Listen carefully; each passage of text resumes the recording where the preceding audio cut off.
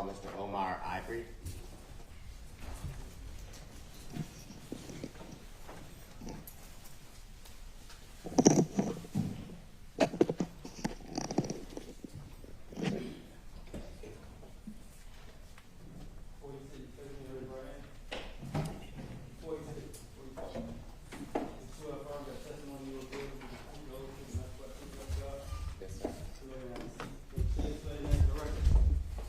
Omar Ivory.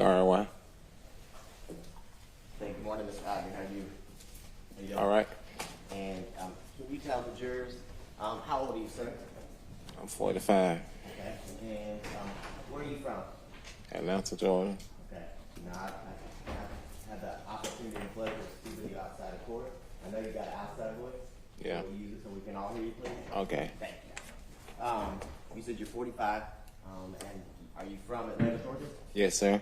And where in Atlanta are you from? What area? I'm basically from like Johnborough Road. Okay. And do you have any children? Yes. How many children do you have? I got 6 boys, 1 girl. Okay. Can you tell the jurors, do you know somebody named Miss Charmaine Turner? Yes, sir. And can you tell the jurors, how do you know Miss Turner? Me and Miss Turner had a relationship like from 2018 and like from 2020. Okay. And so it sounds like you guys dated, were in a relationship for about 2 years, a little bit over 2 years? Yes, sir. Okay. And in the time that you and Miss Turner were in a relationship, did you get to know her children? Yes, sir. And can you tell the jurors, how many children did Miss Turner have? She had 2 boys and 1 girl. Okay. And in 2 years that you guys were together, did you get to know her children pretty well? Yes, sir. And you said she had 2 boys and a girl. Can you tell the jurors what were their names, or what are their names? Terry and Amir and Secoriea. Okay. So Terry and Amir, are they the boys? Yes, sir. And then the daughter, or the girl, that's Secoriea? Yes. And can you tell the jurors, was Secoriea, was she the youngest, the oldest? She was the youngest. Okay. Do you remember the last time you saw her, and how old was she? Secoriea was like 8 years old, and the last time I saw her on the accident of 2020, January the 4th. Okay. When you say January the 4th, do you mean July? 4th, yeah, July the 4th. I'm sorry. Now, can you tell the jurors when you were and this Turner were in a relationship back in 2018 till sometime in 2020, did you stay in the same household many times? Yes, sir. Okay. And can you tell the jurors, if you can recall, I know it's been some time, but what area of town or where was Miss Turner living? She was staying on 264th Street. Okay, 264th Street? Yes, sir. Is that far from where we're here today, the courthouse? No, it's probably like 5 minutes. 5 minutes. Mm-hmm. Can you tell the jurors, if you can remember, the Fulton Street address where Ms. Turner lived, how close was that to, say, the intersection of University and Pryor? Probably like 5 minutes. Okay.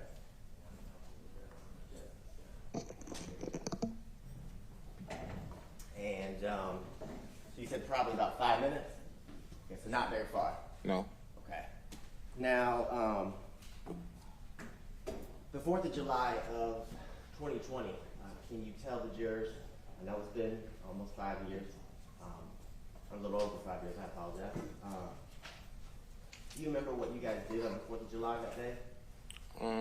We went over to her mother's house because they had a 4th of July, is I'm saying it right, 4th of July barbecue. Okay. So I guess after us leaving there that night, we went to University Avenue and we got off the expressway. I'm gonna stop you there for a quick second. You said we went over to her mother's house. Who's we? Me and Secoriea and Miss Turner. Okay.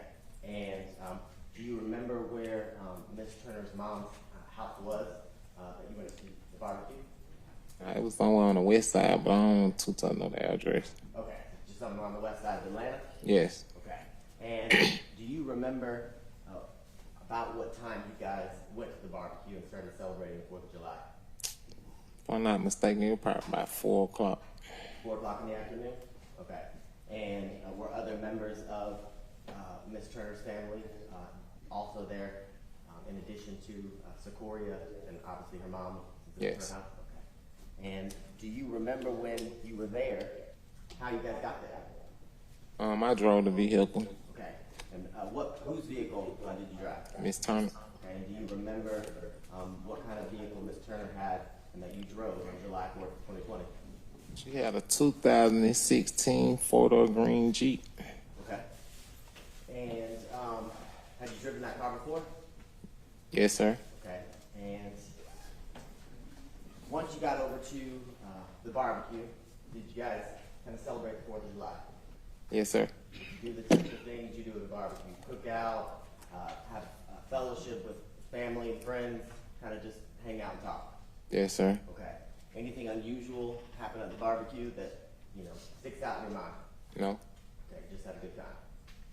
You gotta say yes. Yes, sir. Okay.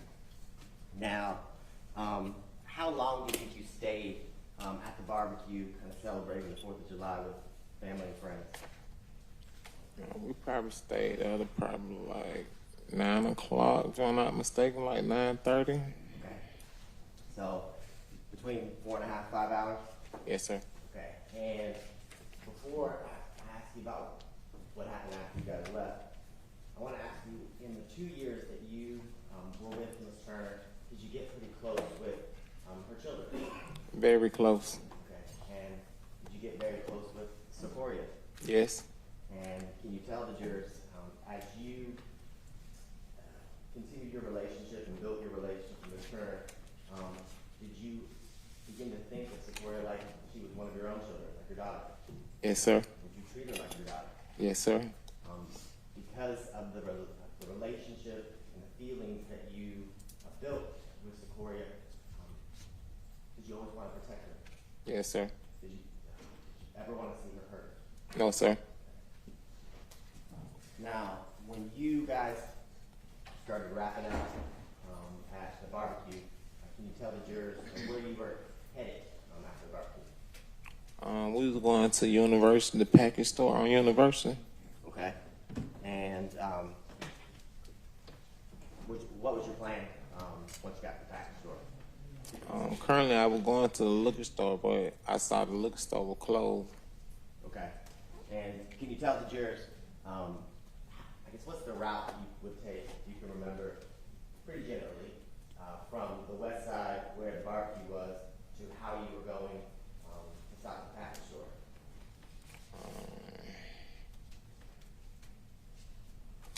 And it's okay if you don't remember. I don't know the street, Let me ask you this. but I went past like Dub High School, and I got on.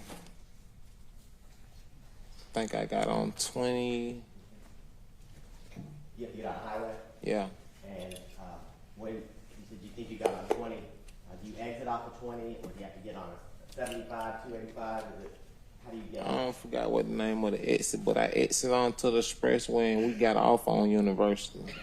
About how long do you think it took you guys to go from the barbecue to exiting the expressway to get ready to go to the package store? Probably like 9 minutes. 9 minutes. Okay. Now, can you tell the jurors the package store you plan to stop at was that one that was on the way home to Miss Turner's address? Yeah, after we was leaving the liquor store. Okay. It sounds like, or was it the most convenient package store to stop at as you traveled home to the Fulton Street Trail? Yes, sir. Okay. And you said once you got off the exit, you said you got off the highway onto University? Mm-hmm. And when you got off University, you said something about you believe the package store, it looked closed? Yes, sir. Tell the jurors about that. Why did you think it was closed? When I got off on University, the liquor store was closed, so I proceeded through the road and kept straight. Okay. And obviously, we know where you're seated. seated. You're driving the car, right? Yes, sir. Can you tell the jurors while you're driving the car, leaving the barbecue, getting off that exit, you're at the package store, where is Charmaine? Where's she in the car? Where's she seated? She's on the passenger side. Okay. Now, the front or the back? The front. Okay. So she's sitting right next to you? Yes, sir.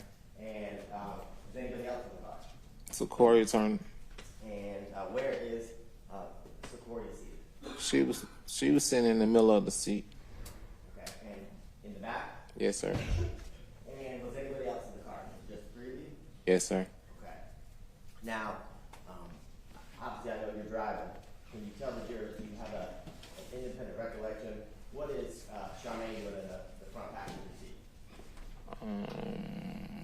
She was just proceeding, looking at the road at the time. Okay. She was just being a passenger? Yes.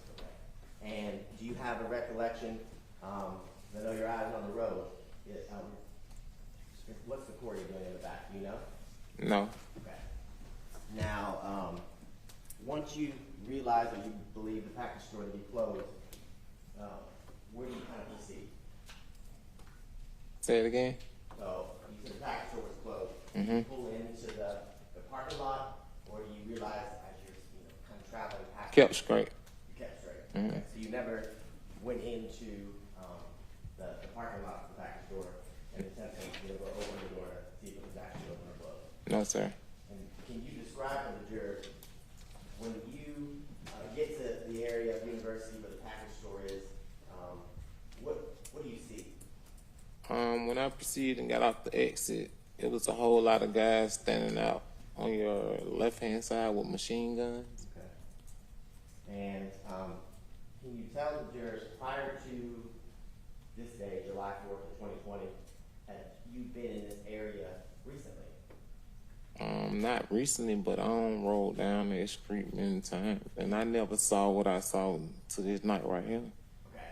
So if I heard you correctly, and correct me if I didn't, you have been on that street before many times, but it sounds like this was the first time you've been on the street when you saw the man in the barricades, right? Correct. Okay. And can you tell the jurors, as you're kind of driving down University, passing the package store and seeing what you just described to the jurors you saw, what's going through your head? Shit, I started speeding up. Okay. And it sounds kind of like a silly question, but why did you start speeding up? Shit, I was afraid. Okay. And tell the jurors why you're afraid. I ain't never saw what I saw before, and I just feel like the state went there to protect the community. Now, can you unpack that a little bit? When you say you've never seen what you saw that night, can you describe to the jurors what you mean by what you were seeing that you didn't expect to see and you've never seen before? I saw folks like on my left-hand side with machine gun by the BP and the Wendy's, Okay. and it was like more than one gun and like more than one person out at the same night. Okay. And can you describe to the jurors as you said the Wendy's on your left-hand side or your right-hand side?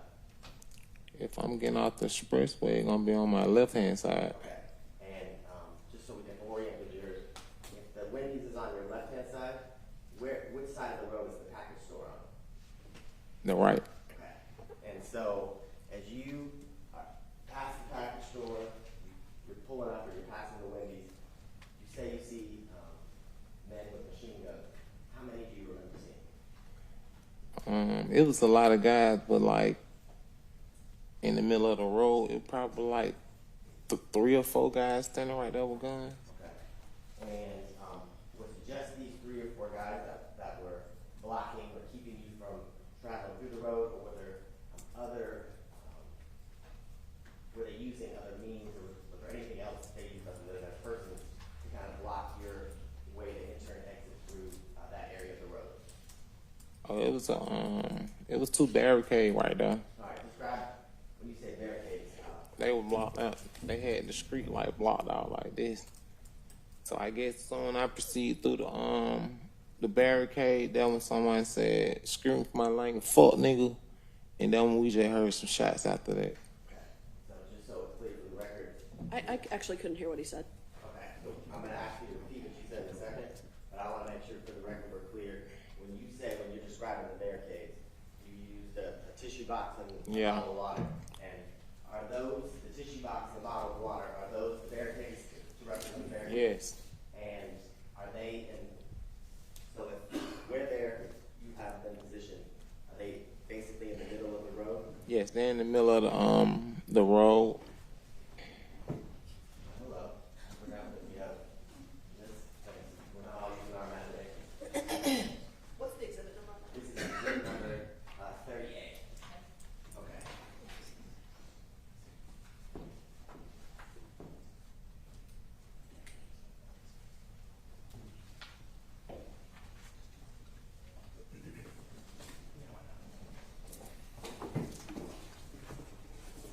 I'm gonna ask you to, Judge, I need permission to step down. But when you do, I need you to act like you're yelling at me, okay?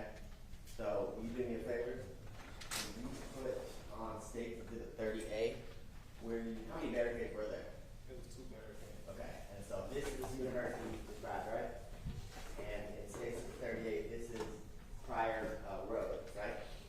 And can you show the jury, do you remember, after you got off the exit, where was the general direction? Like, I was in it with my right now, like I think. Okay. Yeah, I could see through the road, barricade block right here. Okay, so when you got off the exit, you stopped at the light, which is in the middle of State Exhibit 30A, kind of near where it says 54. And when the light turned green, did you go across the intersection of where prior and university is and go straight down University? Correct. And you described the package store. There's a package store right here. All right, so that's kind of in the right-hand side of State Exhibit 30A in the top quadrant quarter. Correct. Okay. Now, if obviously it said there's a Wendy's right here, right? And can you tell us was the Wendy's open? Okay, was the Wendy's, was there anything about the Wendy's that you remember that made it stick out in your mind? Okay, was the Wendy's still there? Okay. Had there been a fire recently at the Wendy's, do you know? Has there been a fire recently at the Wendy's? Okay, so what part of it kind of burned up? You gotta say yes or no. Yes. All right, so you do me a favor. You said you saw at least one blockade. Where do you think it was, university when you first got there? Okay, you can stick it on. And, as you traveled through, I don't know if you tell me what happened as you traveled through, but did you see another Three, blockade? 4 guys standing right here with guns, so I thought to see through the barricade. They said, "Fuck nigga," and then when I heard the shot, Okay, now, can you describe to the jurors, you said you heard him say FN, were your windows up or down? Okay, all, this is a Jeep, so it's a 4-door Jeep? yes, sir. Are all 4 windows in the, front compartment and then the passenger compartment, are they all up? Yes, sir. Okay, and, prior to hearing one of the males he described with machine gun say what he said to you, had you said anything to them? No, sir. Okay. Had you done anything aggressive in nature to them at all? No, sir.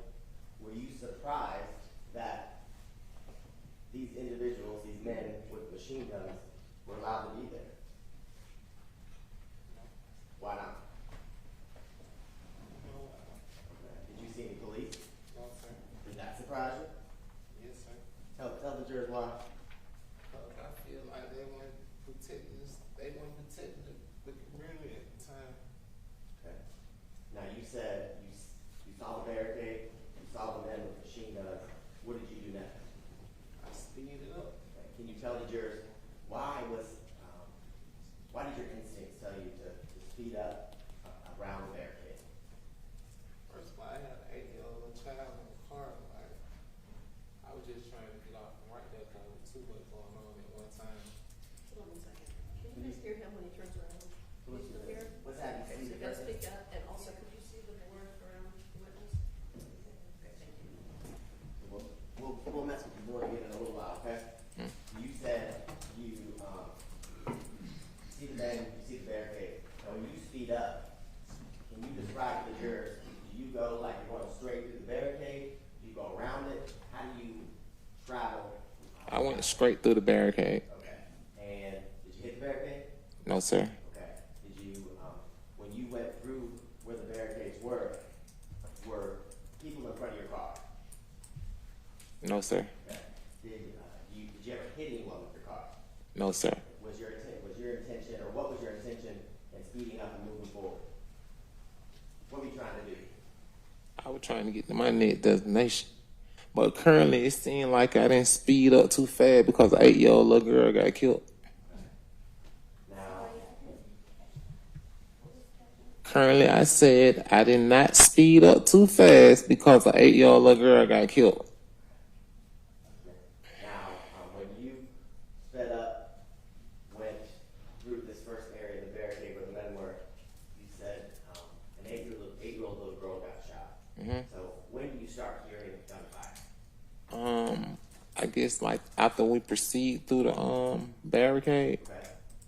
Do you hear any other yelling? You said you heard somebody yell as you started to move forward. What you described to the jurors, you remember hearing. Did you hear anything else? No. Okay. And as you pass the area of this first barricade, how many shots do you think you hear? I heard probably like 5 or 6 shots. Okay.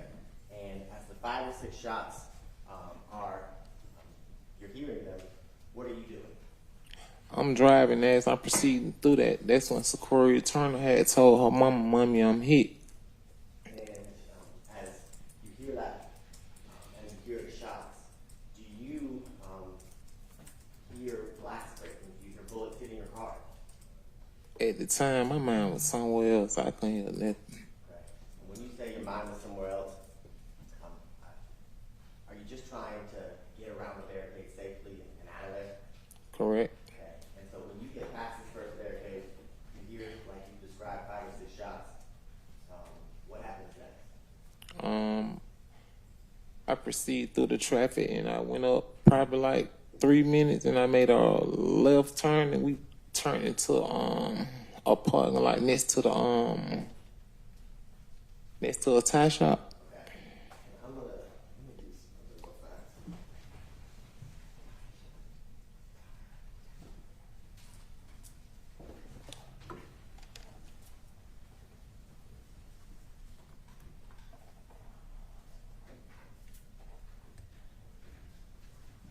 I'm going to show you State's Exhibit 30A. It's going to come on the screen. God bless you. Before you, that way we don't have to get you away from the microphone.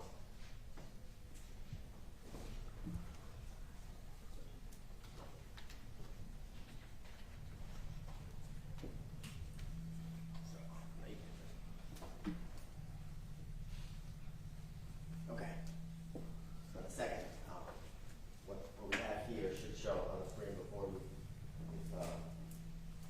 plug it in.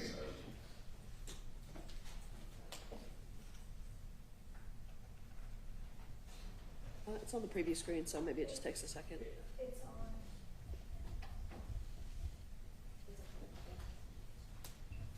Has this already been? Do you have to lay a foundation first? It's the same. It's 38. It's in digital format. Okay.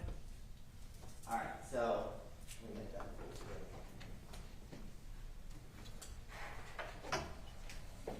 So, Mr. Reagan, so the defense counsel can see, I'm gonna take this down. Thank you. I know it's athletic. Nobody wants to stand out. All right. So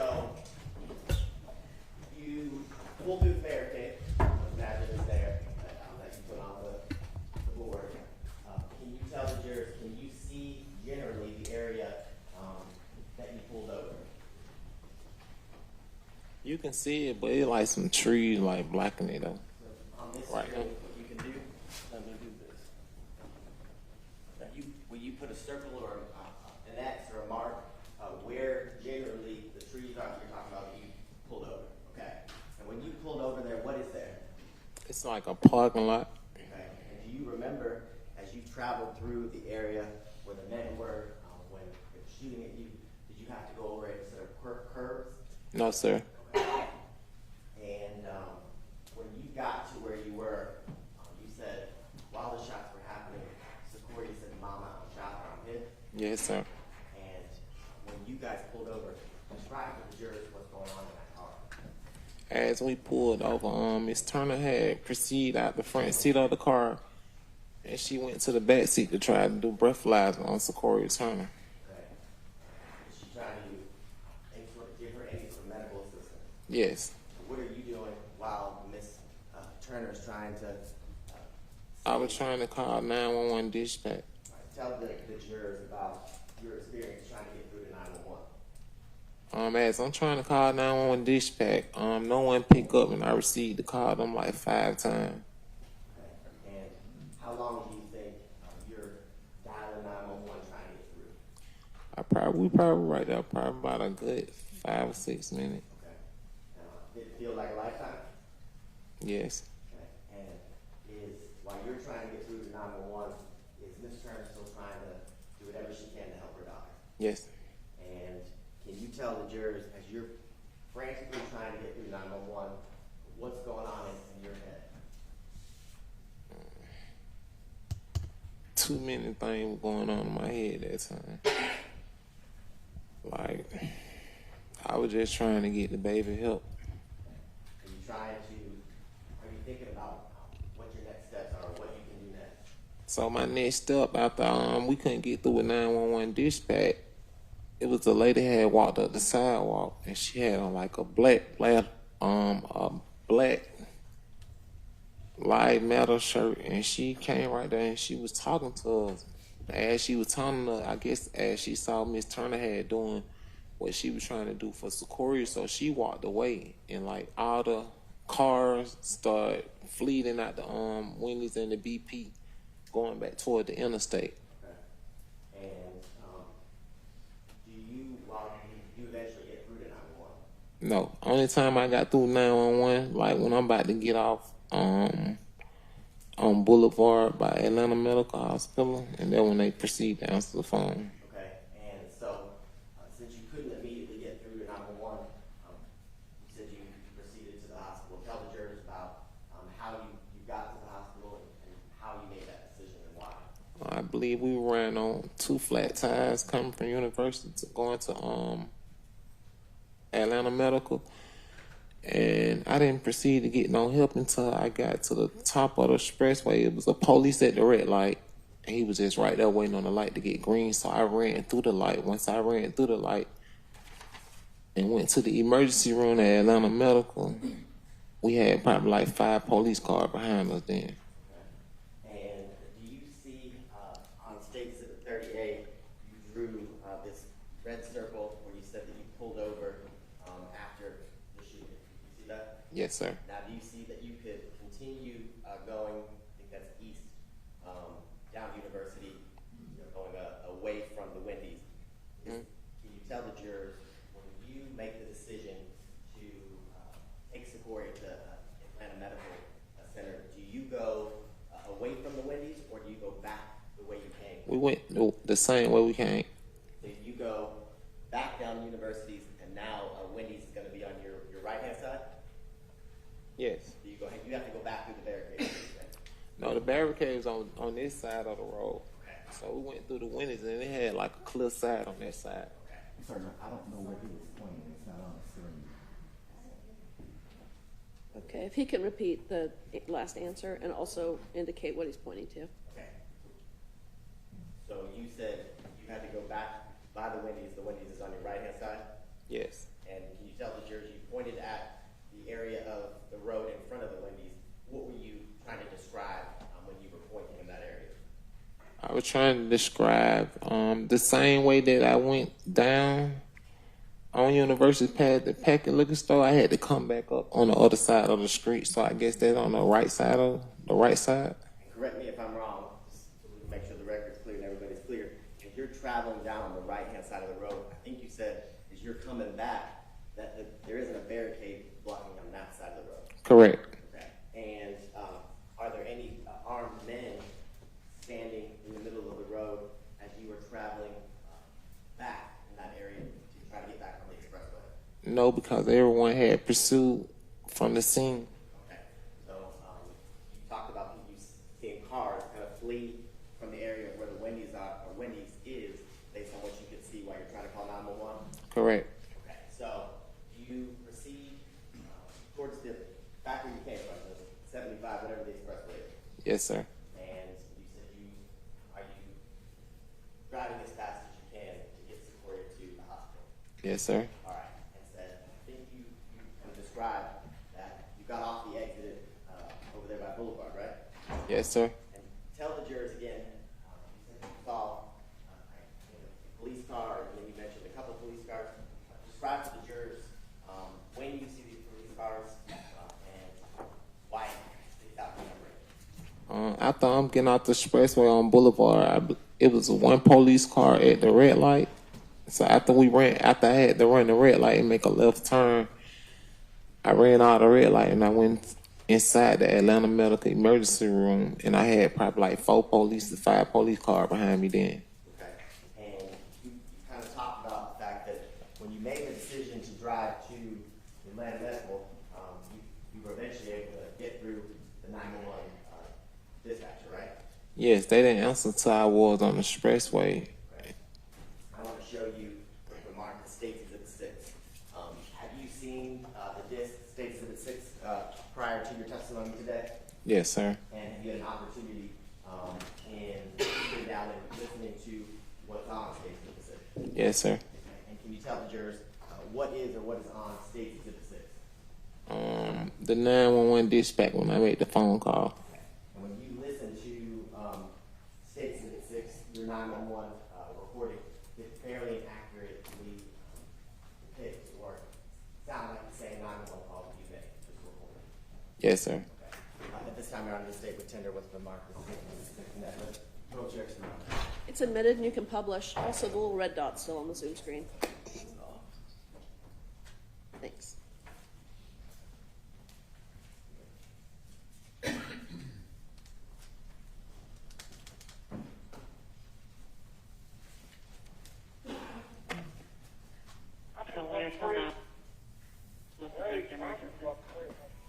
Hey, look, these folks just shot my baby on the person, bro.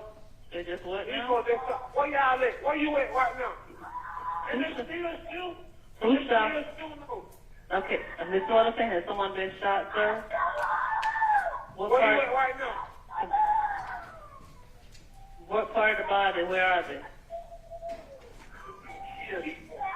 Hello, sir. Tell me where someone is that's been shot. Where are they that been shot? Where you at? Where y'all at? I'm gonna pull up at Atlanta Medical, man. I need to call you. I need ambulance. Sir, where is the person that shot? They in the car with me, right? Okay, what part of the body? I don't even know my girl. It's back, bro. These folks Okay. shot now. Okay. I'll see the person, bro. You got shot off University? Yeah. University? Same place. Sir, listen to what I'm saying. I need to get the information from you at University and what? With the same person.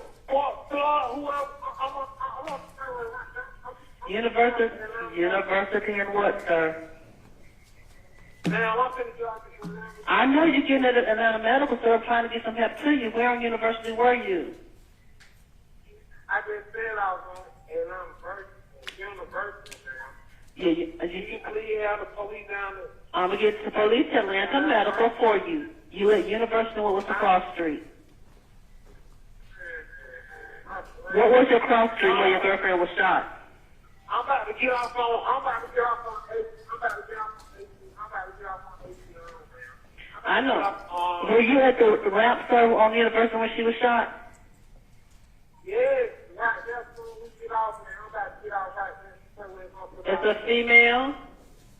What part of the body? It's a child, man. It's a child? Okay, what part of the body on the child? I can't look, I'm fucking tired. Okay, I'm about to pull up right now. sir, listen to me. I know. Who's in the back seat with the child? Her mama. Okay. How old is the child? Man, she's like 8 years old, 9 years old. 8 or 9? Okay. I understand you're upset. We're just trying to get some information. You have something right outside right now, man. What can I do? What kind of car are you in? I'm in the green Jeep, man. All I want to put is there. You're in a green Jeep? I Yeah, understand. bro.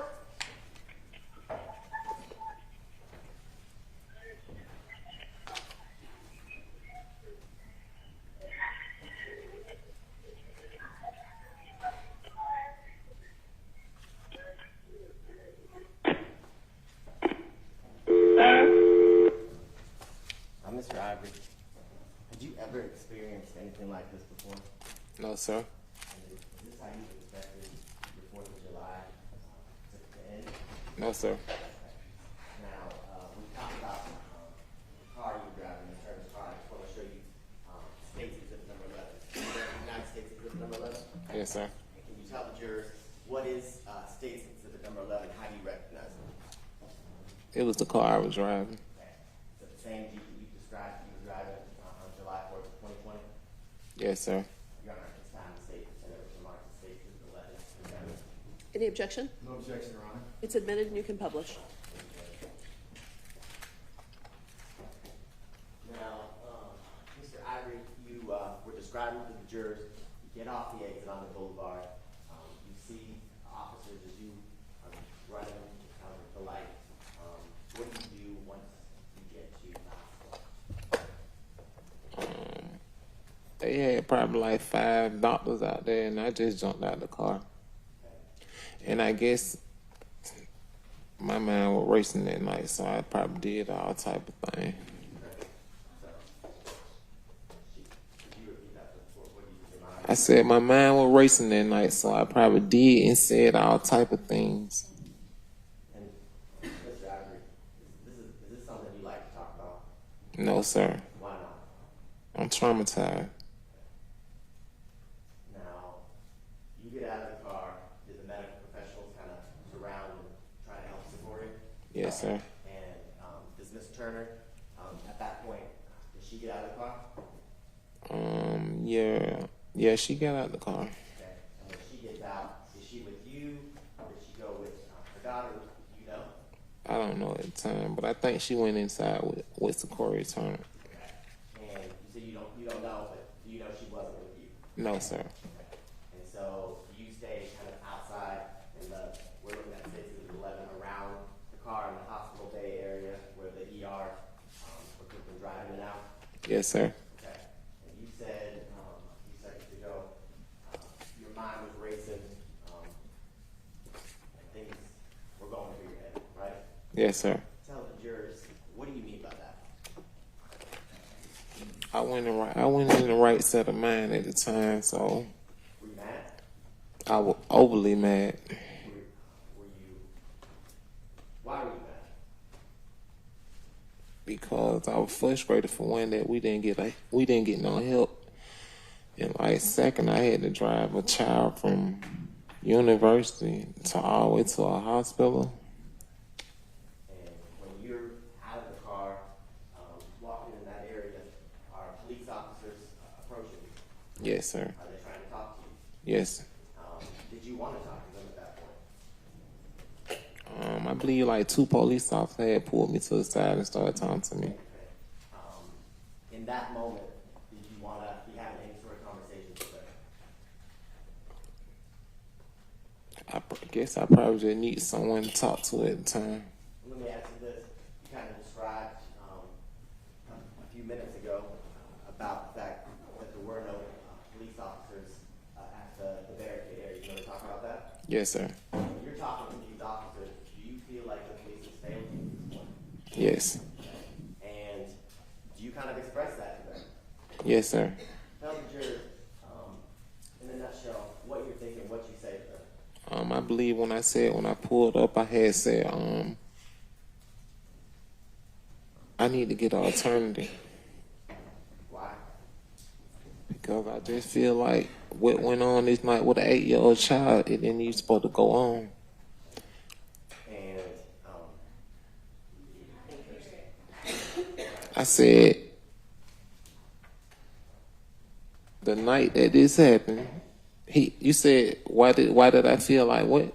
so, I want you to project what you were saying to them in a second, the way you were projecting to those officers that night. Yeah, like you were yelling at them. I told them I need to motherfucking get a lawyer. Okay. And did you tell them anything about what you wanted to do with the people on University Avenue who shot through your car? I probably did. I probably said 1,000 things that night. And do you remember telling them you were going to take care of it, you were going to spray that area up? I probably did. What does that mean? Shit, I probably wanted to go back and shoot that motherfucker up. Okay. And tell the jurors, why were you feeling that way in that moment? Cause an 8-year-old little child got shot, and like I feel like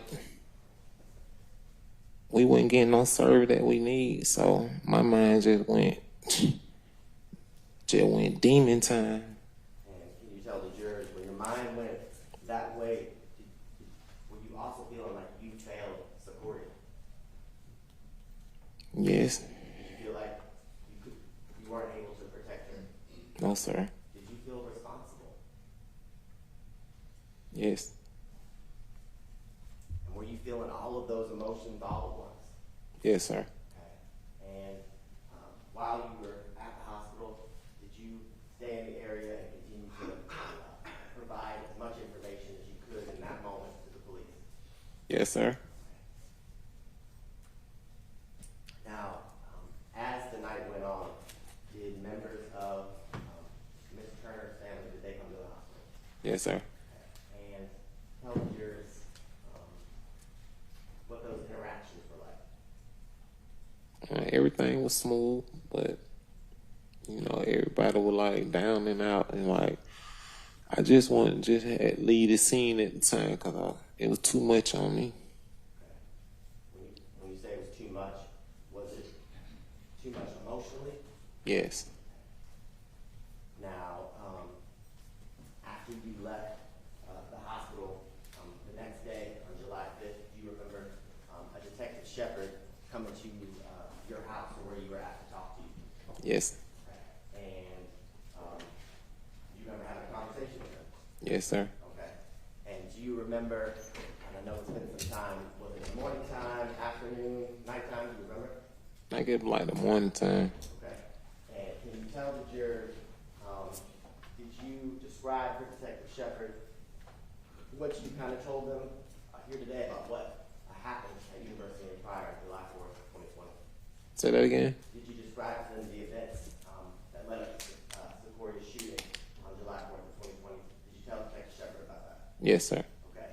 And can you tell the jurors, between the time that you left the hospital, Atlanta Medical Center, and speaking with Detective Shepard, did you go back to the area of where the Wendy's was, Fire Street University?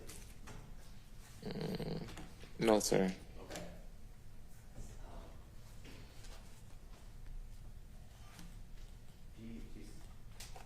So to your recollection today, you don't remember talking to Detective Shepard about the fact that you went back to that area? I probably did, but I'm overwhelmed, man. Something you try to block out, sounds like? Exactly. Okay. Do you have someone you consider your little nephew? Yes. Yes. Okay. And would you, during the conversation, I know you said you don't remember, but you talked to Detective Shepard 5 years ago, fresh when all this was happening, right? Mm-hmm. You have to say yes or no? Yes, sir. Okay. And do you recall having a conversation with Detective Shepard and telling him that you went back to the area of the Wendy's to kind of survey who was out there? I do recall that. Okay. And do you recall kind of describing people you saw in that moment? Yes, sir. Okay. Now, when bullets are flying at your car on July 4th, can you physically see while you're driving who's actually shooting at you? No. Okay.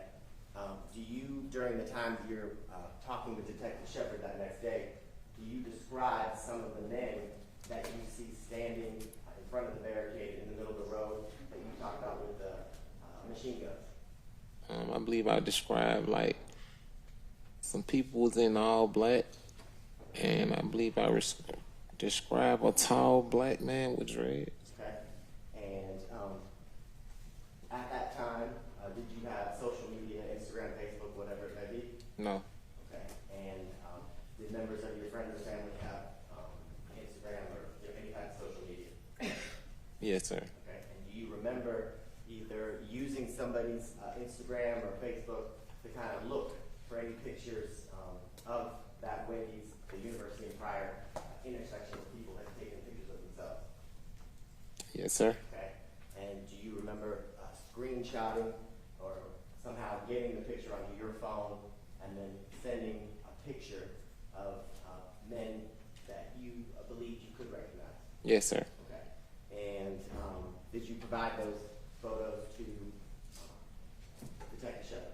Yes, sir. So I want to be clear, when you gave those photos to Detective Shepard, let's start with why did you give it to him? Cause at the time, I don't know who killed Secoriea Turner. I was just trying to help it get to the point where it needed to get. And I don't know where no bullets came from. Okay.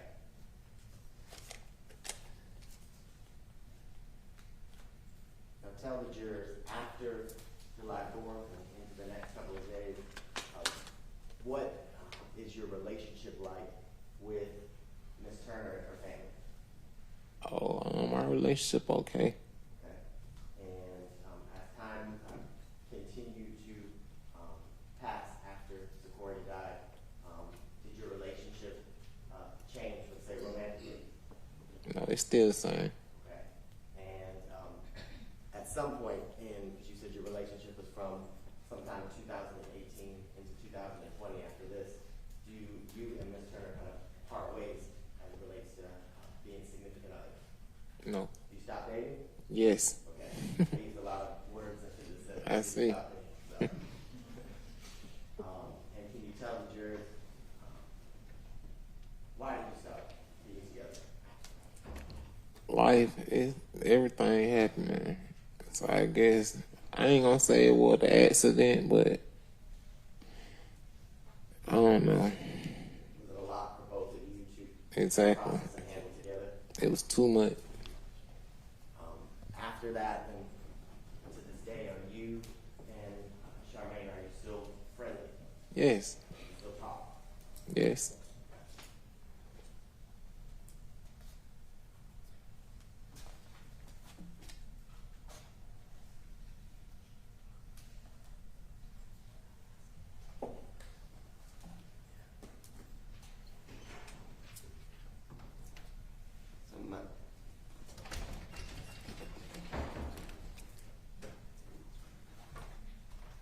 I don't think I have any further questions to go through my questions, so thank you for your time. I know this is difficult. Cross-examination? Right, may we approach briefly? Yes.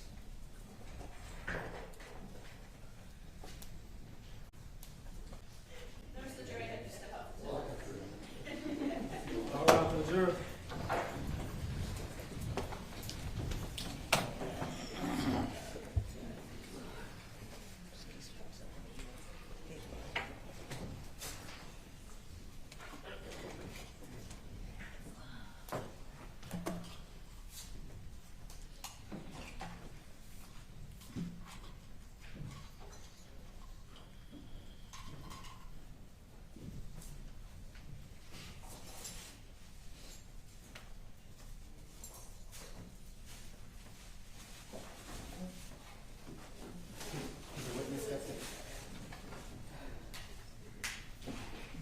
You want to use the restroom, right? Or you step out? Okay.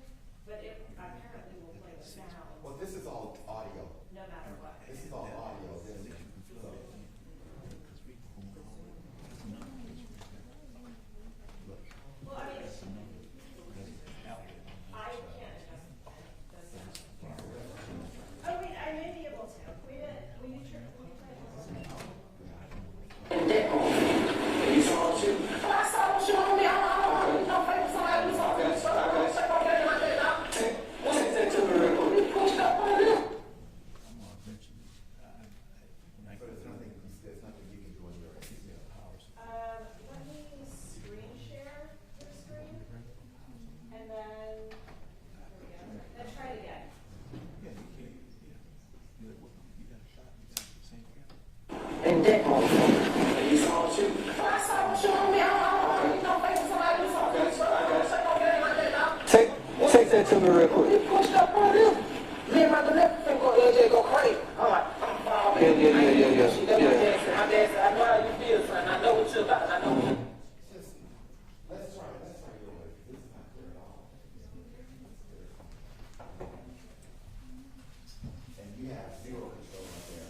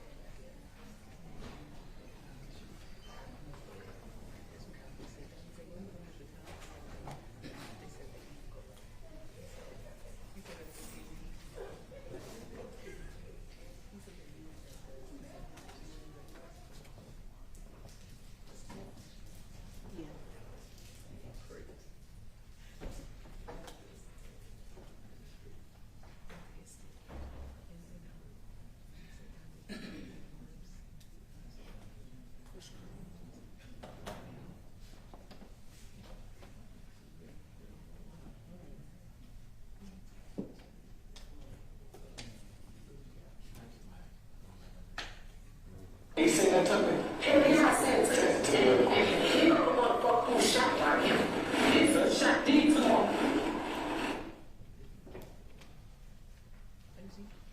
Well, if you have to do it this way, I mean, I started to ask.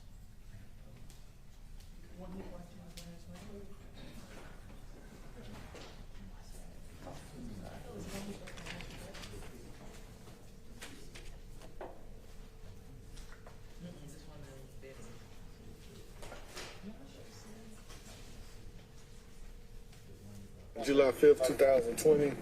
Time is 18:50.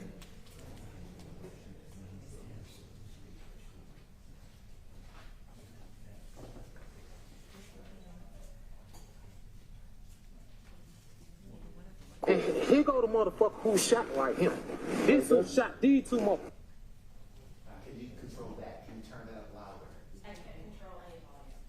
Even for the Zoom. What'd you say? So we need to go with this, and that's too low, this is loud. Up. You control the volume from this.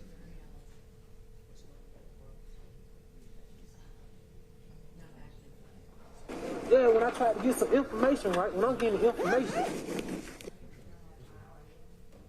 What I think is happening is that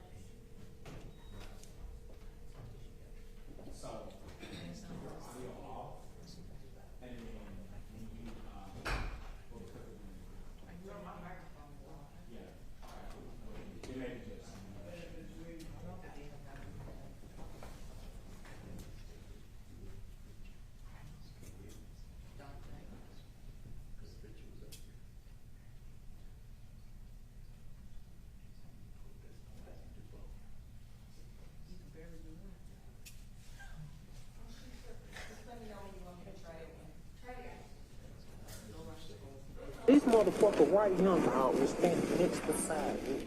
Can you send that to me? Hell yeah, I sent it to you. Text it to me. Do you hear it coming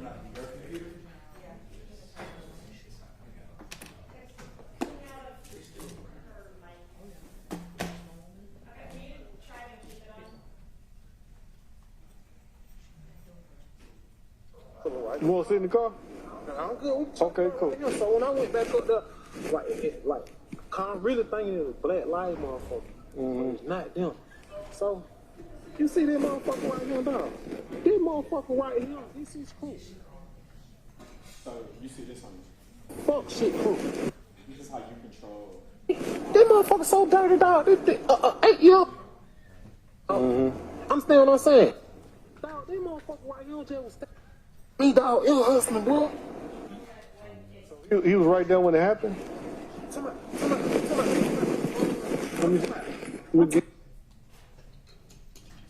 Try to get some information. Yeah, when I try to get some information, right? When I'm getting information, these motherfucker white young is standing next beside me. Can you send that to me? Hell yeah, I sent it to you. Text it to me real quick.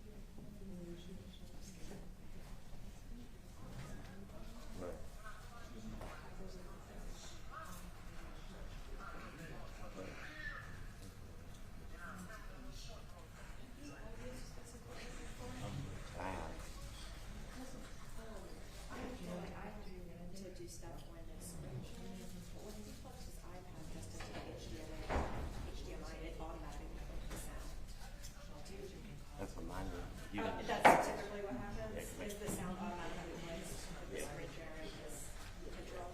Okay. I just have a lot more experience. You are in the same room. That's why I have these two wonderful men here to help me. I was like, I feel like all of you try. Maybe at lunch we can do that because there's a way that we can control it. You don't have to do anything. Well, and you would basically do that by just plugging it in and plugging it out, and you're, aware of how to do that and stuff like that. And you're not really using it for authentication purposes. So as soon as it's plugged in, it's ready for the jury. Yeah. So that's fine. So I wasn't really messing with it. The issue is that I had to start with screen share, so it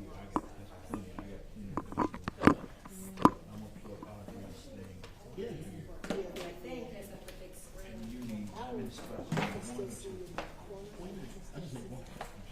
But you can change the witness to the witness stand instead of SCA 1B. I don't know if you can make on Zoom or Zoom. This box right here can be the witness so that this box will never go away. You just do a single thing. On there.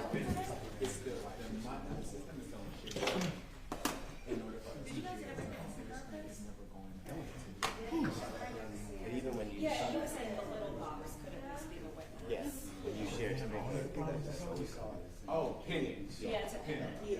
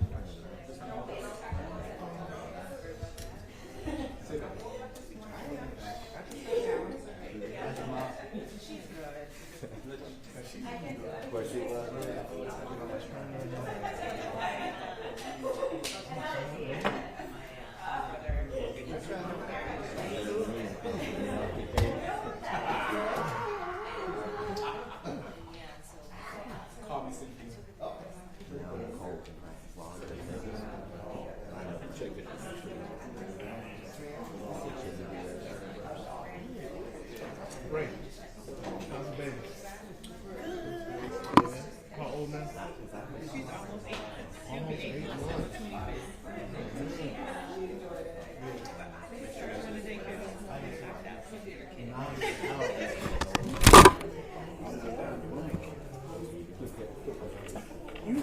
You directed the wrong one. You directed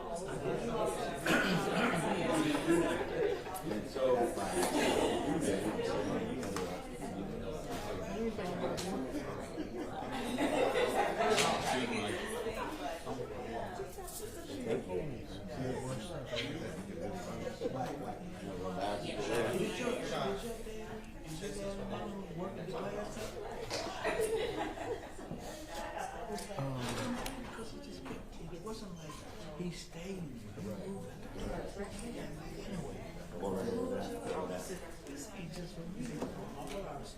Oh, yeah.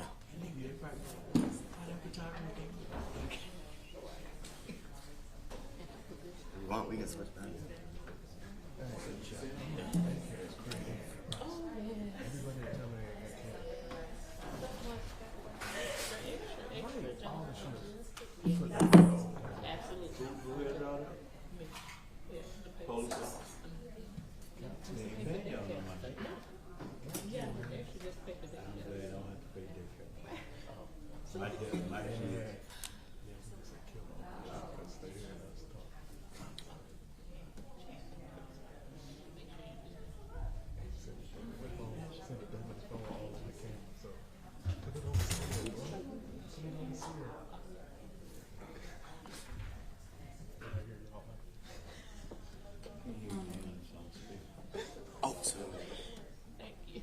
Which I was going to say.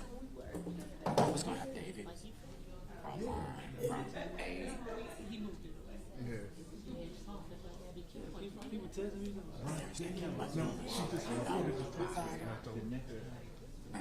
yeah, I was thinking about that.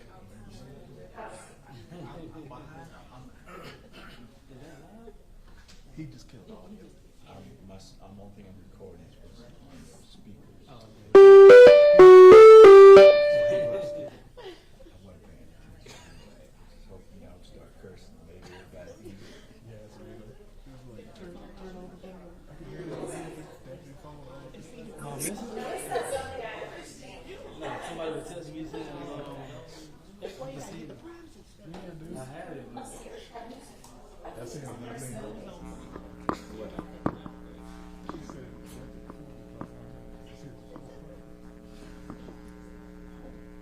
I'm glad you didn't hear that. You know it. Oh, you were near the speaker. If you kill me, you can see it. You off the chain, boy. At least you're not showing the Jew. Right.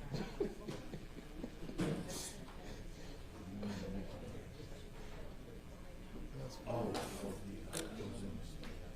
move the camera. Put it on the seal. Just on the seal.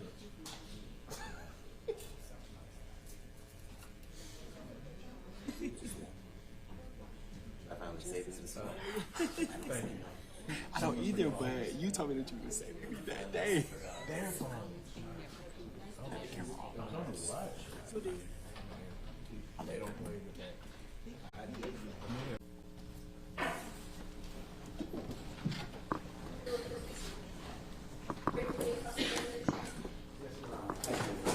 Good morning, sir. Thank you. Good You may morning. not be able to see me, which may be for the your benefit, but I'll step to the side if that helps. My name is Arnold Regas, and I represent Mr. Conley. Can you hear me okay, first? Yes, sir. I understand this was a very traumatic situation, correct? Yes, sir. And again, this is not something you'd experienced before, is that correct? No, sir. But that night, as you drove through those barricades, did you drive around the barricade and onto the grass? Or did you drive past the cones, if you recall? I drove straight through the barricade. And when you say straight through the barricade, I guess I envision a barricade as being some sort of a, and I'll use this as an example, a physical blockade. Was there a physical blockade that you recall? What is that, sir? Something blocking you? Was there like a structure, something physical, something that more than just people? Or just cones? It was cones. And only cones, correct? Correct. And you just drove through those cones, that's your recollection? Yes, sir.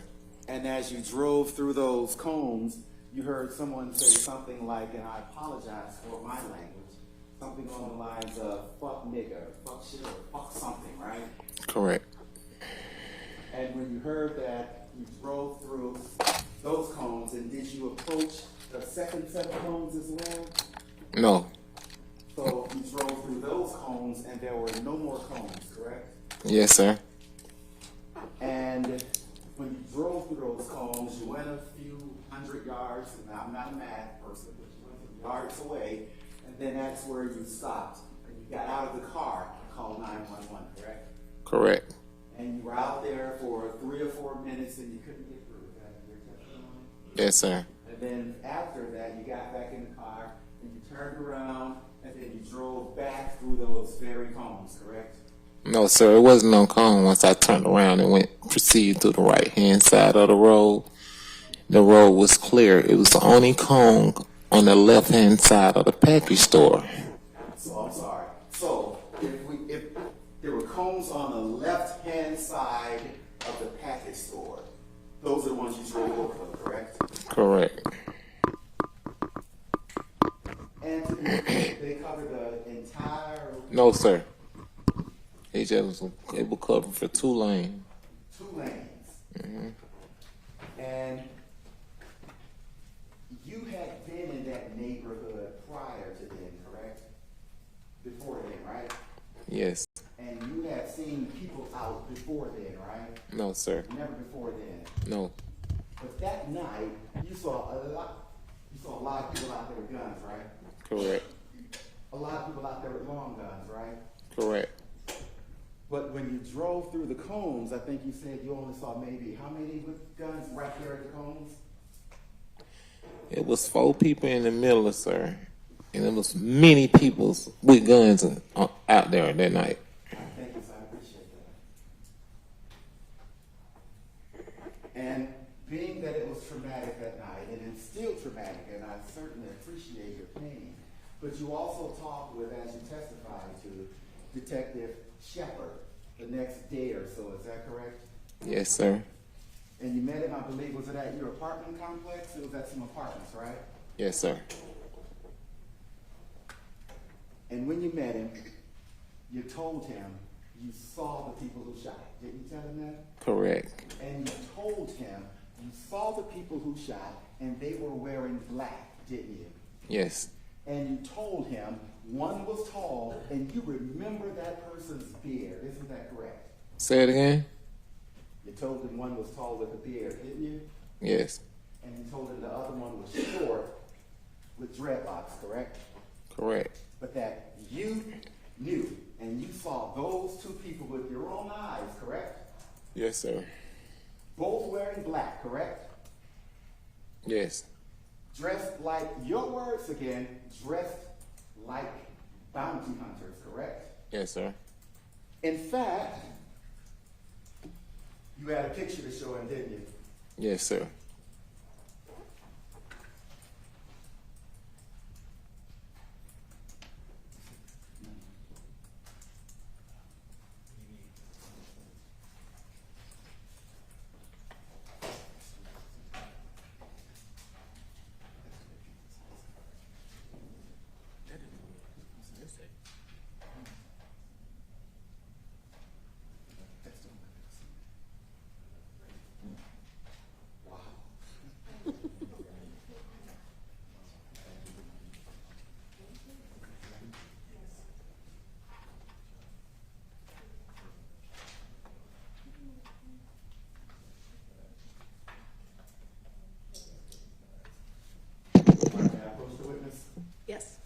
mind showing you for identification only for now purposes what is being marked or has been marked as Defendant's Exhibit 1?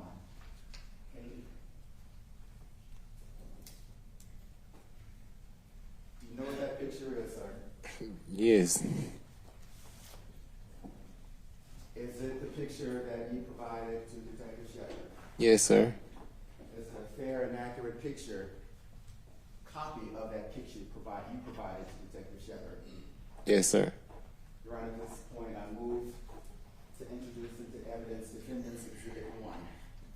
Want any objection to Defendant's 1? If we could just approach. Come on to this side.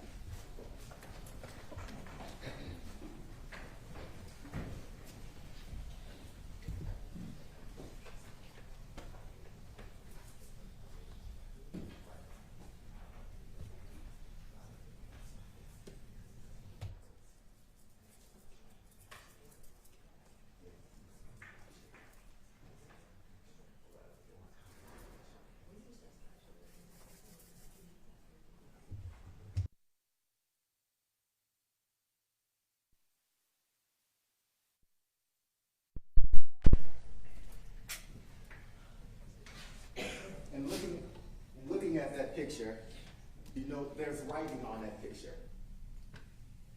Is there writing on that picture? What kind of writing, sir? Letters and stuff. Yes. Do you recognize the letters, the writing? Yes, sir. Did you put it there? No, sir. Do you know how the writing got there? No. You didn't do that. No. So this was what about the circles? Did you do the circles? I ain't do none of that. So what you had was just a picture, is that correct? Yes, sir. When you had the picture, if you notice, there is a person, a taller, dark-skinned person with a beard, correct? Yes, sir. And that is the person you identified to Detective Shepard as one of the shooters, correct? Yes, sir. And then there is a shorter, light-skinned person, correct? Yes, sir. And that is the shorter, light-skinned person you described to Detective Shepard, isn't that correct? Yes, sir. Now, I know it has been 5 years, and I understand whatever difficulties, but during that 5-year span, has Detective Shepard ever shown you a photo lineup of suspects? Yes. He did?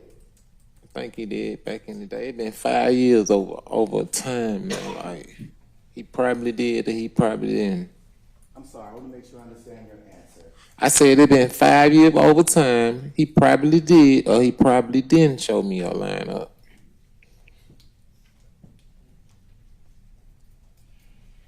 Well, being that he probably did or probably didn't show you a lineup,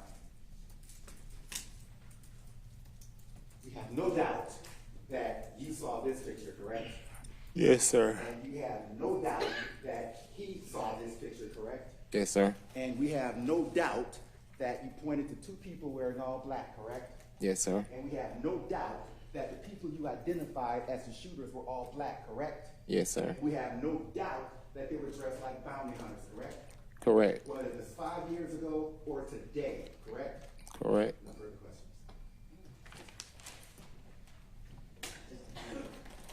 Mr.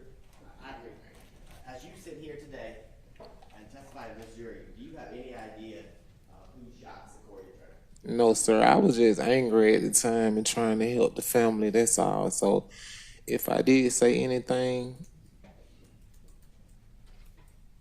I ain't mean to say it at the time that night. And when you were driving that car, Miss Turner's Jeep, and you were going around through the barricade, were your eyes focused on the road, or were you turned back looking where the shots were coming from?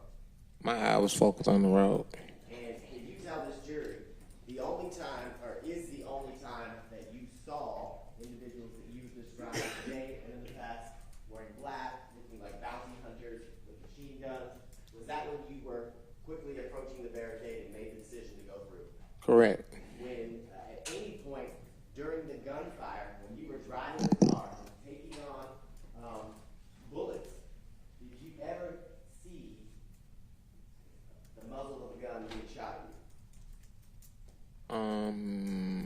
I saw a video, but as me proceeding through the traffic, no, sir. And at the time, you said as you were proceeding through the traffic that day, July 4th, you didn't see anybody who was shooting at you. No, sir. You could just hear it. Yes, sir. And when you were experiencing this gunfire, your car was taking on gunfire, the shots that were being fired at you, were they intentionally being shot at your car as you went through? Yes, sir. You and the members of your car, you were the target of that gunfire, right? Yes, sir. Any recross? Yes, Ron.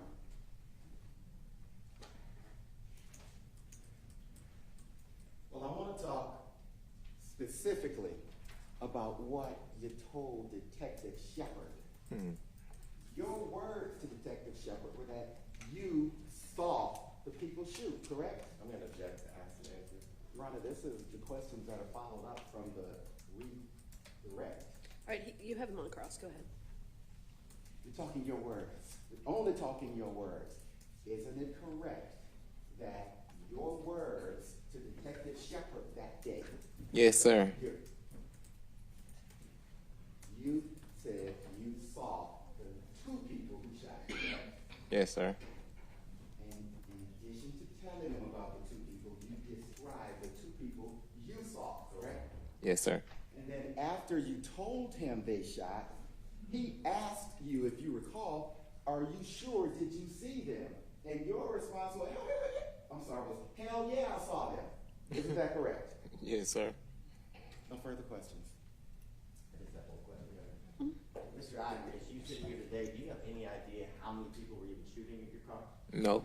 Nothing further. Okay. Can he be excused? Oh, you had one more question too?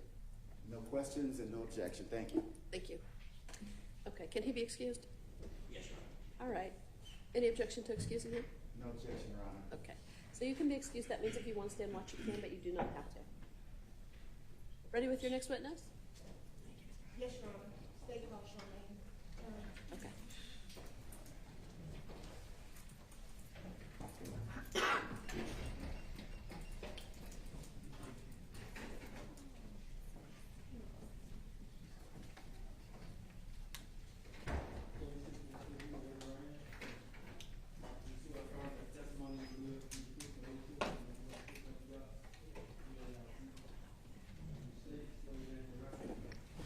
Charmaine Turner, Charmaine, last name Turner, Turner. Good afternoon, Ms. Charmaine. Good afternoon. Please tell ladies and gentlemen of the jury how old you are I'm 34. and how long you've lived in the Atlanta area. All my life. And do you have any children? Yes, I do. How many children do you have? At the time, I had 3. When you say at the time, are we speaking of 2020? Yes, ma'am. And what children did you have in 2020? I had Terry. How old was Terry in 2020? 12. Amir, he was 10. And Secoriea, she was 8. Was that your youngest child? Yes, ma'am. Where were you living at the time in 2020? 260 Fulton Street. How long had you been living at 260 Fulton Street? Like 4 years. Who lived with you on Fulton Street? Me and my 3 kids. And do you know Omar Ivory? I do. How do you know Omar Ivory? We dated How long did y'all date? like 2 years. Yeah, like 2 years. And I'm going to draw your attention to July 4th, 2020. On the 4th of July, were y'all celebrating the 4th of July? Yes, ma'am. Tell me about that morning and what you guys did that day. That morning we got up. I braided her hair. And we got dressed. When you say her, who are you talking about? That morning we got up. I braided Secoriea hair. Then I got my kids dressed, everybody dressed. And then Omar came over. And did y'all say it's your home That morning, my home. About how long did y'all stay at your house? I believe we left around 11, 12-ish. When you guys left, where were you going? When we left, we stopped at the nail shop. Me and Secoriea got out and got our nails and stuff done. And then Omar.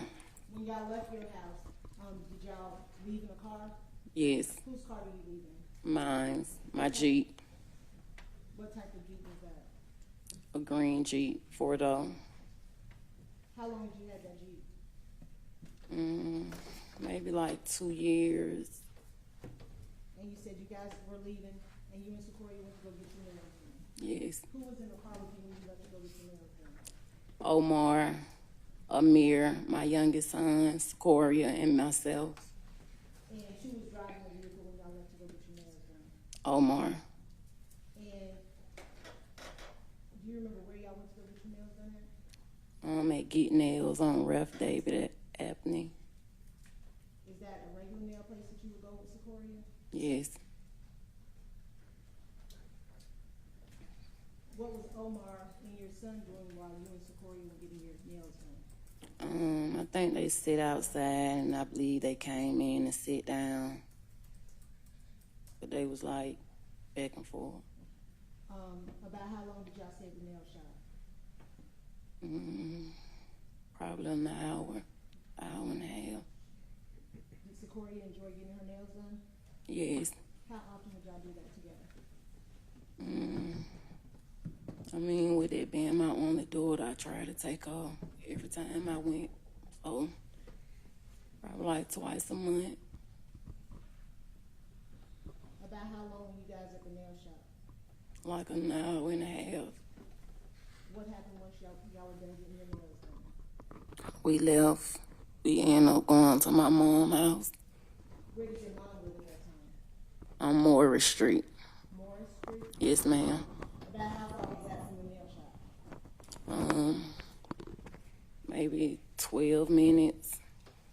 How long were you, what happened when she got to your mom's house? We got out.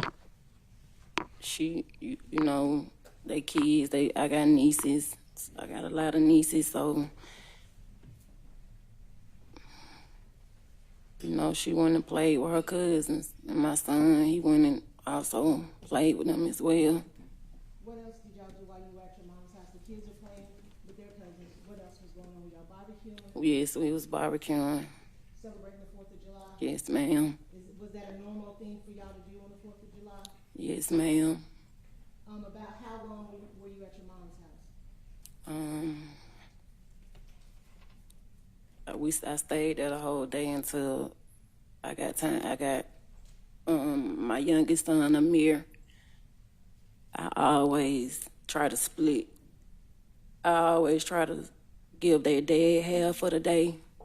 So I was asking them, was they ready to go with him? And they was like, not yet. But then I'm like, it's getting late.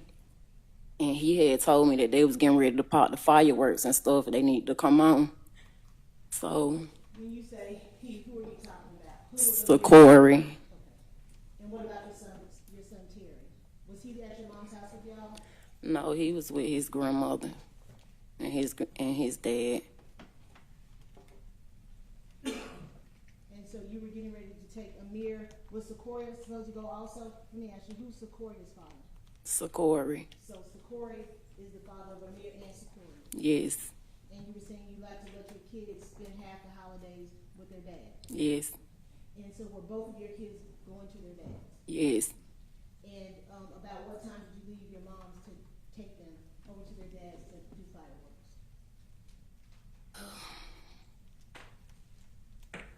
Like 9:30, 9:30-ish. 9:30, 9:45. And which way did you head when you left your mom's house?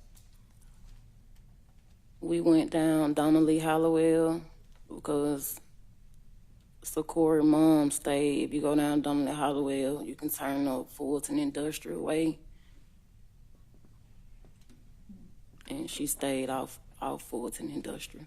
When you left your mom's house, who all left with you and how did y'all leave? we drove my Jeep, me, Secoriea, Amir, and Omar. Who was driving at that time? Omar. And do you make it to Secoria's house? Yes. And what happens once y'all get there? We got there, and Amir got out. They was in the process of popping. They had already started popping fireworks, and Amir got out, and then Secoriea got out. But then I believe she said she wanted to. She ended up saying she wasn't staying, and so she got back in the car with me, and she told me that she wanted to go with my brother because my brother has 4 girls. Who at Secoria's house? Were there any girls there for her to play with? Yes. But she wanted to go to your brother's house instead. Yes. Where did your brother live? Off McDaniel Street. And were you going to take Secoriea over to McDaniel Street to hang out with her cousin over there? No, because they wasn't home. They wasn't at home. His kid's mother, she went to her mother's house, so they was out in Griffin area, like up in Griffin. And I called him, and he told me they was out in Griffin, and that he'll meet me on his way back to his house. What did you do at that point? Omar, he stopped by a friend's house they was outside popping fireworks, so we got out, watched the fireworks, Secoriea recording herself. I was recording her, and we just was watching the fireworks. About how long were y'all at that friend's house? Maybe 15 minutes, if that. At some point, did y'all leave from over there, headed somewhere else? Yes, ma'am. Where were y'all headed at that time? Home. And which direction did y'all go to go home?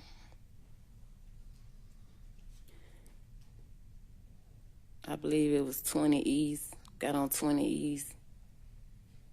Did y'all make any stops on your way home? Yes. Omar wanted to stop at the liquor store. And so it's a store right across from where I live at. And we went by there. They was closed. And then we ended up getting back he ended up getting back in the car.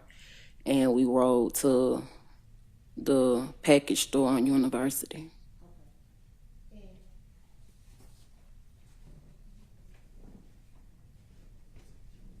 And had you been over in that University and Pryor Street area before? Several times. When had been the last time that you've been over there before the 4th of July?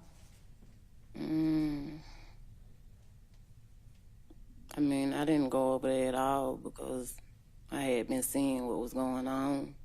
What had you been seeing that was going on over there? I had been hearing on the radio and watching the news a little bit and seen it. And also on social media, like how chaotic it was over there. When you said the liquor store over by your house was closed, was that the next closest liquor store to your house? That I know of. And if you can look at the screen in front of you, is that the area that you were just talking about? For purposes of the record, what exhibit number is that? 30. 30, okay.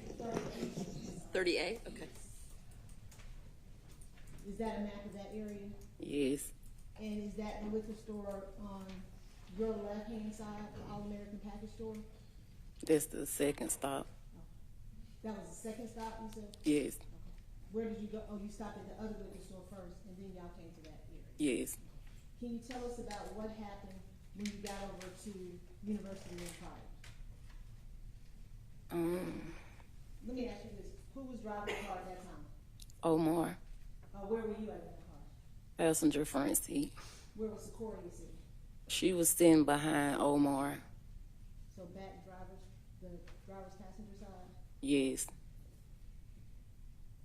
What happened as y'all headed towards the liquor store? We headed towards the liquor store, and he was getting ready to make a turn, but I was like, I mean, he slowed up, like, coming to a stop, and I was like, oh, they closed.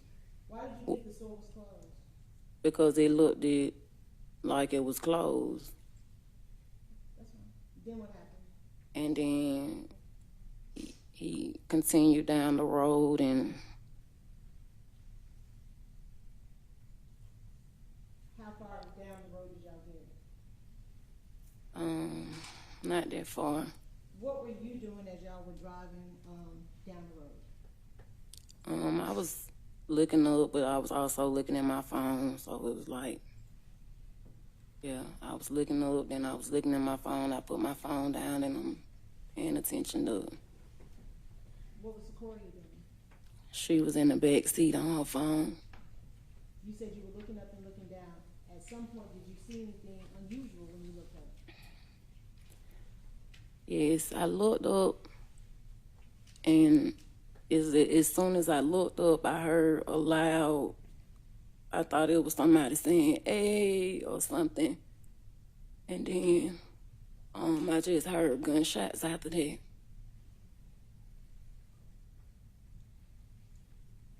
How many gunshots did you hear?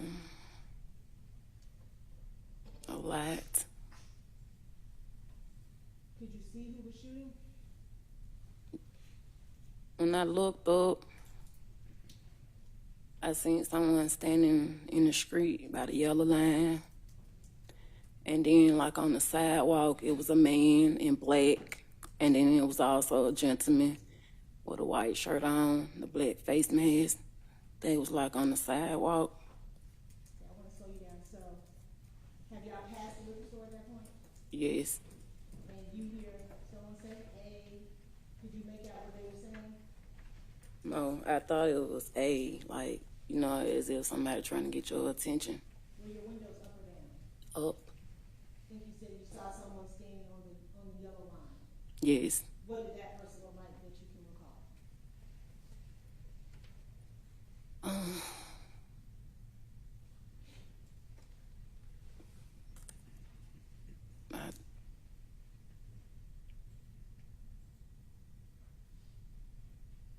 Do you remember anything about that person at all?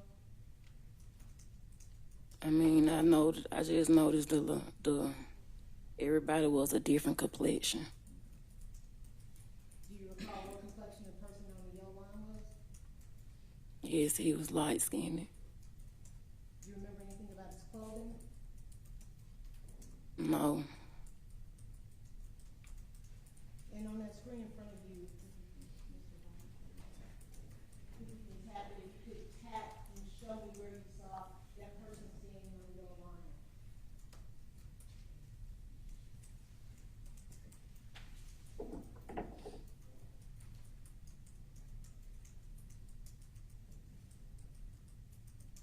And then you said you saw two more individuals on the sidewalk? Yes. Let's talk about the first person that you saw on the sidewalk. Do you recall anything about what they looked like or what type of clothing they had on? Yes, it was a gentleman. He had on, I believe, all black, and he was kind of tall. And it was another man. He was a little shorter than the man that was in all black, and he had on a white shirt and face. Yeah, on a white shirt and a face mask, a black face mask. Did any of those individuals, could you see whether or not they had guns on them? Yes. Let's talk about the man on, first of all, the two that you saw standing on the sidewalk, if you could touch the screen again and kind of mark where you saw those people standing.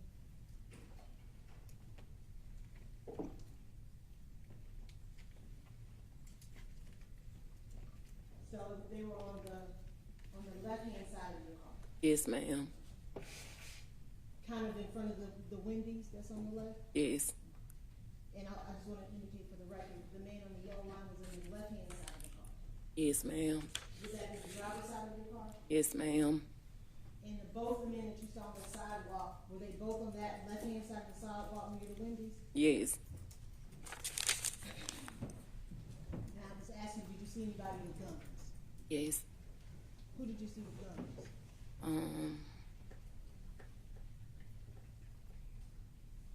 All three. Besides those three people, did you see anybody else out there with guns?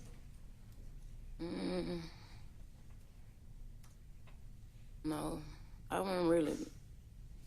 No, that wasn't my focus. I was more so we was coming to stop at the store, not coming to see who was all out there or anything. I'm sorry, I can't hear, so I think that probably means they can't either.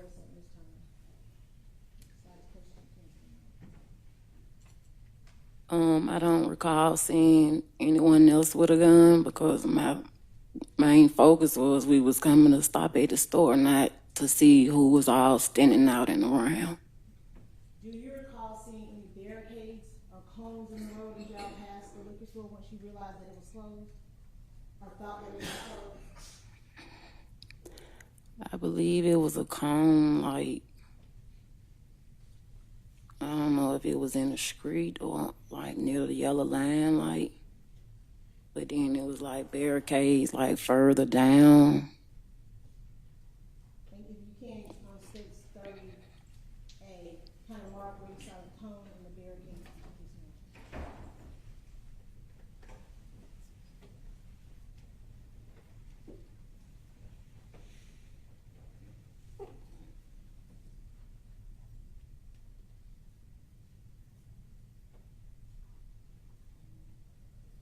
Cones was like right up in here.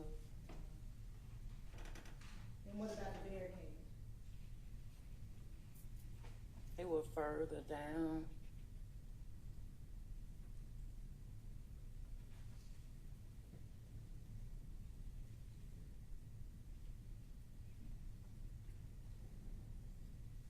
What happened as y'all get up to where that cones and barricades are? Is that where you heard someone yell out A? No, they yelled A just as soon as the car was riding past them. Did you see anyone approach your car at all? No. Did you hear anything? Yes, I heard a loud, like as if somebody was trying to stop us or get our attention. They was like, hey, like, but it wasn't clear of, I was thinking it was A, because we also had the radio on and just driving. How shortly after you heard someone yell out A, did you hear gunshots? Immediately after. And was it one gunshot, 2, 3, how many did you hear? I heard one, and then immediately after that one, I just started hearing it in my car. What side of your car, did you feel the hits in your car? The gunshots? Could you feel something hitting your car as you drove past? Yes. And what you said you heard the gunshots, was it just pow, pow, or was it like pow, pow, pow, pow? Like were they rapid or was it? It was like pow, then do, do, do, do, do. I like hear it in my car.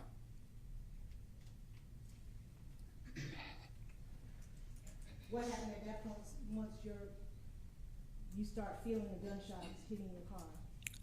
That's when Secoriea was trying to get out her she was in the seatbelt behind Omar, behind the driver's seat. She was trying to get out. I was trying to get her out. We both was trying to get out the seatbelt, and we ended up getting it unclamped. But she had it on, like, I don't know how, she had it around her to where, like she couldn't get out of it, so we just unbuckled it, and then she was able to slide over, like slide down. So when you say she was, first of all, you said we were trying to get her out of the seatbelt. Who was trying to get out of the seatbelt? Me and Secoriea was trying to get the seatbelt unclamped while all that was, the shooting and all that was going on. Did you have to turn around to try to unbuckle her? Yes, ma'am. And you said at some point you were able to unbuckle her? Yes. But she was still in the seatbelt. Like, once we unbuckled it, it didn't just come off of her. I think she had it on wrong, because at first she didn't have a seatbelt on. I said, put your seatbelt on. And she she was sitting like with her knees like on the seat, like sitting on her knees like.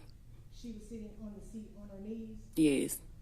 So she didn't have her feet down on the floor while she was in the back seat?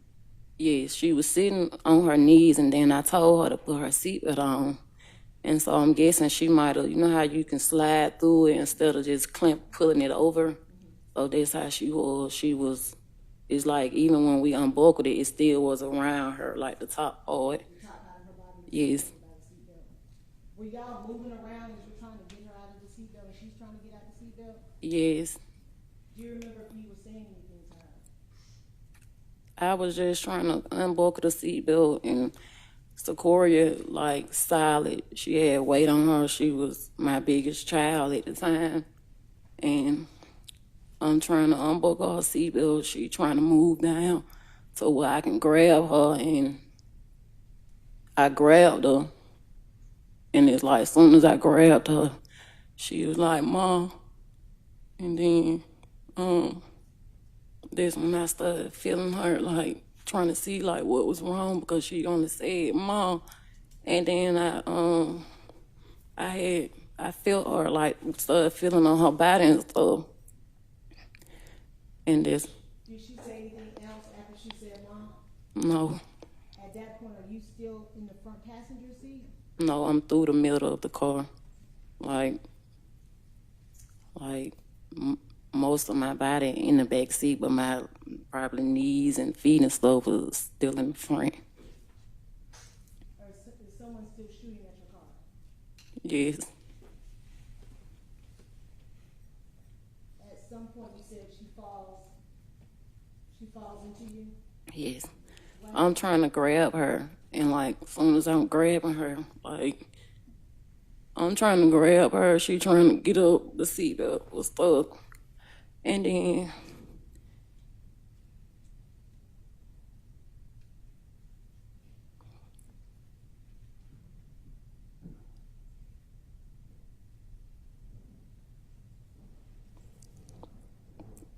I'm trying to grab her, and she was trying to get up, like, for me to pick her up, like, but I couldn't. Was she too heavy for you to pick up? Yes, she was silent. After, at some point, are you able to get into the back seat? Yes. How did you get into the back seat of the car? I climbed through the middle. Where were y'all at that point once you were able to climb through the middle to get to Secoriea?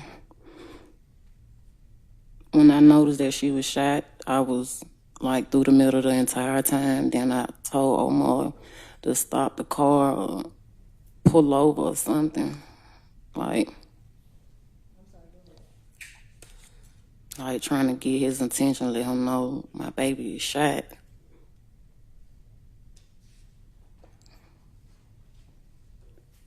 Is Secoriea saying anything to you at that point? No, she just was looking. Does Omar pull over? Yes. What happens once y'all pull over?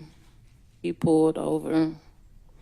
I started trying to help my baby, and then I started trying to tell him to hurry and get help, because I could see like she wasn't moving or responding. And then he told me he was trying and he couldn't get through. And then this lady walked up and she just stared through my window. And I just was like, please help me, please help me. And then I didn't see her anymore. Were you able to tell where Secoriea had been shot? Yes. Where had she been shot? In her back, right side. Was she bleeding?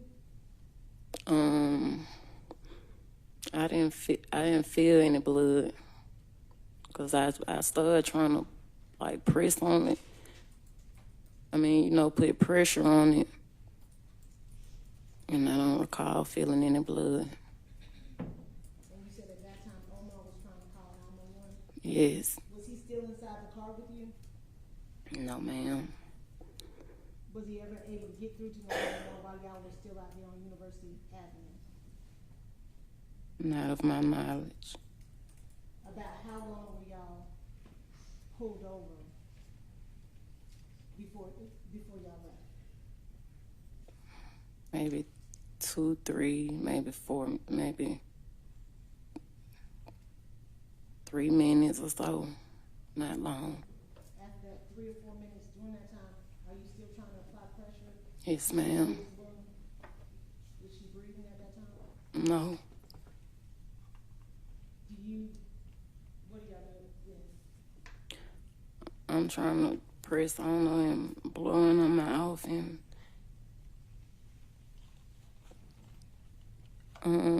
I just started panicking.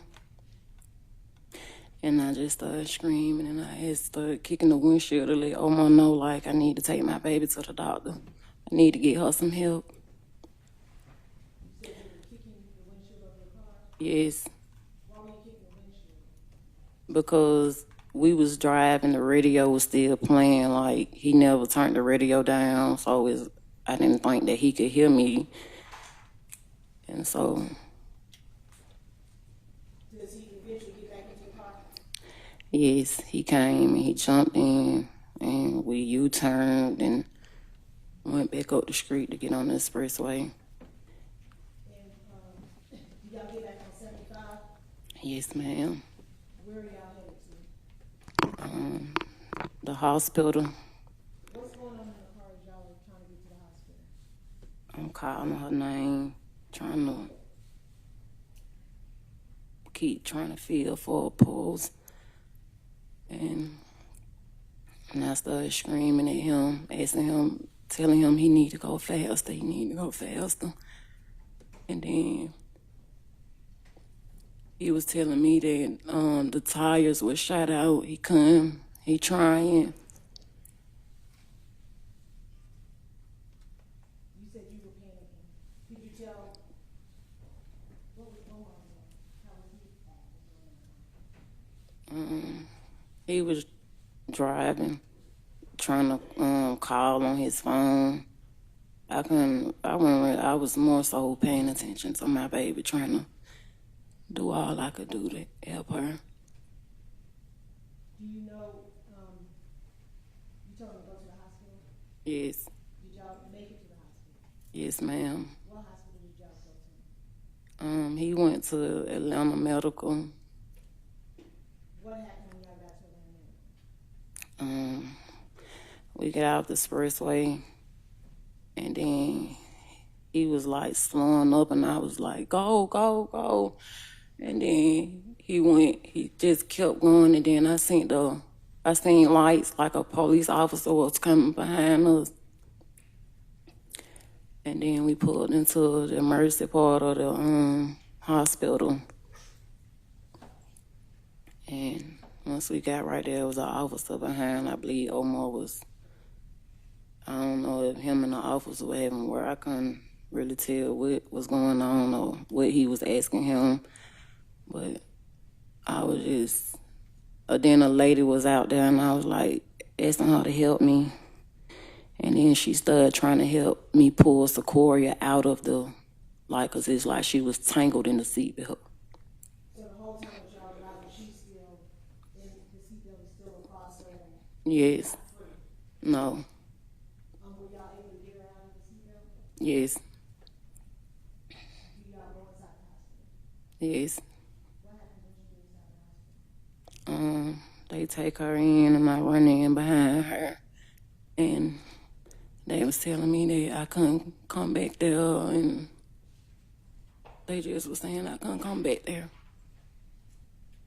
Did they tell you why you couldn't come back there? No, they just was saying they trying to do everything they could do.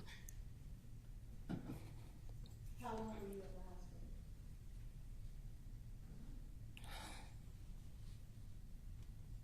Maybe 30 minutes, 45 minutes, I don't know.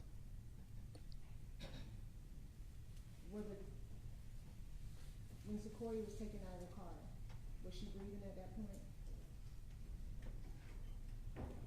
No. When you said that sometime you were trying to feel a pulse, did you ever feel a pulse again? No. Were the doctors at Atlanta Medical Center able to save Secoria's life? No, ma'am. What happened after, did you talk to the police that night at the hospital? Yes, that's all I had at the time. Cause I believe they was telling Omar to leave the property, leave the house, leave, and then it was just me and the officer who who was sitting like holding me like. Were you able to tell them what had happened on University and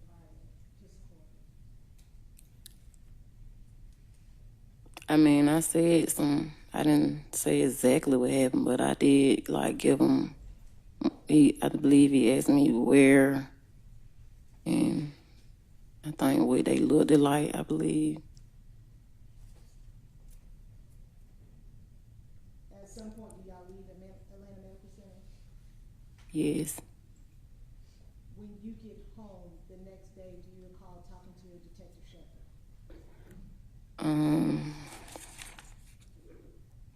He came by my mom's house like that afternoon, I believe. And at that time, were you able to give him any more information about what happened occurred on High Street before the shot? Yes. What did you tell him? I told him that I seen two people on the sidewalk, and then like one by the yellow line. Did you describe how you did today about what they were wearing, all black, white t-shirt, black pants? Did you give him that information when you talked to him? I believe so.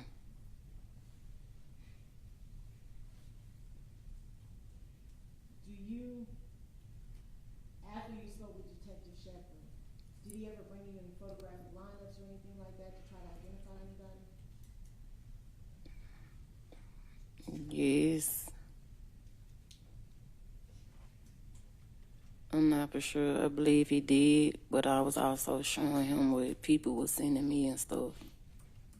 What type of, you said people were sending you stuff? Yes. What type of stuff were you getting? Like different pictures and of the people that was out there and stuff like that. Did you share any of those photographs with Detective Shepherd? Yes.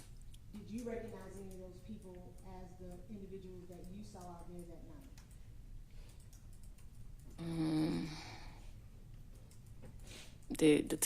That Shepherd showed me.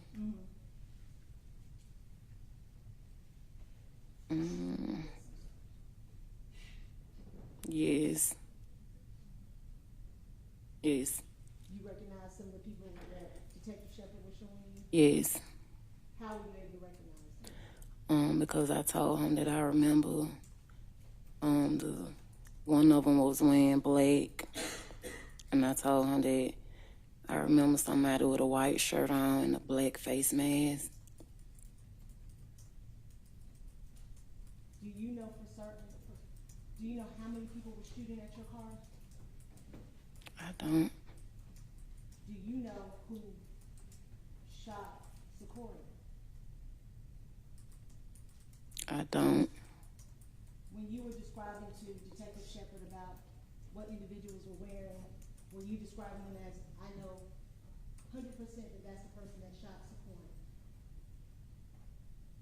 No, I just told him that I did see when the gun was going off, I looked back and I could see like I looked back and I can kind of see like one of the people on the sidewalk, their gun went off. I mean, the lightning from the gun. So the person that you saw shooting was on the sidewalk? No, I seen two people, like I seen two guns going off.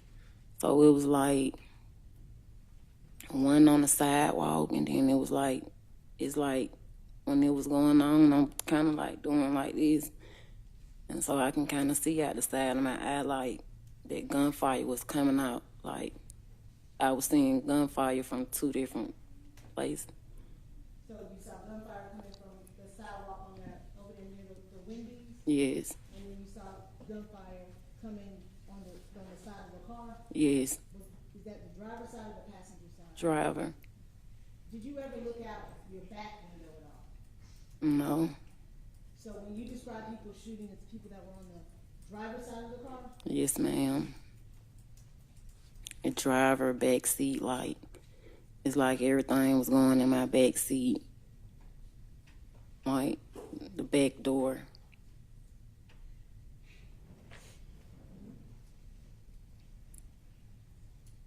Did you ever get your car back? They offered it back, but I didn't want it. If I may approach now. Yes.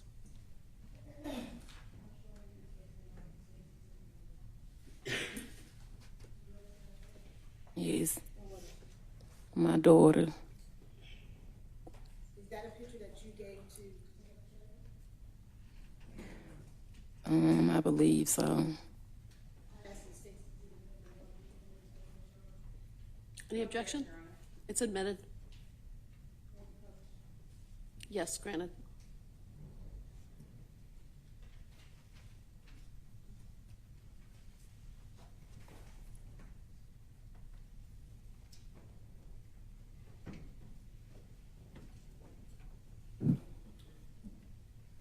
That night in your car, Ms. Turner, were there any weapons in your car? No, ma'am. Did you have a weapon at all? No, I've never shot a gun, used a gun at all. What about Omar? Did he have any weapons? I've never seen, he never had a gun around me or my kids. Did he have a gun, or did anybody have a gun in your car that night? No, ma'am. How old is Secoriea in your time? 8. And is that a school uniform that she's wearing? Yes, ma'am. What school did she go to? Kip Ways, What grade was she in? 3rd grade, 2nd grade. This is the summertime? Yes. She finished 2nd grade, getting ready to go to 3rd grade? Yes, ma'am. Can you tell us a little bit about Secoriea, the things that she likes to do? Secoriea was very outspoken. She was a little sassy because she gonna say whatever come to mind. Very silly. She loved being around her family. She liked to cheer. She just loved being around love.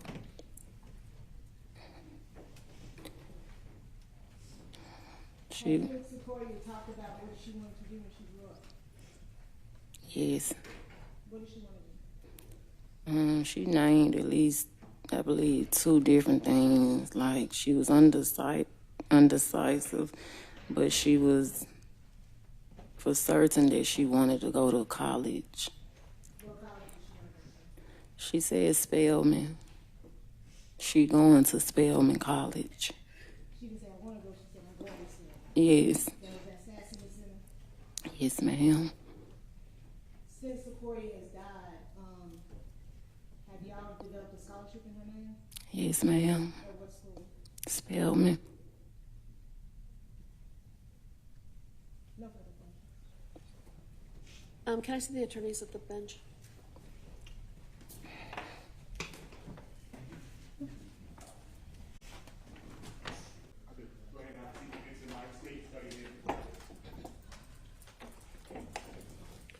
Sergeant Terrence Epps, TERRANCEEPPS.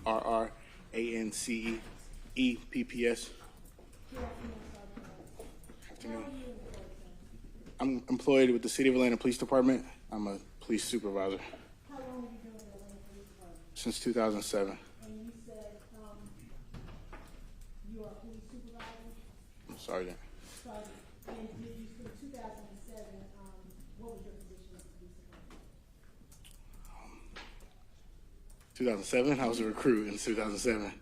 Yeah. When were you promoted to sergeant? 2020. 2020. And do you remember what month of 2020 you were promoted? February. February. And so on July 4th of 2020, were you a sergeant at that time? Yes, I was. And kind of tell us about your duties and responsibilities as a sergeant. So at that time, I was assigned to the Zone 6 field investigation team. I was a supervisor. We were a discretionary unit. We did not answer 911 calls. We did kind of proactive policing or directed patrols or kind of like projects or stuff like that. What is proactive policing So they would assign us to an area if there was an uptick in crime or if something needed to be kind of taken care of. So if citizen complaints or different things like that, crime, car break-ins, anything like that. When you said zone 6, was that the zone that you covered? At the time, yes. And what area of Atlanta, County was zone 6? So it's like East Atlanta. And what kind of gives the roads? Boulevard, Memorial, Moreland. Would that also include the Edgewood Avenue area? Yes, it would. And what shift were you working on July 4th, 2020? So it was a detailed day that day. I was working in the evening because of the 4th of July. And when you said it was detailed that day, what does that mean? We were actually assigned to Edgewood, the street, the bar district, because of the 4th of July. It was anticipated that there would be a lot of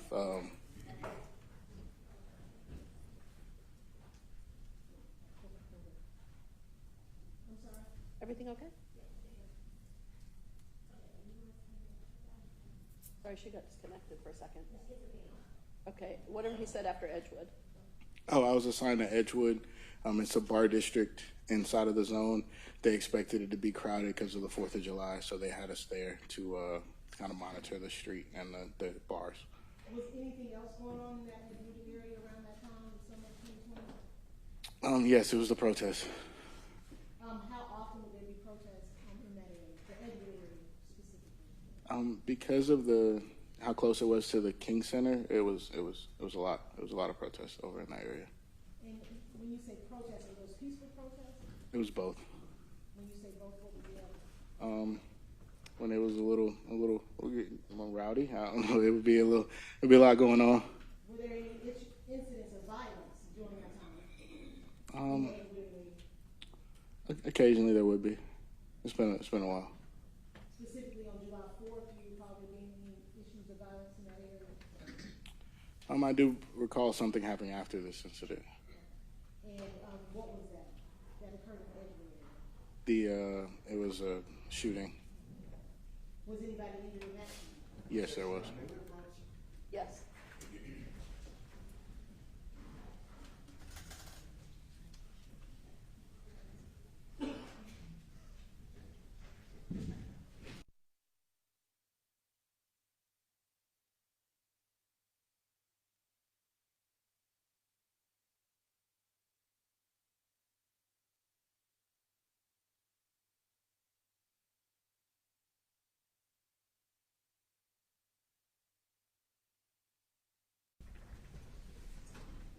Do you recall what hours you were working on 4th of July? I know you said it was a detail. Was there a specific time frame that you were working? Were y'all working 12 hours, 16 hours, 20-hour shifts at that time? I'm not sure the exact hours that day. What were you on duty that night? Yes, I was. At some point, did you leave the Edgewood area? I did. I actually, our precinct, our substation was located at the Atlanta Medical Center. Being that we were on Edgewood, it was a close proximity. I actually had to go use the restroom. So I decided to go to our precinct to use the restroom. It was a safe place. And once I was leaving, heading back to Edgewood is when I saw the vehicle. When you say you saw the vehicle, what street were you on at the time that you saw the vehicle? I was on Boulevard at the intersection with Freedom. The vehicle actually ran the red light in front of me. It was pretty hard to do. I actually had my blue lights in a mode that they weren't flashing, but it was like a steady flash for like presence. It was just like they were just glowing. They weren't like, I wasn't trying to pull anybody over or stop anyone. They were just illuminated. So, yes, for visibility. So like I said, I was stopped at the red light, and the vehicle actually ran the red light as my light turned green in front of me going. What do you know what a vehicle looked like? It was a gray SUV. And once that vehicle moved through the light, were they speeding? Yes, they were speeding. What did you do when you saw that vehicle? I actually turned and followed them. As they were running the red light in front of me, I saw that the window was broken, and I knew that I was close to the hospital, and I figured something was going on, so I just actually followed the vehicle to the hospital. And did the vehicle, in fact, go to Atlanta Medical Center? It did. And what did you observe when you got there? When I got there, I observed the driver was honking the horn frantically. They were screaming. I was using my radio to tell dispatch, and she actually was aware of the incident and told me that the car had been involved in a shooting and that they were en route there, and they were trying to get help from the Grady EMTs who were outside of the hospital. Did you have your dash cam activated in your car? So I did have my dash cam activated. What actually had occurred, I had driven, there's a speed on your dash cam where they activate at 60 miles per hour. I actually did not realize that I had gone 60 miles an hour on Boulevard, so my camera started recording on its own. And when I went to start the camera, I actually had inadvertently turned the camera off. Like I said, they were going faster than I thought, and I'm just behind them. So that's what happened with my dash cam, but I did have my body camera activated. Okay. And your body cam, does that allow you to see kind of what's going on? Yes, it does. Your dash cam, at what point did you turn it off? At what point did you turn it off? It was when, so there was a lot of movement going on with the vehicle. I was actually using my dash cam to kind of monitor the vehicle to make sure, like, to preserve the evidence and make sure everything was captured. So I got out to see what was going on, and then I looked over and I was like, I need to cut my dash camera on. So I went to do that after I had figured out what was going on. I know you said it was in Mark State's exhibit number 7. Sorry, what number was that? 7. And do you recognize State's exhibit 7? I do. Have you had an opportunity to review that? I have. And what does State's exhibit 7 contain? It's my body cam from the incident. And does it have some of that dash cam on there as well? It does. And in your review, have there been any deletions or additions to that, the body cam footage as well as your dash footage? No, ma'am. State would ask the state number 7 to be in detail. No objection, Your Honor.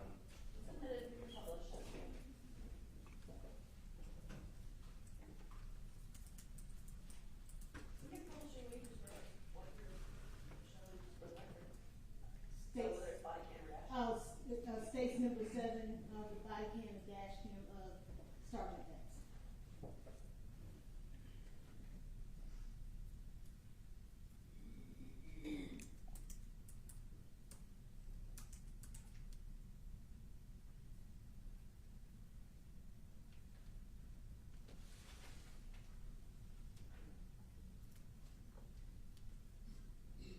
And just pulling up the record that we're starting with the dash cam.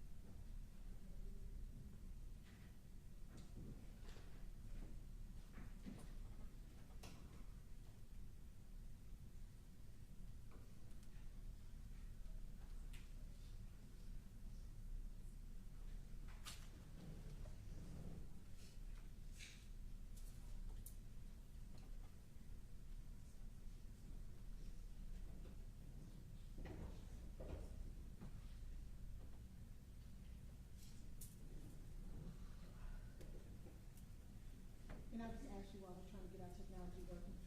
Is there sound on your body cam? Yes. It's audio and video. I'm sorry. It records audio and video. What about your dash cam? Yes, audio and video.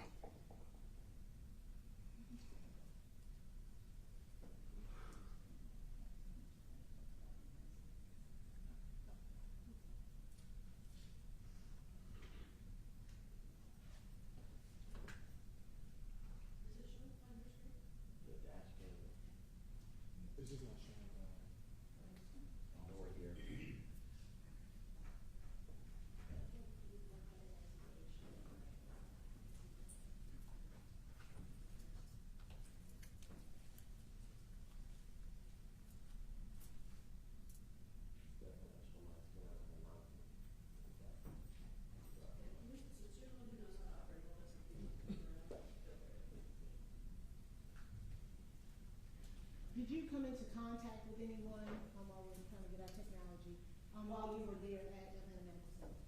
Yes, I did. Who did you come in contact with? The driver of the vehicle and the passenger of the vehicle. And at what point did you come in contact with the driver of the vehicle? So I actually waited until Grady was rendering aid, and then I attempted to get like an initial statement from the driver, trying to determine like what had happened and where it had happened, trying to establish a potential crime scene. And were you able to get that information? I was. Did you know where the incident had, where the shooting had occurred? I did. He gave me a. And where was that? It was in an area that was being blocked by protesters. It was on Pryor. He said near the liquor store. And at that point, did you know what had occurred? Did you tell me what occurred? Yes, he said he was driving and they started shooting. Was he able to tell you who was shooting? He actually, when he described them, he said they looked like me. And at that time, it was the protest and COVID time, and I actually wore a face mask. Like, so when he said they looked like me, he said they had masks on like me, and he was describing the people. And were you able to determine who, if anyone, had been shot while they were on the University of Florida? Yes, he said that it was at the time he referred to her as his old lady. It was my old lady's daughter, and he said her name, Secoriea Turner. Did he tell you how old Secoriea was? Yes, 8 at the time. I'm sorry. 8. 8. All right. And when you pulled into Atlanta Medical Center, just tell us what you observed. I heard you say that there was the cars in front of you, somebody's beeping on the horn. Yeah. What happened next? So as he pulled in, he was honking the horn. 2 Grady EMTs, they were wearing gray, ran over. I saw the back door of the vehicle open. I saw a female Grady employee actually reach into the vehicle, grab Secoriea Turner out, and she just ran towards the emergency room. It was another female. It was Miss Turner. I learned afterwards. She was actually in the back with her. She actually had fallen out of the vehicle as they were running off with her daughter. Miss Turner fell out of the vehicle? She did. At any time, did you have an opportunity to go inside the hospital? I did. I went inside of the hospital. I was trying to get her condition to determine which of our investigative units to start to the scene. So if based on the injuries, it determines who you call to the scene. So because of her condition and because of what medical staff had told me, I started our homicide unit. So the information you received was that Secoriea Turner was deceased, or they did not feel like they were the same? That her injuries were very serious. They did not say that she was deceased at the beginning. They were doing everything that they could, but they used medical terms as well as some terms we use in police to describe her condition. And based on that, you called out the homicide unit? Correct. Did you speak to a specific detective? I actually don't recall which investigator I spoke, or detective or sergeant I spoke with, but I raised them. I kept updating them on the condition as they would tell me.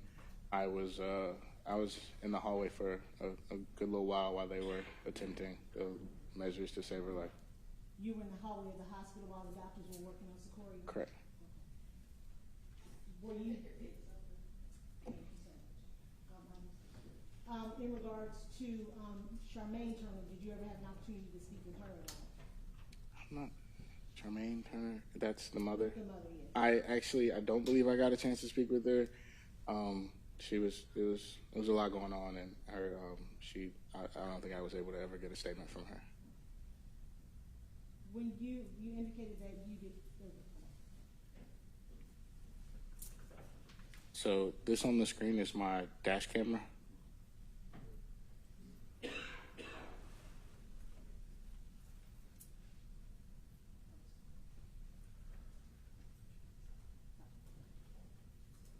I believe it's going to be a possible signal. Stand by for phone.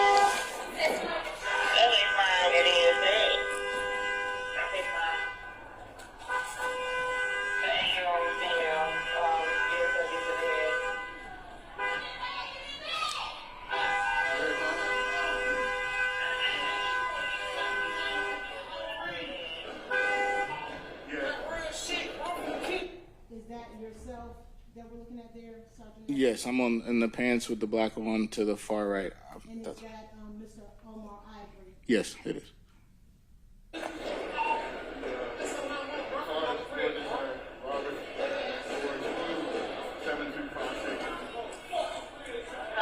Robert, you're a team, 7356. Copy, Grady, working on it.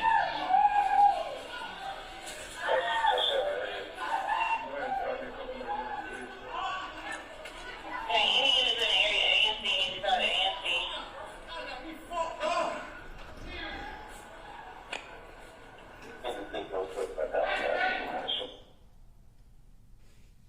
Was it at that point, when was it in that moment, after that, when you were able to speak to Mr. Ivory? Shortly after this, so what's happening is we're actually blocking the ambulance entrance to the emergency room. So I actually moved my vehicle up to allow ambulances to pass by. I didn't want to block the entrance completely. And then after that is when I spoke to Mr. Omar. During the time that you were speaking to Mr. Ivory, can you tell me kind of what his demeanor was? He was extremely upset. He was angry. It came off almost as like aggression, but he was just upset. There was a lot going on.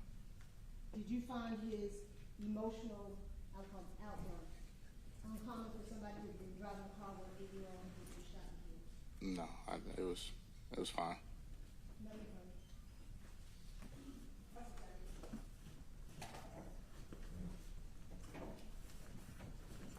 Your dash cam, I think that video was what, a minute or so long, is that correct? I believe so, sir. But then, Go ahead, I'm sorry. but then your body cam kicked in, correct? Correct.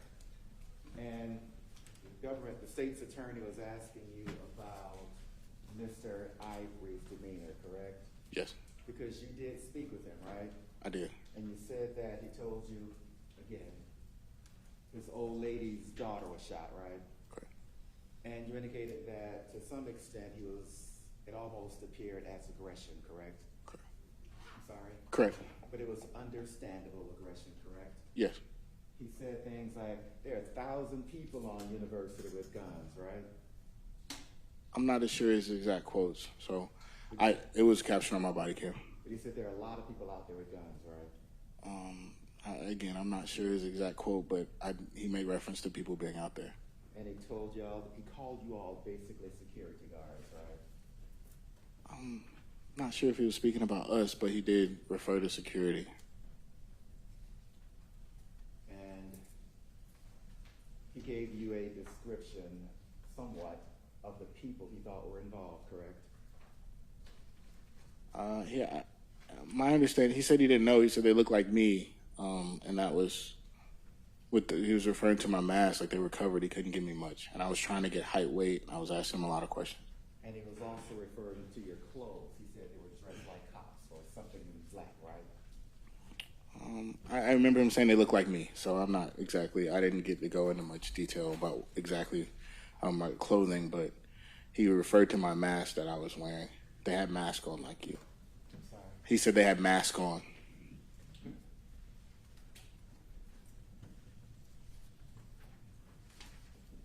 One second, Your Honor.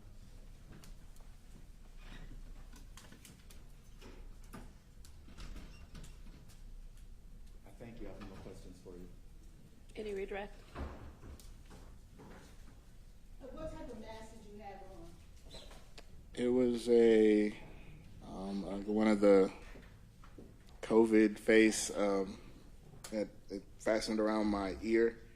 I'm trying to remember. I think it was black at the time. Because we were in the height of COVID. Yes. Here and everywhere else. 100%. And you were wearing like those paper masks. It was a paper. I don't even want to say it may have been N95, but it was a COVID mask. I was very COVID conscious at the time, so I wore my mask. Yes. And at that time, those masks were everywhere, right? Yes, sir. So people knew those. They were rather distinctive, right?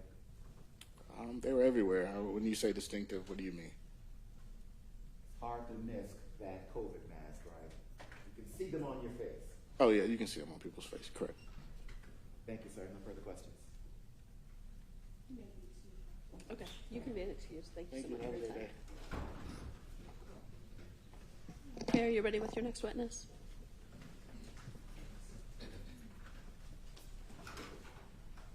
State calls crime scene set Sharon Davis to the stand, Your Honor.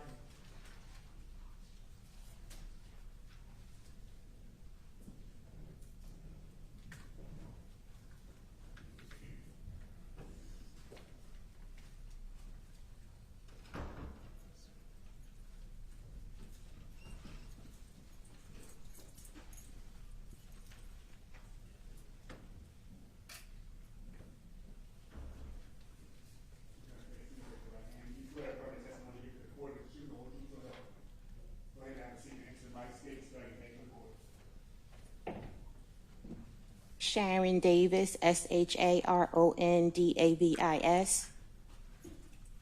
Good afternoon, Ms. Davis. How are you doing today? I'm well, thank you, and you? I'm making it. Ms. Davis, how are you employed? With the City of Atlanta Police Department. All right. And can you tell me very what some of your duties are? Well, currently I'm with code enforcement, so what they were in crime scene is to respond to scenes that are some fatal in nature, some not, and at the direction of whoever is head on the scene, they would direct me on what to do. But I respond to scenes and I collect evidence. I will collect fingerprints, which is evidence, document injuries, document defects in vehicles. And so you said a lot. So let's break it down. So currently you work for who? The City of Atlanta as a code enforcement officer. Okay. And back in 2020, who did you work with? The City of Atlanta as a crime scene technician. Okay. And how long have you been a crime scene tech in 2020? In 2020, about a year. About a year. Mm-hmm. And you previously told us what some of those duties. So back on July 4th of 2020, did you respond to Atlanta Medical Center? Yes, I did. And what was the reason for your response? It was someone who was injured in a vehicle. Okay. And once you respond, can you tell me to the jury what that scene was like? Crazy. Okay. And when you say crazy, tell me more. It was just the sight of it. It was alarming. It was alarming. Yes. Were there multiple people outside? Yes. Okay. Did you by any chance happen to see a vehicle in the emergency department? Yes, in the driveway. All right. And once you arrived, what did you do next? I got out. I went to the officer who raised me to get information as to what was going on. I walked around the vehicle to get direction, just to get an understanding of what I would be looking for. So I walked around the vehicle. And do you remember who that officer was that raised you? I do not, I'm sorry. Okay. And what is the address of the Atlanta Medical Center, if you remember? I don't know the numerics, but it's on Boulevard. It's on Boulevard? Yes, it is. Okay.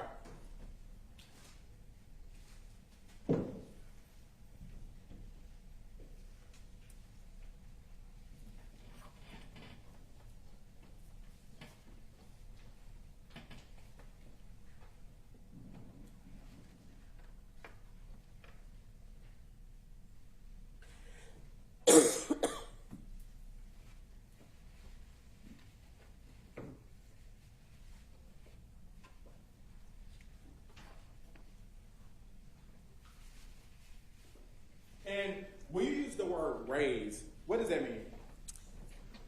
We get our calls from the radio, so someone will call for a crime scene. It's a term called raise. So on your radio, they raise crime scene. Okay. And what shift were you working on that day? I was on evening watch. Okay. Permission to approach her? I am going to approach you with what has been pre-labeled as State's Exhibit 8 through 29 Can you take a moment to look through those photos and tell me if you recognize those photos?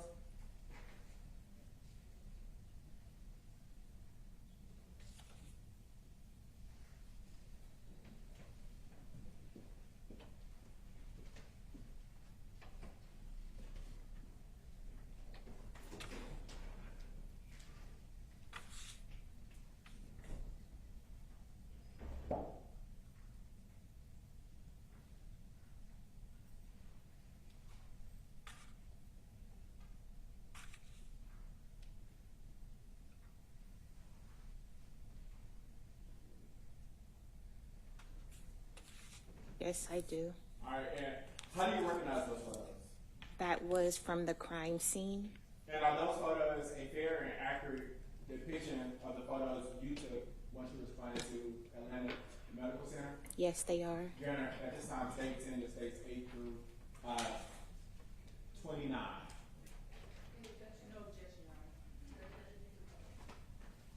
So we're going to start with State's Exhibit 8.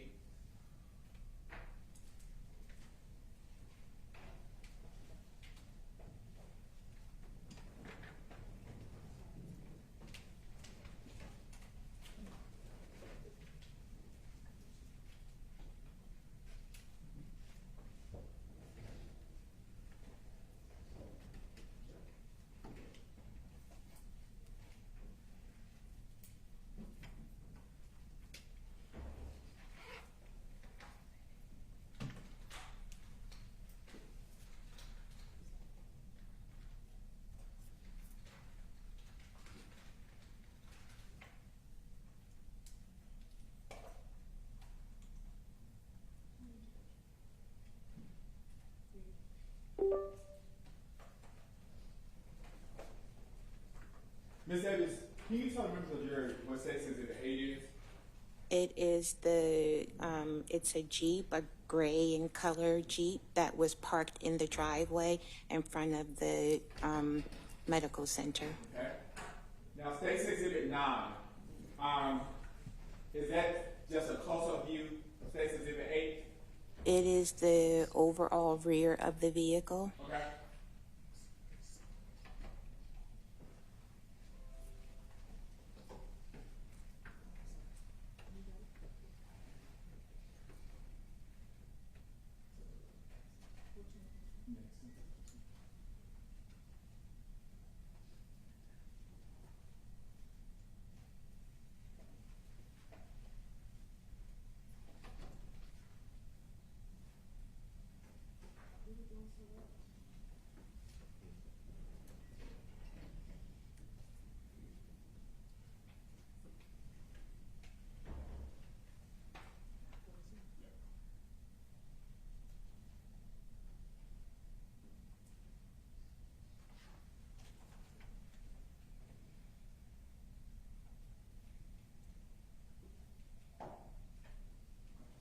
Now, State's Exhibit 10, what are we looking at here?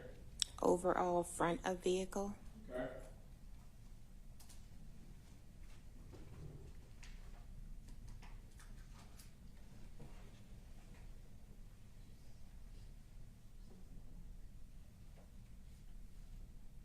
All right.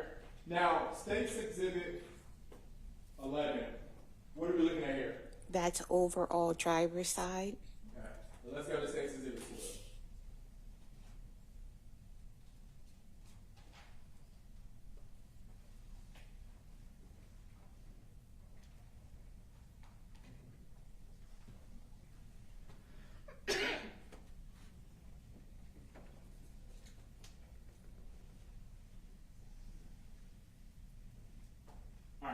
Now, let's talk about State's Exhibit 12.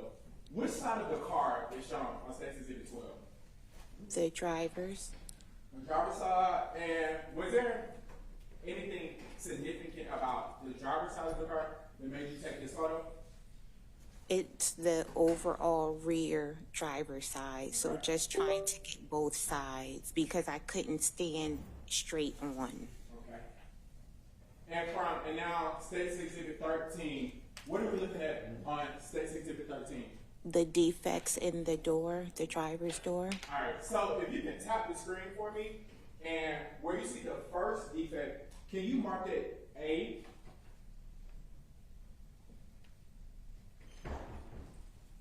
I forgot how that works, sorry.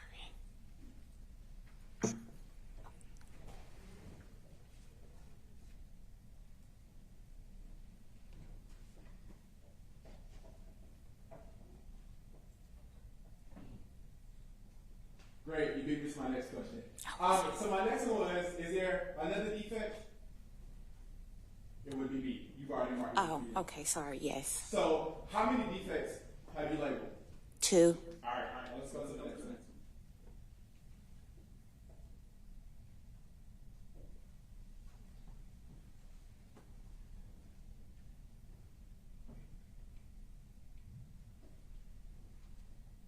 Now, tap the screen. You want to erase that for me?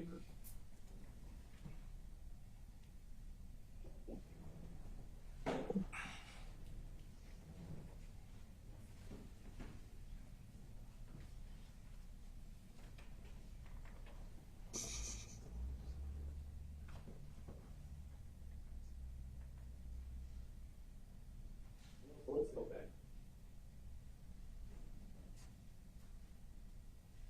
So for State's Exhibit 14, would that be the same panel or a close-up of? Objection, Your Honor. Counsel is leaving with. What are we looking at here, Ms. Davis? It is what's referred to as a mid-range. Okay. So it's a mid-range of the defect. Okay. And is that defect A or B? A. What are we looking at here? A mid-range of defect B. Okay. Now, what are we looking at here? The rear driver side, so it's a focus on the rear driver's door. Okay. And do we still see the defects from the driver's door and now the back passenger door? Yes. Okay. And what about that window? It was shattered. Okay. And are there any defects on the back panel? Yes, there is. Now, what are we looking at here? This is a mid-range of those defects. Okay. Can you please mark the defects that you see on the screen? It should be C and D. I'm sorry. Okay. And then, do you see another defect?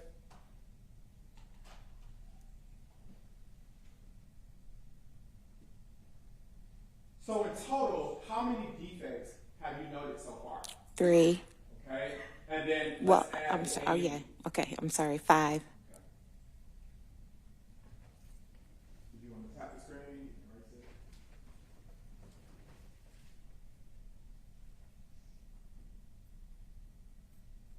What are we looking at here?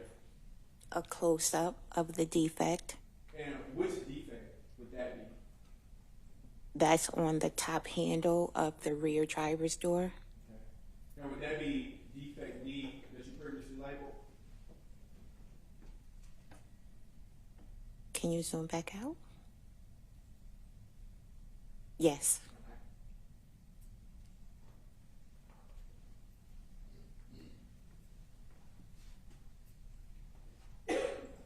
So now, what are we looking at here?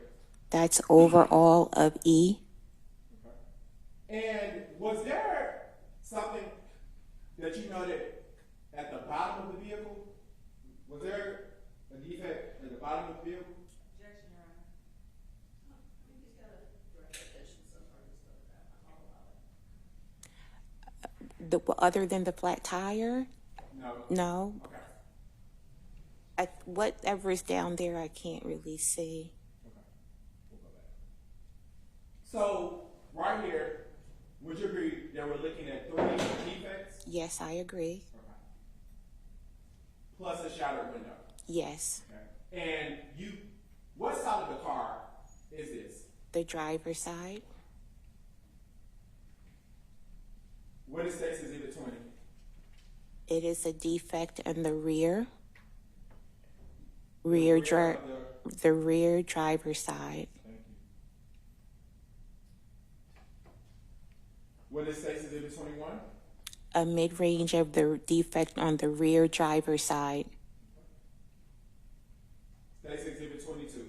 That is a close-up of a defect on the rear tail light. Okay. And which Driver's side? side. Driver's side. Driver's side.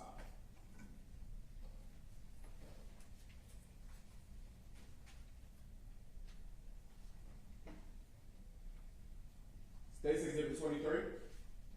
Overall of the front driver's side, interior overall front driver's side. Okay. And if you can tell me, was that passenger window up or down? The passenger window? Yes. I don't recall. Okay. It looks like it's up, but I don't recall from that night. That's fine. Thank you. But these are true and accurate depiction of the photos that you took on that. Yes, yes, they are. Now, what are we looking at on Stacy Exhibit 24? The defects on the rear interior driver's door. Rear interior driver's door. Would that be the driver's door behind the driver? Door behind the driver? The rear interior rear driver's door. So the door behind the first door. Got it. The driver's door? The driver's door, yes. Yes, I'm trying to say passenger. I'm nervous. I'm sorry. And how many defects do you notice? 3.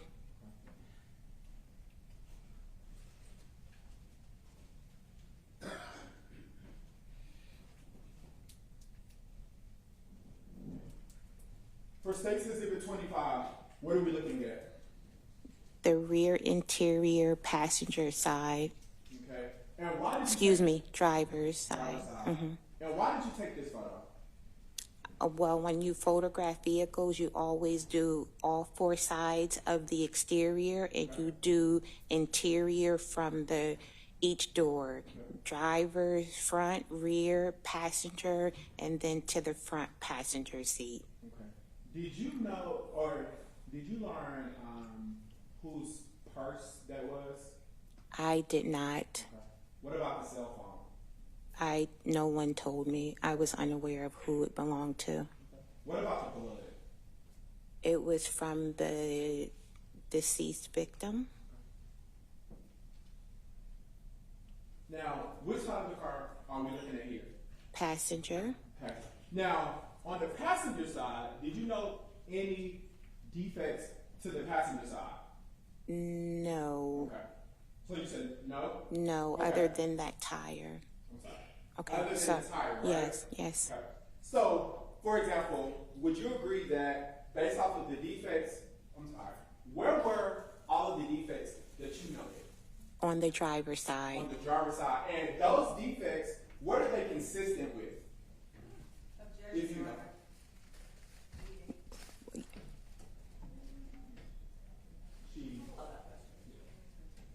Well, they're consistent with shell casings, which cause the defects. So, from shell casings. From shell casings. And where do shell casings come from? A firearm. Firearm. And Stacy Exhibit 27, what are we looking at here? Just the front passenger side. And Stacy Exhibit 28. That was the little girl. Okay. And when did you take this photo? When I was asked to go inside of the hospital room. And then Stacy Exhibit 29. That's a close-up of her face.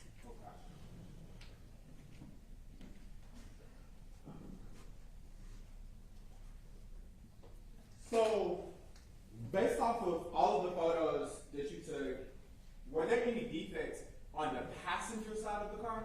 No, not to my recollection, no. Okay. And where were all of the defects? On the driver's side.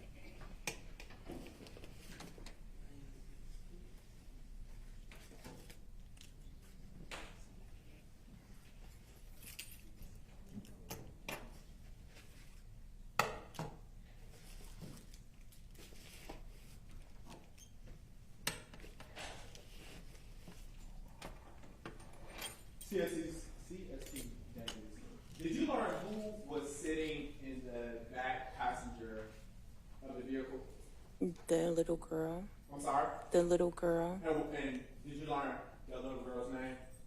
Secoriea. What her last name is Turner? Secoriea Turner. And based off of your photos, is that where the bullet defects were? The rear door, yes, the rear driver's door.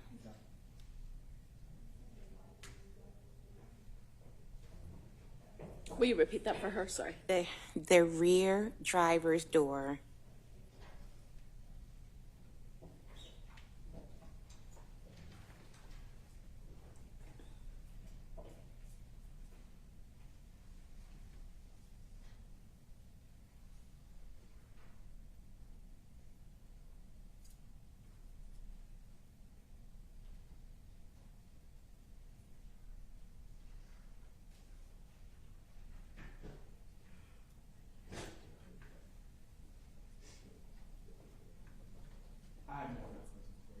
Okay, thank you.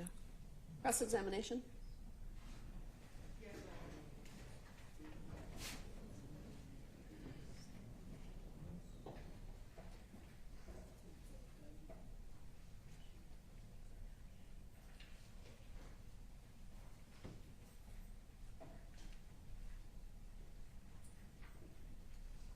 Good afternoon.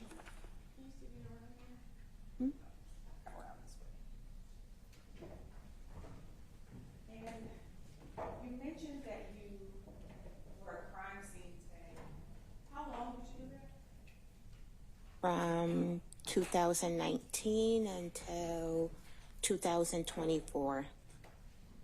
July 1st of 2024. So I've been with code enforcement for 1 year.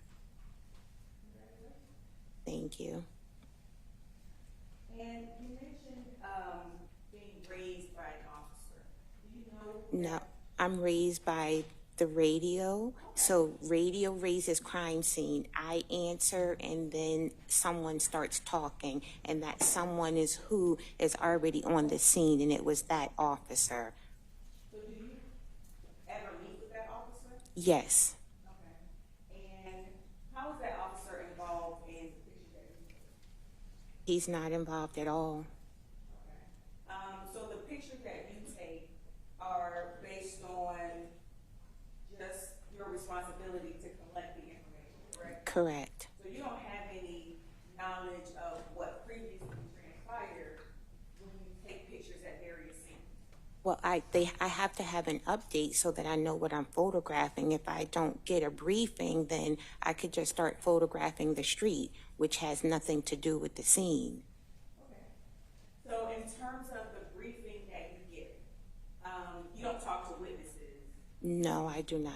Okay. And so in this situation, you went to the hospital to take pictures and you were told that you should take pictures of the vehicle? Correct. Do you modify the vehicle at all when you take pictures? Modify how? Do you adjust anything to get the pictures that you take? Do you open doors? Do you You do not, no, you don't touch anything on a vehicle. And this vehicle, when I arrived at Atlanta Medical Center, it did not, there was no search warrant. So the way it was, and I believe the only door that was open was the rear passenger door. So I do open the doors just to photograph the inside, but after that, I do not touch anything else. Okay. And this may be a strange question, but you've never seen this vehicle before that day, correct? I've never, well, it's a lot of those on the street, but I don't know if it was that one that I've seen, but that was my first encounter on that day with this vehicle, with this sad scene. Yes, ma'am. And in terms of any damages that may have been pre-existing, you wouldn't know what those were? No, I would not.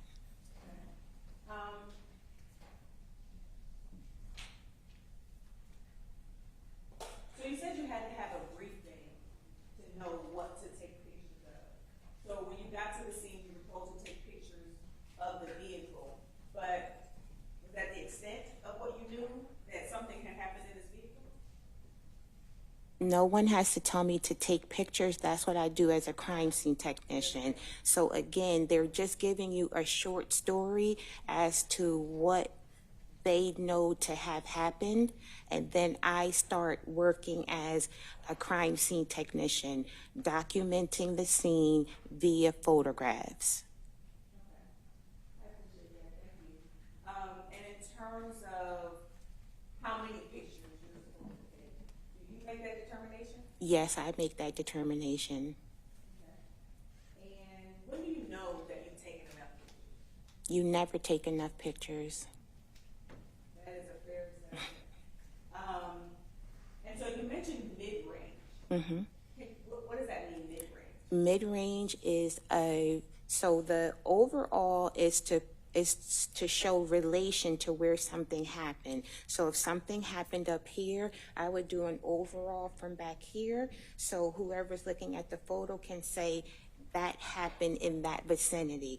Then I go a little closer in a mid-range to pick up something, the item of evidence plus an object that was already there. So it would get this and that, and then you could see it in the overall. Then you see this in the mid-range. Then when I do the close-up, it's just that item. Okay. And so with regards to the pictures that you're taking, you don't know necessarily which defect is first, second, or third, or anything like that? I do not. Just in the normal, like, because the driver's door is first, that's for my logic. So I'm starting that way. I don't know what happened first.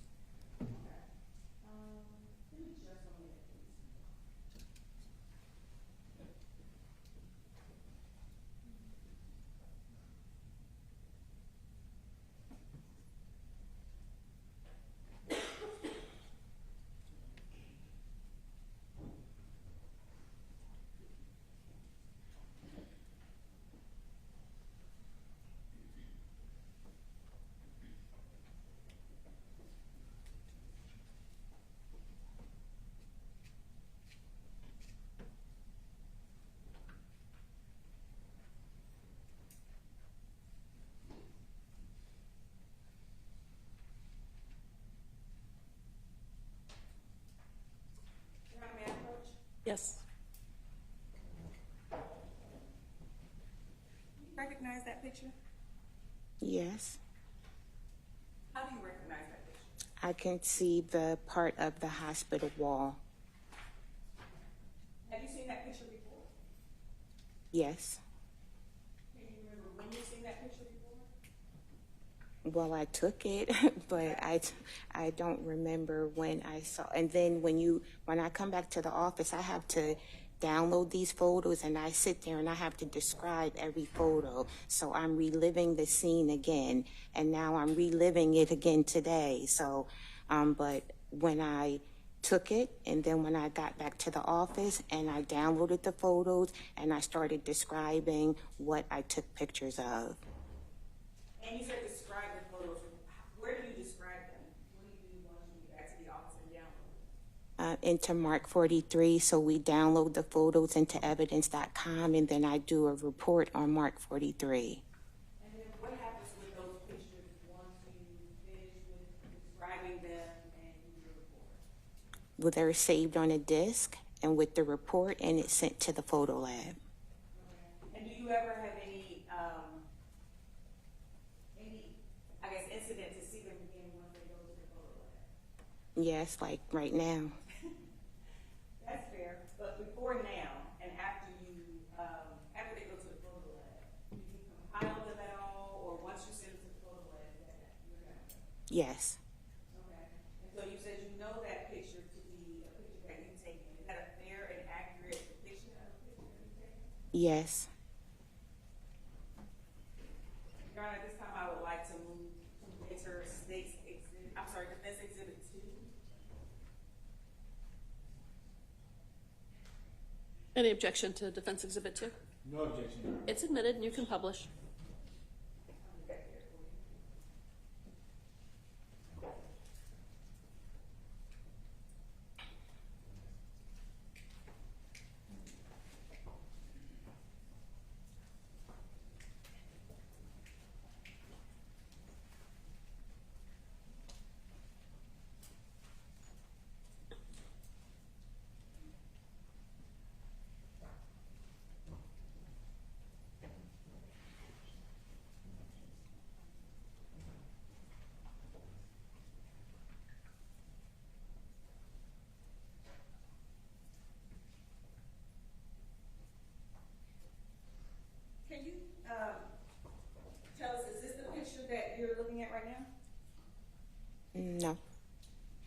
I don't think so. This looks zoomed in a little more. Oh, the picture on the screen is zoomed in. Yes. Let me see if I can make it smaller.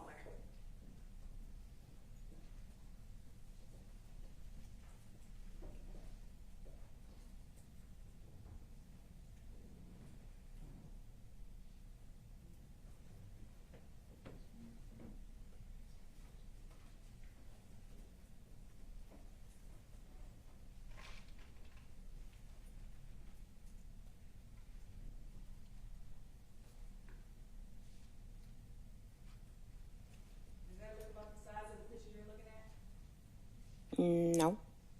Smaller. It's picking up at the top headlight to the bottom. The top brake light.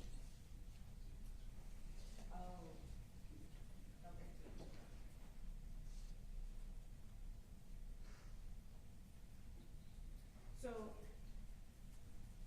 the picture that you're looking at, Mm-hmm. can you describe the picture for the jury? It is the rear driver's side, and I'm focusing on this brake light that had a defect in there. And what side of the car would you say that is? Drivers.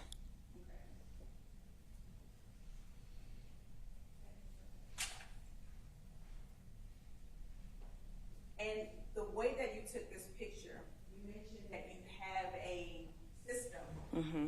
that you engage in when you take pictures. Yes. Based on the way that you've taken pictures, at what point would you say you've taken your picture? At what point? Yes, ma'am. You stated that for your own benefit, you start at a certain point on the vehicle when you take the picture. Based on where you know this picture to be, at what point would you have taken this picture? At what point in numbers or No, in, ma'am, okay. in your process. In my process? So do you jump from the left side to the right side of the vehicle? No, my process is that I start with the driver's side. I go from the driver's to the rear to the passenger to the front, provided that I can get to all of those sides. If I can't, then I start with the front driver's side, and then I go back to the rear driver's side because it's not enough room for me to take it straight on. Then I come to the back. I'm going to. I'm sorry. Can we approach? Yes.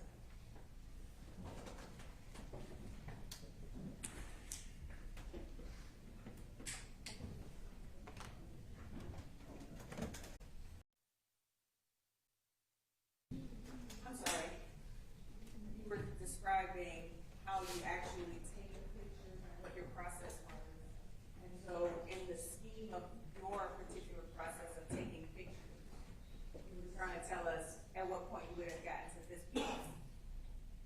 When I came to do the defect. So I do overall driver's rear, passenger front. And then if there are defects, then I go back and I do the door, and then I do the defect, the defect, the defect. So I don't know at what point it would have been, but I would have done overall location of the vehicle to show where it was in proximity of the scene. Then I do the driver's rear, passenger front. I do the VIN number, I do a tag number, and VIN if it was stolen. And then I start with where I see a defect to be, and then I make my way inside. Yes, ma'am. Thank you so much for that detailed information. In terms of, you were asked by the state about how the defects were made in the vehicle. But your job is, or at that time, was just to take the picture, correct? Yes. So in terms of how the defects came to be inside of the vehicle, you don't know that. Well, they're not knives. Defect. They didn't come from a knife. So it came from something that leaves a defect in metal. But in terms of your responsibility at the scene, your responsibility is to take the picture. Correct.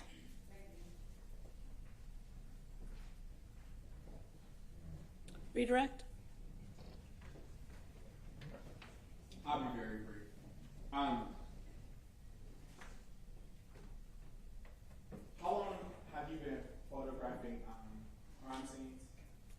It was for almost 5 years. 5 years. And how many crime scenes have you photographed where you've seen defects? A lot. Okay, and how many of those have you seen defects from bullets? A lot. Okay. So would it be fair to say that you would know a defect from a bullet versus a punch? Correct. A defect from a bullet versus a knife? Correct. No further questions. Anything else? Okay, can this witness be excused? Yes, you can be excused. Thank you. Okay, thank you. Any objection? Oh, no, Your Honor. Okay. You're free to go about your business. Thank you so much. Do you guys need a break before another witness, or are you okay? Good? Okay, you guys have another witness ready? State calls, crime scene technician.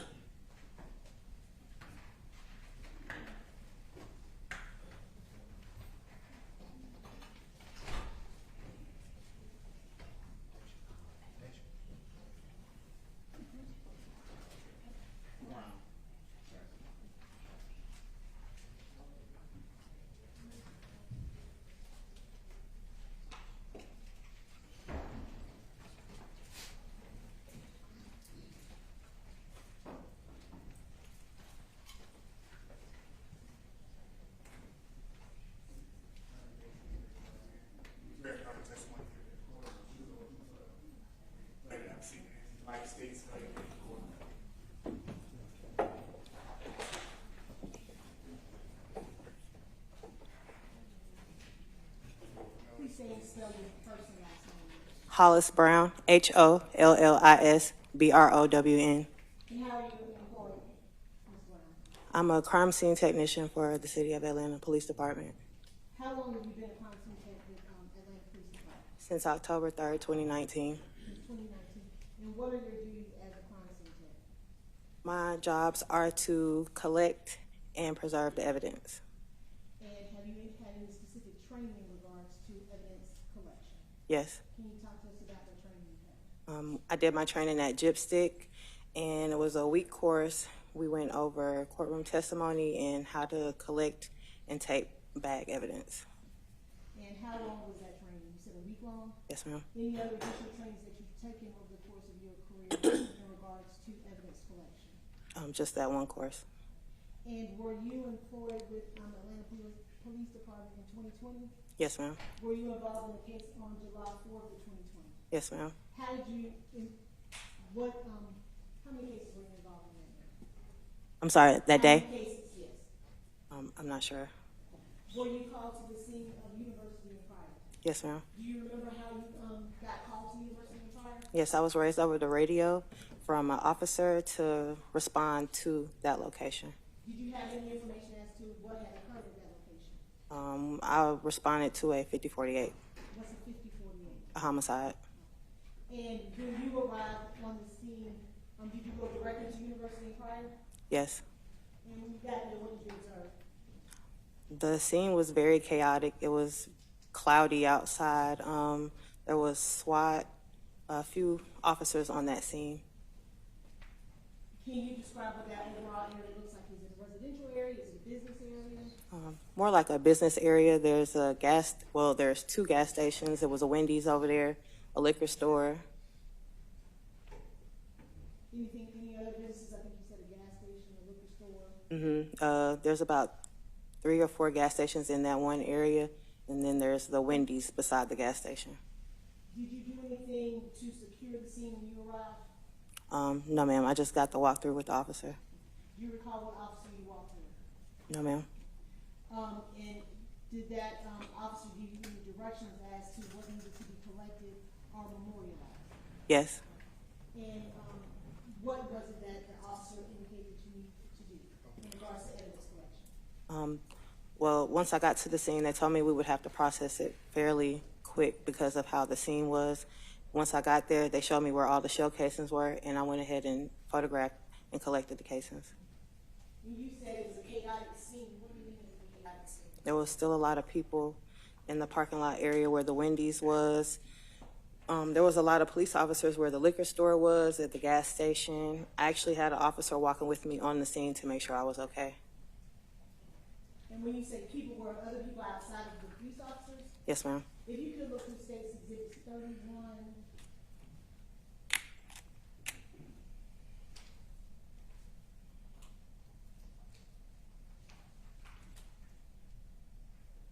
Through 56.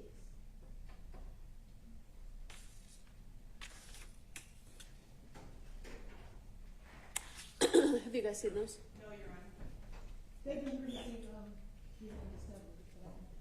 Or they were provided to the witness, they were not shown to. Okay. Provided and discovered that they were. Will you just let them see what exhibits you're talking about? That way they'll know what exhibits you're talking about.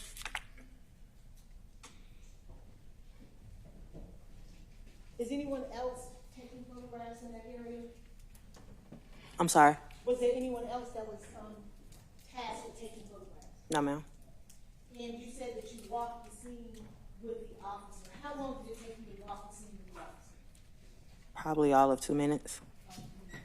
And I think I was asking you, were you able to count the number of people that were out there at the scene? It was a lot of people.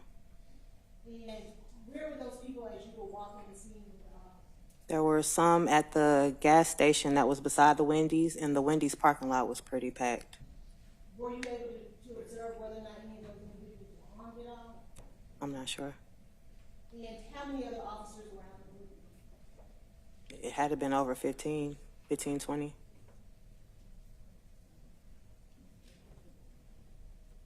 I'm sorry. You said how many? There had to have been over 15 or 20 officers. And do you recall if the detective was on the scene? Yes. What detective was on the scene?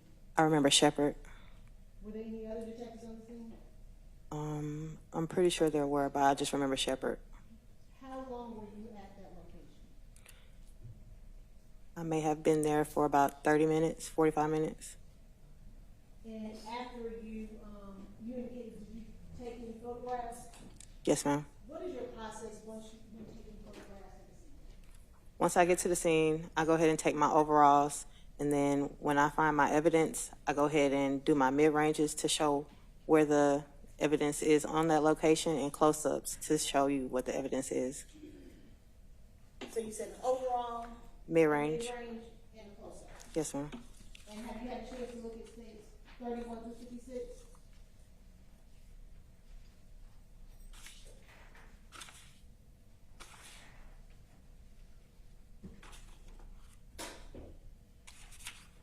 Yes. And what's 31, states 31 through 56? These are photos of the scene and the evidence on the scene. And do they accurately depict the photographs that you took on that evening? Yes. State would ask the state's exhibits 31 through 56 be admitted to evidence and published to the jury. Any objection? Yes, Your Honor, what I was provided was through 57, and I'm not showing 57. It's not a picture. So for 31 through 56. no objection, Your Honor. Okay, those are admitted and you can publish.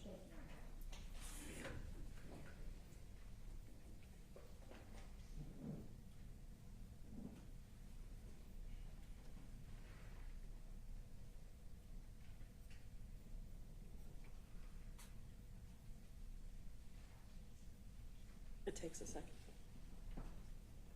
Yeah, I'm sorry. No, it's okay.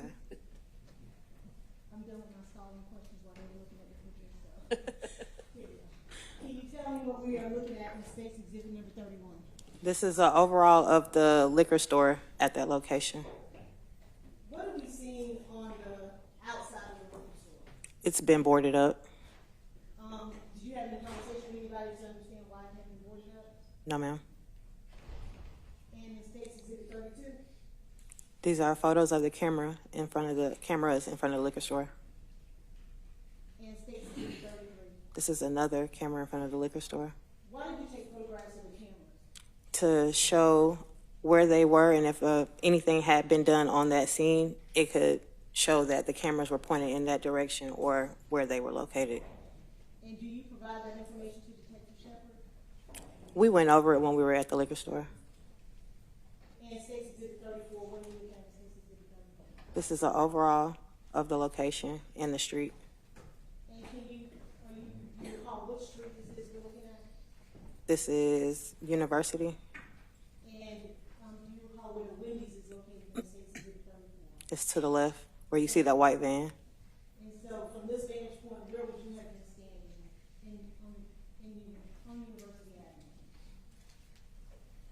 75 is behind me, and in front of me is, well, where the patrol vehicles are. A little bit further up is a railroad track. Where would the liquor store have been that we saw earlier in 6331? Behind me, On the right or the left? to the right. And so you stand in the middle of the liquor store and Wendy's looking down the university? Yes, ma'am. Where the liquor store is on the right, Wendy's is on the left? Yes. Why do you take this overall photograph? It's to show the location of where I'm at. And State's Exhibit 35, what's the picture of that? This is also an overall photo of the location. What specific area are we looking at? Are we looking at the right side of the street or the left side of the street? This will be considered the right side of the street. Is that the same side that the liquor store is on? Yes.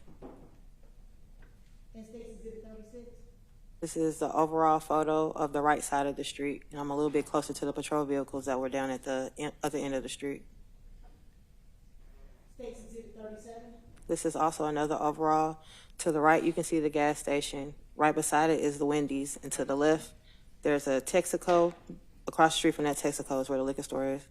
Where would you have been standing at this vantage point to take that photograph? Directly beside the Wendy's, and it's to my right. So at that point now, you're at the other end of the street, taking it upward.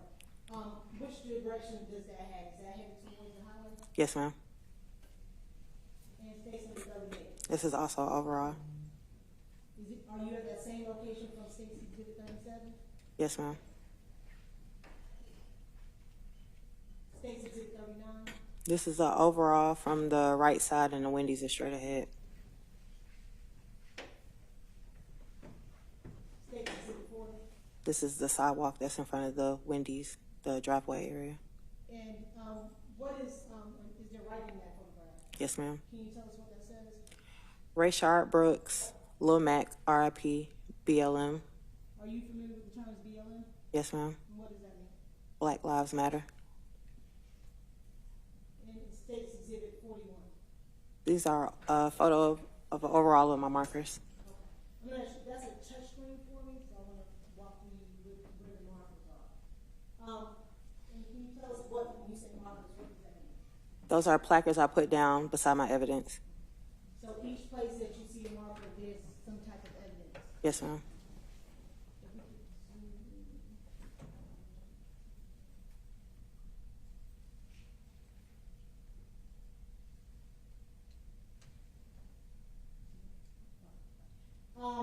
Can you point to where you have markers at on State's Exhibit 41? And you should be able to tap the screen and be able to kind of circle it. Okay.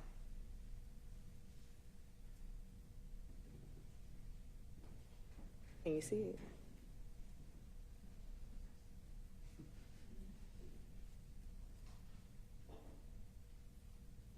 Okay, thank you.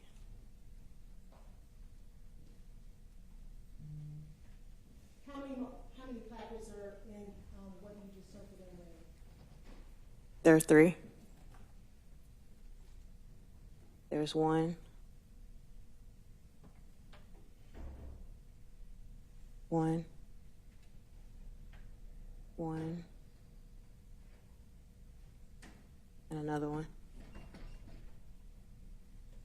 It's a little bit out of view on my right here, left side.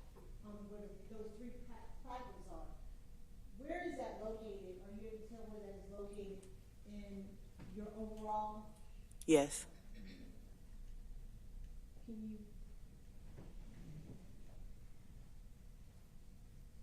If you could tap screen and take it out.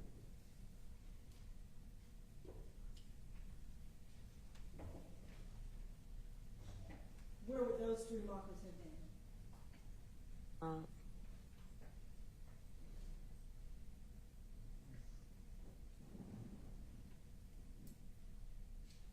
About in this area. In that area right there? Along the white line. Along the white line? Yes, ma'am. And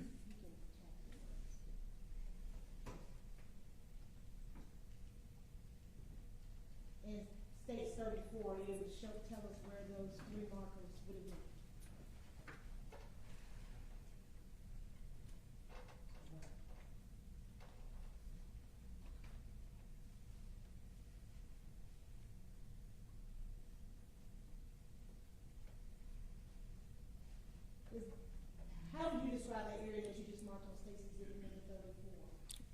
It's still to the right where the white line is. There's some building off to the right over here also. Is there like a driveway right there in that area? Yes, ma'am. And how far would you say to, what is that pole, is that a light pole? Yes, ma'am. Okay, how far away were those three markers from that light pole? They weren't too far away from the light pole. Are you able to show us where your marker 11 would have been?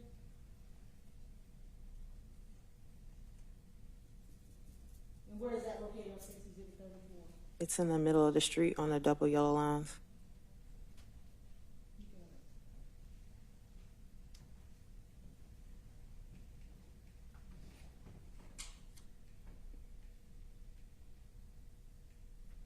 Now moving on to State Exhibit 42. What is depicted in State 42? Marker number 1 with a live round. And if you could just explain, what is a live round? A live round is a bullet that hasn't been fired yet. And were you able to determine the caliber of that live round? If I'm not mistaken, I want to say it was a 223. State's Exhibit 2. That's a picture of marker number 2 with a casing. And State's Exhibit 2, would that have been on that right-hand side by that light pole close to the white lines where State's Exhibit 2 was located? Yes, ma'am. And you said it's a shell casing. Were you able to determine the caliber of that shell casing? If I recall, it's still a 223. Can you repeat that? Oh, I'm sorry. If I recall, it's still a 223. And what's the picture in State Exhibit 3? It's the picture of marker number 3 with the casing. And were you able to determine that caliber of casing? Still a 223 round. And where would marker number 3 have been? And is that still on that right-hand side where you circled earlier by that light pole? Yes, ma'am. It's in the grass area. In the grass area. And State's number 4? Yes, ma'am. It's also by that white line. And were you able to determine the caliber of that? 223. And State's number 46? Marker number 5 with another 223 round. Is that a round or I'm sorry, a casing. And State's Exhibit 6? I'm sorry, 47. That's okay. Marker number 6 also with the 223 casing. And were we still talking about in that general area where the light pole is, near the white lines in the street? Yes, ma'am. And State's Exhibit 48? It's marker number 7 also with the casing, 223. And State's Exhibit 49? That's marker number 8 also with the 223 casing. And was that still in that same area that we've been discussing on that right-hand side across from the window? Yes, ma'am. And State's Exhibit number 9? It's marker number 9 with the casing. And where is that located on that scene? This one looks like it's located on the sidewalk or the driveway area where the Wendy's is.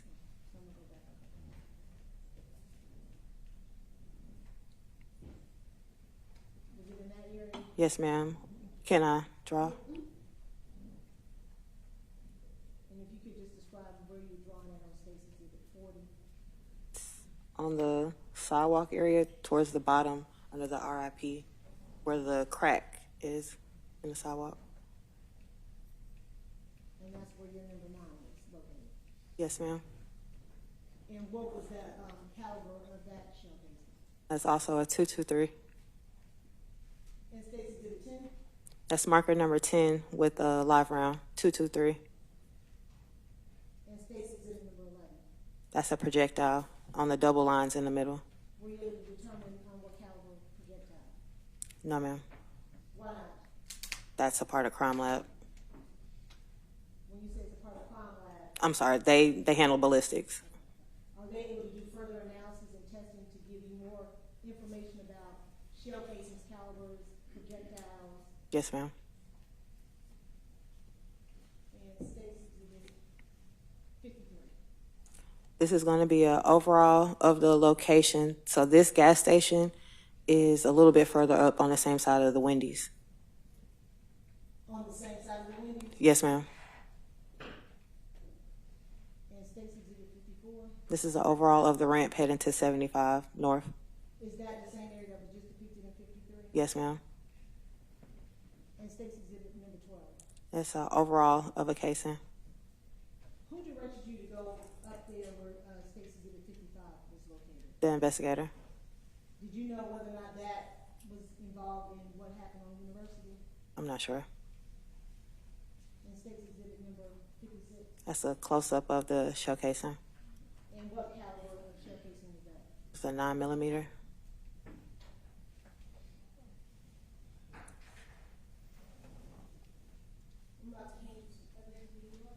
Yes, ma'am.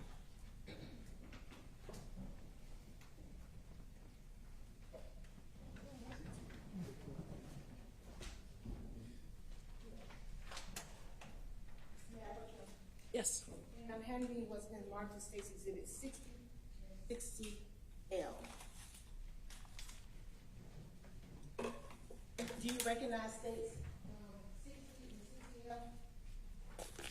60L? Yes, ma'am. How do you recognize State's 60 and 60L? Excuse me. I noticed my handwriting on the back of the tape on the bags. So when you're collecting evidence, what do you do as far as supervisor? Once I collect the casings and the projectile, I put them in little coin pouches and I seal it with tape. And is that what's in State 60 and 60L? Yes. The state has in State 60 and 60L in the inventory. Any objection? 60 and 60L? No, Your Honor. They're admitted. So start with State 60 and tell us what's contained. Just ready to be 60, not 60L. Are you saying A or L? A? L, okay.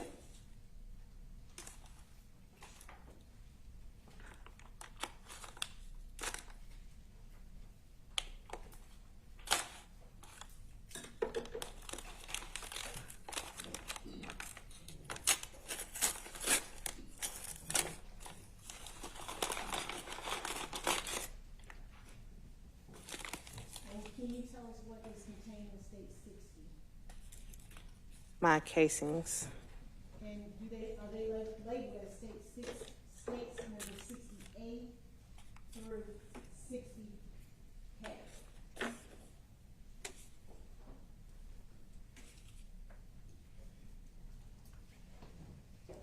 Yes. And do you recognize those items? Yes, ma'am. 60A through 60K. How do you recognize those items? Because they're my casings from my scene with my handwriting. This stated as a state 60A through K. in the inventory. 60A through K? Any objection to 60A through K? No, Your Honor. They're admitted. And can you tell us what is contained in State 60A?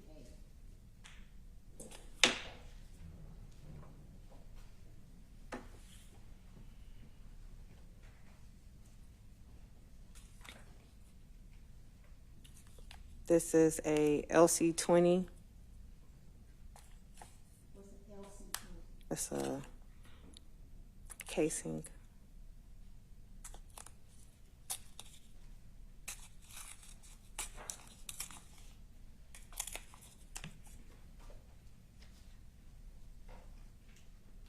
What, are you able to tell us what caliber of casing that is?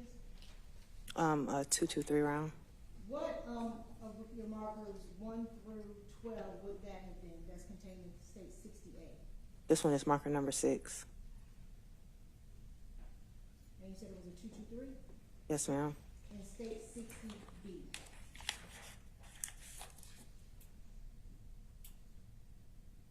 This is also going to be a 223 LC. And what marker would that have been at? Marker number 3.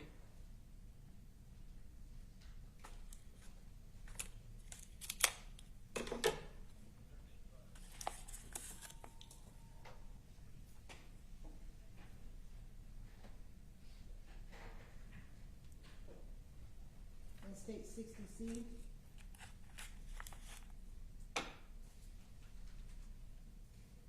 Also a LC20, a 223. And what marker number would that have been? Marker number 5. And State's Exhibit 60D?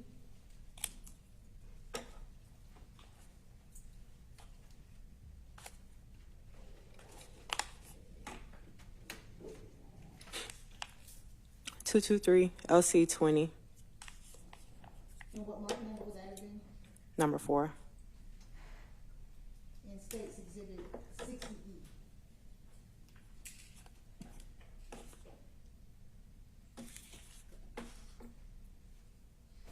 It's marker number 2. It's a 223 LC20. And what mark would that be? Number 2. And 60F.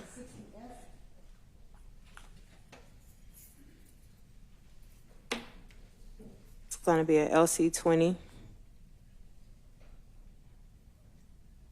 what marker number would that have been at? Marker number 8. And 60G. The LC20. And what caliber is that? 223. And what marker number would that have been? Marker number 7. And 68. This is a 223 REM Frontier. REM Frontier? What does that mean? That's the make of the caliber. And where would that have been located in your marker? Wendy's driveway. It's marker number 9. Number 9. And States Exhibit 60I.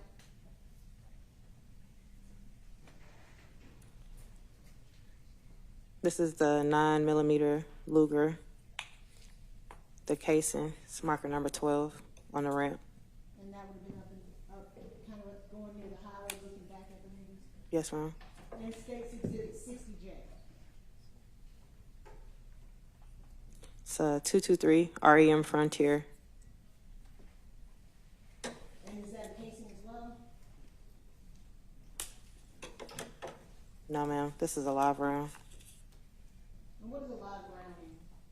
It's a bullet that's still intact. So it hadn't been fired. No, ma'am. And States Exhibit 60K. It's going to be marker number 1. This is a 223 FC REM.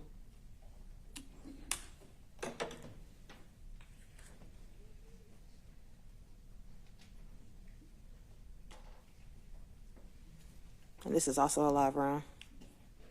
And looking at those casings and rounds that you have, that's in State 60A through K, did you notice any damages at all to those items? Yes, ma'am. In your experience and knowledge, what would have caused that type of damage to those casings and projectiles that you talked about? If there's a lot of traffic on the road, cars are running over casings. And when you got to the scene, was there traffic in the area? No, ma'am. Were there a lot of people in the area? Yes, ma'am. And could you open States, I think it's 60L.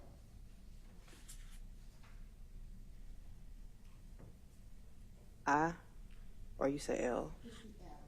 It's in the other bag. Do you recognize State 60L? Yes. How are you going to recognize State 60L? My handwriting is on the back. And would that have been a piece of evidence that you collected while you were on the scene at university and prior? Yes. Say that State 60L is this evidence. Any objection? 60L? It's admitted. I think it had been previously admitted. I'm sorry. I think it had been previously admitted, just in case. Better safe than sorry.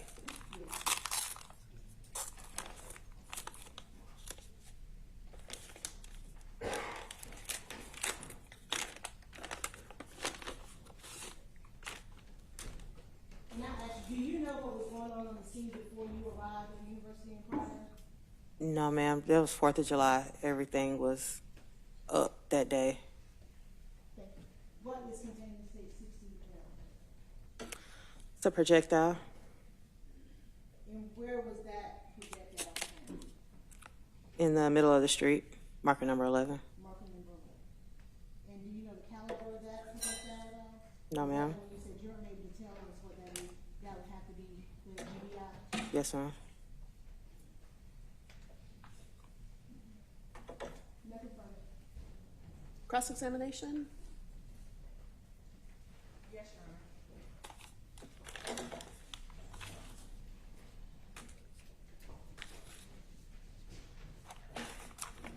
Good afternoon, ma'am. I just have one question. Yes, ma'am. In reference to,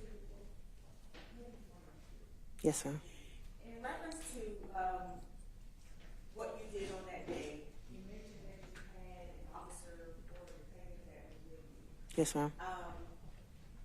So in terms of how you determine what you need to take pictures of, that officer or that detective tells you what to take pictures of? They give me a walkthrough of the scene, and if I find anything else, then I'll mention it to the detective whether it needs to be collected or not. And with the, they give you a walkthrough of the scene.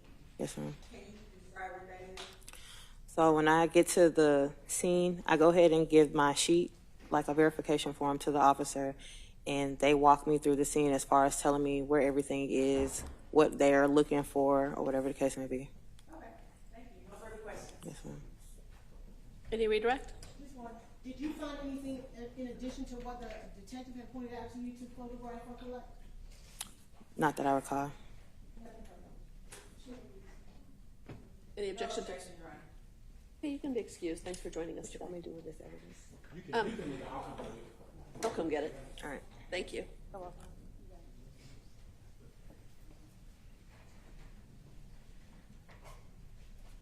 Recognize those photographs.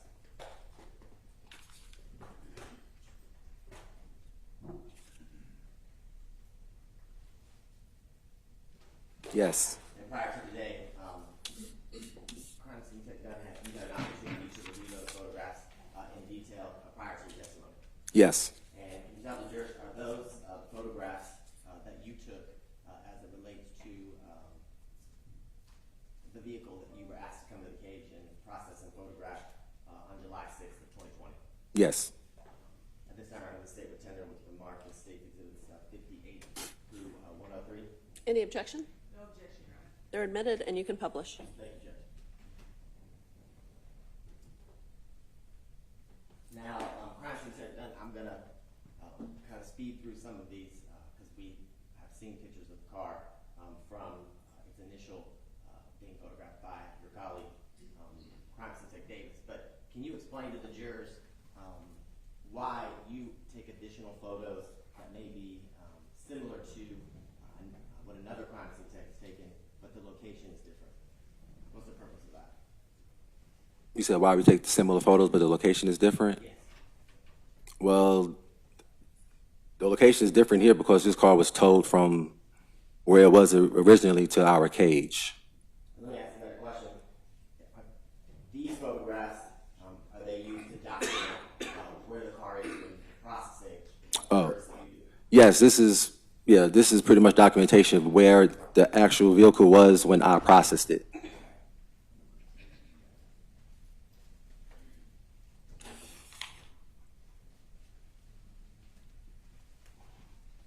Now, in these first series of photos, it states exhibit 58 through 62. So 58, 59, 60, 61, 62. Can you tell the jurors these initial photographs, the series of photographs that you take, what is the purpose of taking the photographs and what are you documenting? Pretty much I'm documenting every angle of the vehicle, the front, driver's side, passenger side, rear of the vehicle, just to show overall how the vehicle looks.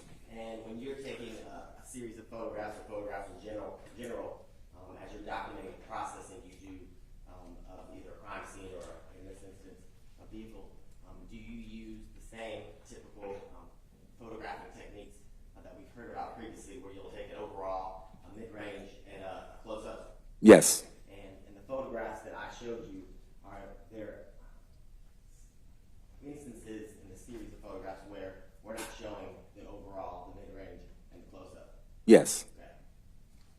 We're not hiding any photos from anybody, right? No. Now, I want to show you State Exhibit 63. Is this photograph taken just to document the information of the VIN and the identifying characteristics of this specific vehicle? Yes. Now,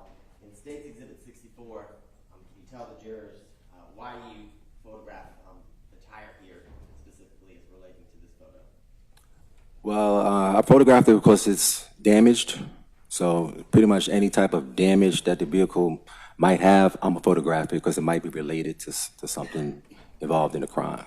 And is that what you're doing in the next series of photos? And states at 65 as it relates to the this front tire? Yes. And can you tell the jurors the photographs 64 and 65 of the tires that are either flat or deflated? Is that the passenger side or the driver's side of the vehicle? I believe it's the passenger side. And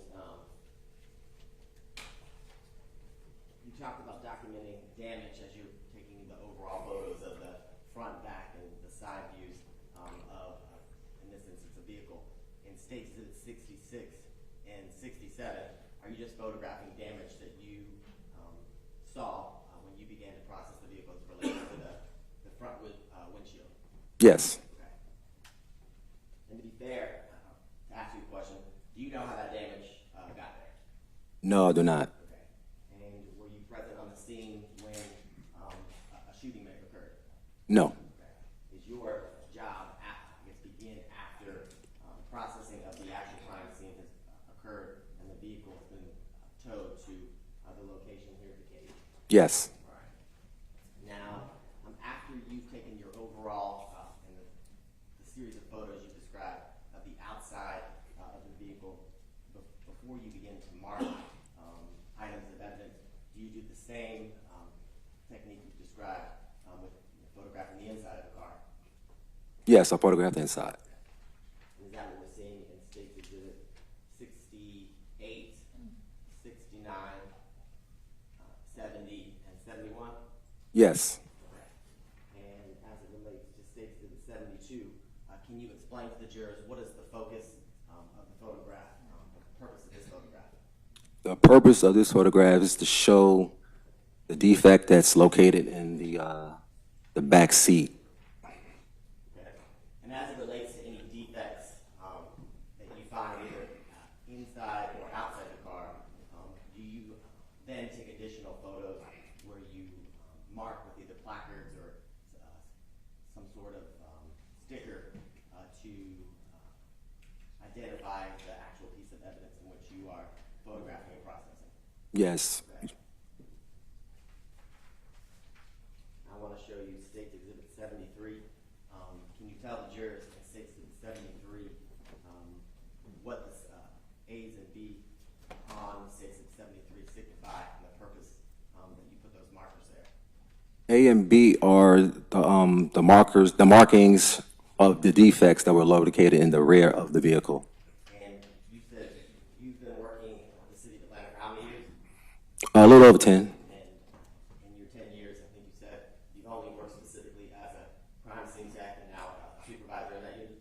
Correct. Can you tell the jurors, you use the term defect. What does that mean? And based on your number of years of experience going to crime scenes and seeing defects like this, can you explain or tell the jurors what these defects appear to be caused by? Usually the defects are usually known to be caused by a bullet.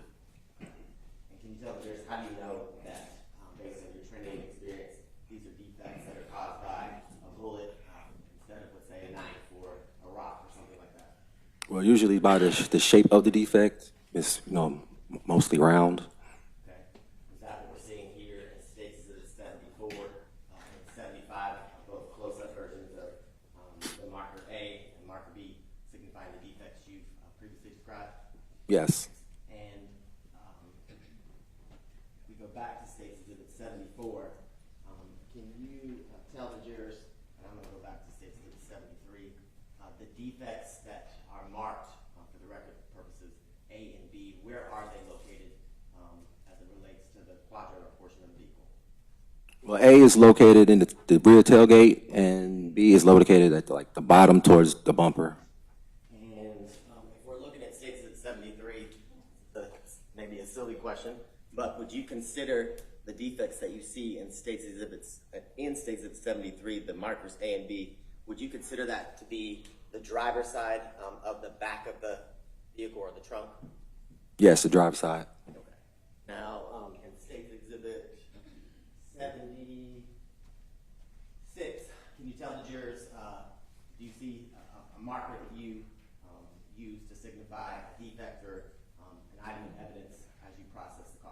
Yes.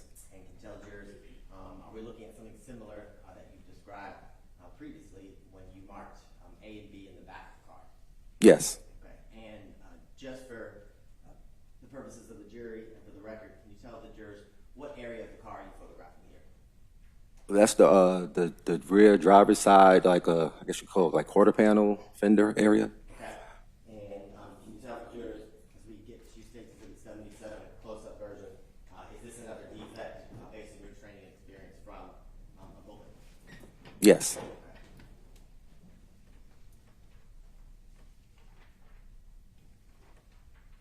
Now, as it relates to State Exhibit 78, what are we looking at in State Exhibit 78 for evidentiary purposes as you process the car? The letter markings of defects located in the rear passenger door. Okay. When you say the rear passenger door, I'm sorry, rear driver door. okay. So we're still on the driver's side of the vehicle, but it's the passenger door. Right. Yeah, rear passenger side. The rear driver's side door. We're all having trouble. Yeah. Yeah. Yeah. Driver's back side. So in this instance, in the back door on the driver's side, you located two defects. Yes. And do you see in State Exhibit 78 the window as it relates to that back door on the driver's side? Yes. And can you tell the jurors, based on you being there and being able to observe the damage, kind of can you explain to the jurors what we're looking at? Pretty much just a shattered window. And in your number of years of processing cars, does the glass from the window go further down into kind of the door where those defects can be seen as with markers E and B? Yes. Based on your number of years, is that the reason for the shatter? Yes. Okay. Now, State Exhibit 79 and 80, are these just close-up photos of D and E, defects from bullets? Yes.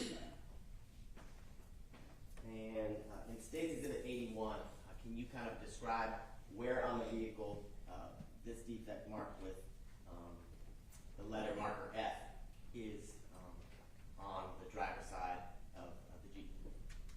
The marker number F is at the bottom panel of the rear driver door. And State Exhibit 82, just a close-up of the defect from the bullet that we just talked about in the bottom panel of the back driver's side door. Yes. And based on your training and experience, is that defect or that hole that is represented by marker F caught by a bullet as well? Yes. Now, as we move to State Exhibit 83, can you tell the jurors, obviously this is a door, which door on the car do these defects appear and marked with marker H and G? The driver door. Okay. And how many defects did you locate in the driver front door? 2. Okay. And 84 and 85, are these just close-ups of the defects you described from bullets in G and H? Yes. Okay. Now, after you've kind of completed the same overall close-up, mid-range and close-up photos, after you've marked the defects from the outside of the car, do you then move to the inside of the car to do the same process? Yes. Okay. And can you tell the jurors in State Exhibit 86, where are we on the inside of the car, and what is marker I signifying or identifying? This is the inside of the driver's door, and marker number I is a defect located in the speaker area of the door. And I want to move back quickly to State 83, where we're looking at H and G, the defects that are marked by H and G on the outside of the driver's side door. Does marker H line up with a bullet that went through the door and then out the speaker? Yes. And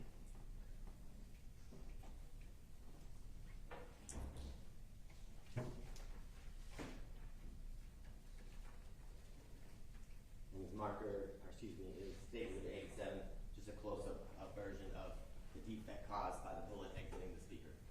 Yes. And in State Exhibit 88, can you tell the jurors, are we still on the driver's side of the car as you photograph this? Yes. And can you tell the jurors, J and K, is this the back door or the front door? This is the back door. On the back door of the driver's side, in State Exhibit 88, you've marked where you put markers J and K. On the inside panel of the back driver's side door, what are those signify based on your training and experience? That it could possibly be defects. Yes. Based on your number of years working with the City of Atlanta Police Department, specifically in crime scene analysis, can you tell the jurors when a bullet goes through a surface here, like a car door or a trunk, what happens to a bullet as it travels through hard surfaces like metal and things that are also inside, like a window to a door? Sometimes they come apart. Okay. Is it fair to say that when you said they come apart, because some of the fragments come out and then other fragments stay inside? Yeah, some stay out, some stay in. And I want to show you State's Exhibit 89. Can you tell the jurors what we're looking at here as it relates to marker L? That's another defect that was located at the bottom of the rear driver door. And the defect that is marked on the inside of the rear driver's side door, the marker L, is that correlated with State's Exhibit 81, the marker F? Yes.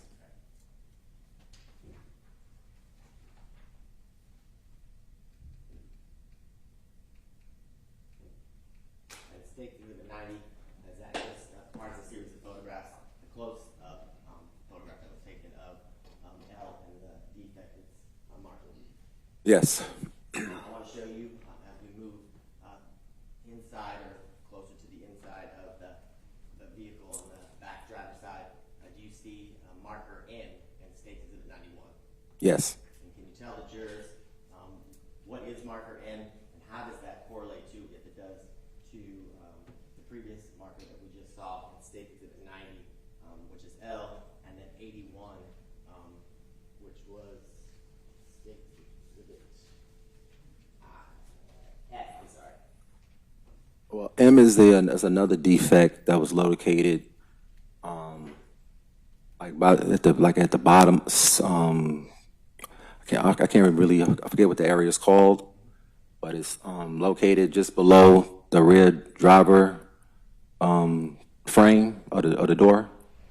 So that's a defect that was marked with correlation to the defect that was L.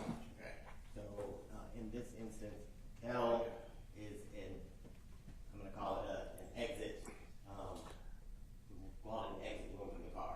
Is this an exit wound from the entry of the bullet on the outside of the vehicle, which is marked with F?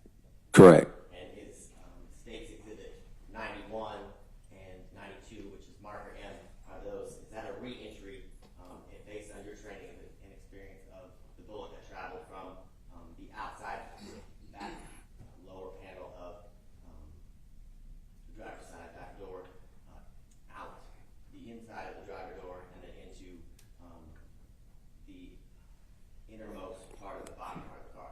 Yes. Now, what are we looking at in State Exhibit 93 as it relates to where we are inside the vehicle? This is a photo of the back seat, well, the back part of the driver's seat with defects that were marked. And can you tell the jurors, based on the number of years of processing vehicles and crime scenes, have you photographed the inside of vehicles as it relates to seats like we're looking at here in State Exhibit 93? Yes. And can you tell the jurors, have you ever had the opportunity to take apart a seat like this front driving seat in this Jeep?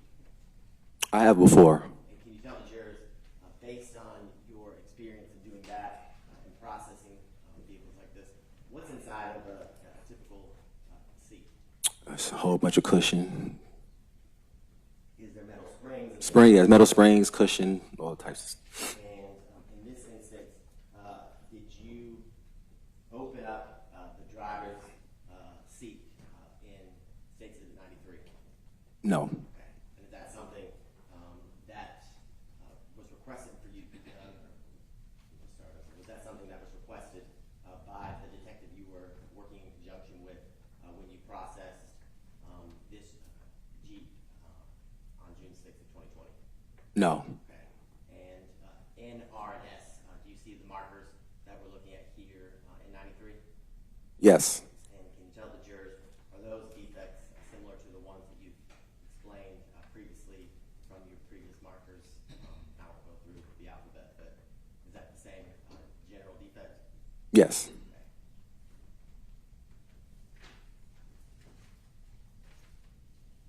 And did you then take the same series of photos that you have described for the other defects that you took, the mid-range and the close-up, as it relates to these defects marked by NRS? Yes. And is that what we're looking at in State Exhibit 94 and 95? Yes. Now,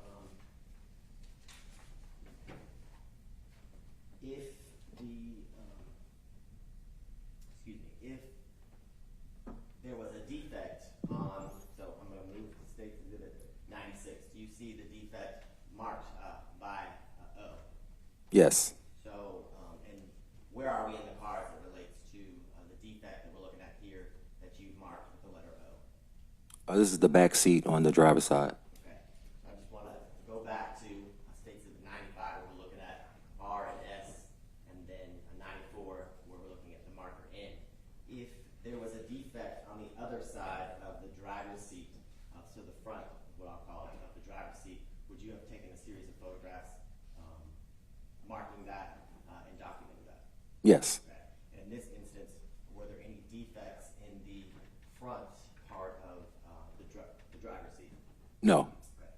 Now, as we move back to State Exhibit 96, can you tell the jurors, is this a close-up of the defects you described in the front, section of the driver back seat? Yes.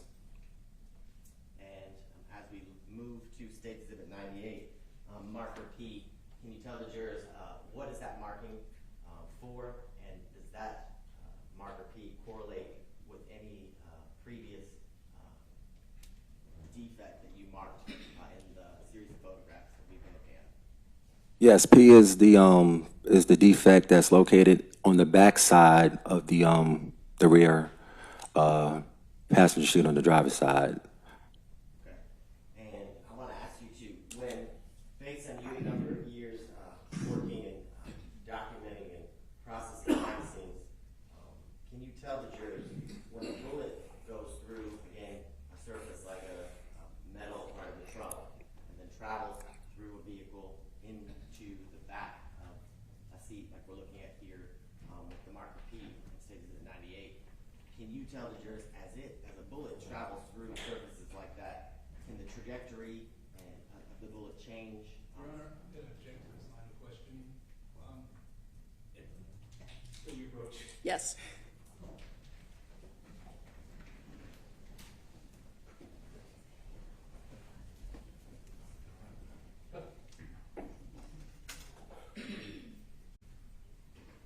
Training, the initial start of your position at the Atlanta Police Department, and continued training as it relates to crime scene processing? Yes. And during that training or throughout your number of years, have you received training as it relates to trajectory of bullets like we've been talking about? Not necessarily training on trajectory, but we have used trajectory rods before. Okay. And the times that you've processed vehicles, how many times have you utilized trajectory rods as it relates to your training with those? Sure, I say a lot of times. Okay. I'm asking, did you utilize trajectory rods in this instance as it relates to the processing of this vehicle? No. Why not? Well, the investigator didn't request that. So I'm going to move to State's Exhibit 100. It's marked with the marker Q. Can you tell the jurors where in the car are we now, and what does this photograph signify?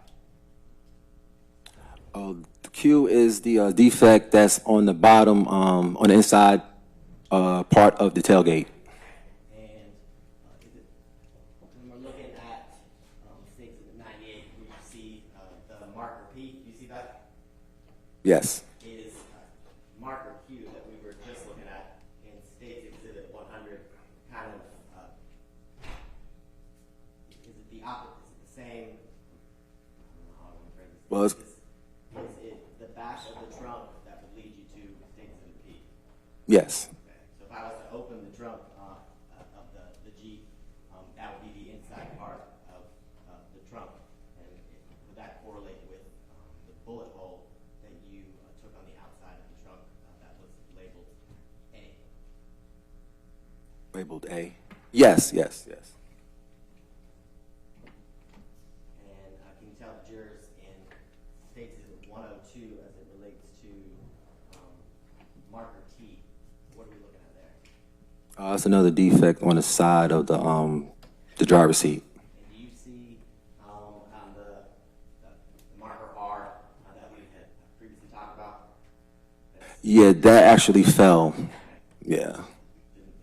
Yeah, it did. That's not a defect. It actually fell off where its original place. Yeah, that's sometimes, yeah.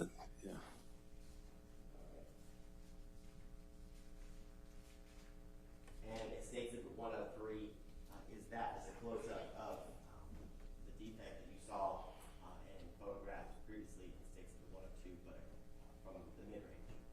Yes. Now, can you tell the jurors as it relates to processing the vehicle? Well, first, what is GSR or gunshot residue? Gunshot residue is pretty much the residue that disperses from when you fire a firearm. Can you tell the jurors your number of years of working with crime scenes at the City of Atlanta Police Department? Have you been trained on how to attempt to collect gunshot residue? Yes. And was that requested as it relates to the processing of the inside of the Jeep? Yes. And this may sound like a random question, but when you first encountered the Jeep and began to photograph it and process it, were all four of the windows up? Yes. Okay. And can you tell the jurors what area of the car did you attempt to collect GSR or gunshot residue, and how do you do that? Well, I processed the inside of the driver's door along like the armrest area, top part, and I did the headliner on the driver's side and the headliner on the passenger side. And pretty much how we do a GSR is the GSR comes in a package, and it has three, well, usually we like to use them for hands, but you can also use a GSR on hands, and you could also use it on other different materials. So in our package, we have three like plastic valves about this big, and it's about the circumference size of a quarter. And each valve has a cap that comes with it. So you take that cap off, and once you take the cap off, there's a little black cylinder on the back side of that cap that's stuck to it. And then that cap is what is used to collect the gunshot residue. So for instance, if I was doing the gunshot residue on my hand, I would take that cap and pretty much just go in between the webs of my fingers and all over my hand, all the way up to my wrist. So in this instance with the vehicle, I just use that cap to tap along the areas of the headliner and the inside driver's door. Look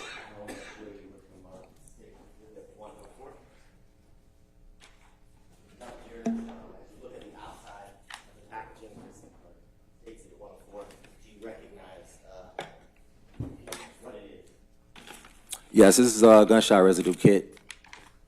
Okay, and it's that gunshot residue kit that you intend to collect gunshot residue from the inside of the Jeep that we've been talking about. Yes. Okay. If you just cut open the safety at 104 and look inside.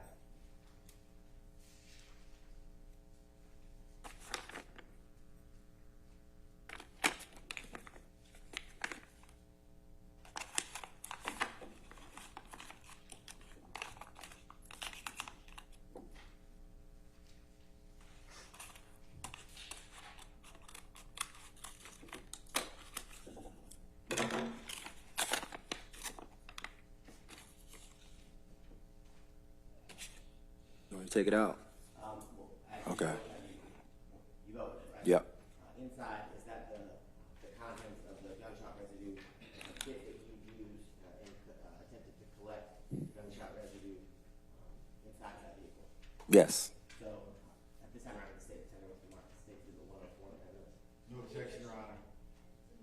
Now, it states in the 58, as we're looking at the front of the car, can you kind of tell the jurors, you said, where did you attempt to collect GSR as it relates to the front of the front compartment of the vehicle? The headliner just above the driver's seat and the passenger seat.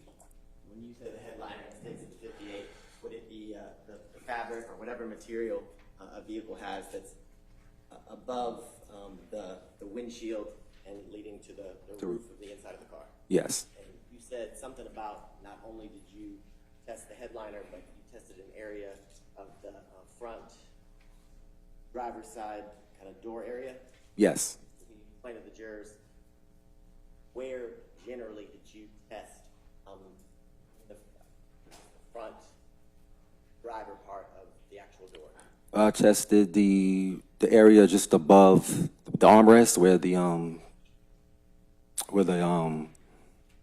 latch is to actually to get out of the car. That whole area above the armrest. Okay. And would it be the armrest that would be located kind of where the controls for the windows would be? Right. Where the window controls are located. Okay.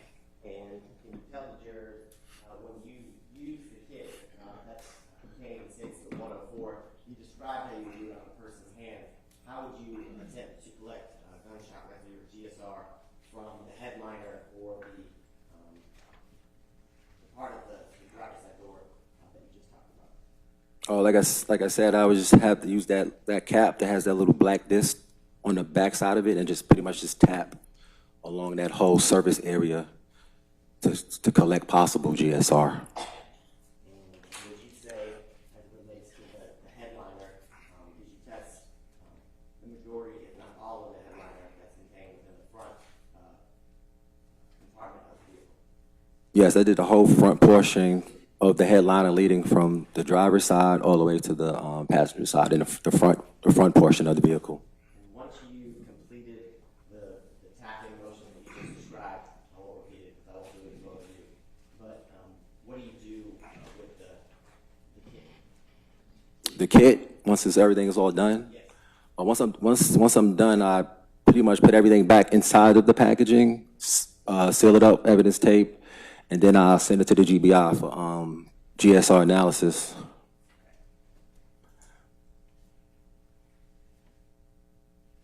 Once you finish the GSR collection kit that you described, did you complete the task that you were requested to do when working with the homicide detective in this instance? Yes. I don't think I have any further questions for you this time. Cross-examination? Yes, thank you, Your Honor. Very briefly. And I apologize, I don't recall your previous answer. You've been doing crime scene technology for how long? Over 10 years. And has all of that been with the Atlanta Police Department? Yes. There was a picture that was up, I believe you called that area the cage. What was that area where you photographed the car, or did the crime scene technology investigation? You said where was the area? Where was the car? It was in our cage where we bring our vehicles for storage. And where is that? It's outside in the back of the public safety annex building. Is that Donald Lee Hollowell? Yes. And how do cars get to Donald Lee Hollowell? They're towed by a tow truck. Is that something that is commonly done? Yes. And typically, when a case is ongoing, how long do you keep the car there? It depends. So I just don't really know. I don't know the exact time or how long. I just know when they call us out to process cars, I go out there and process the car. Well, do you know how long a car can be there? Is it an indefinite amount of time? Yes, it's possible. So you can keep a car 1 day, 1 week, 1 year, 10 years, correct? I don't want to say that long, but it could be up to weeks, Years too, correct? possibly. Do you know where the car is now? No, Is it still in the cage? I don't know.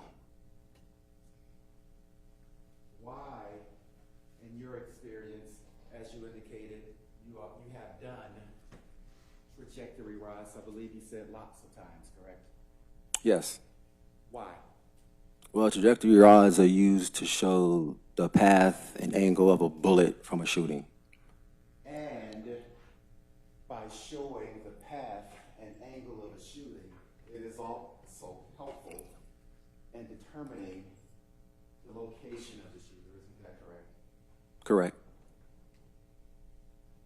For example,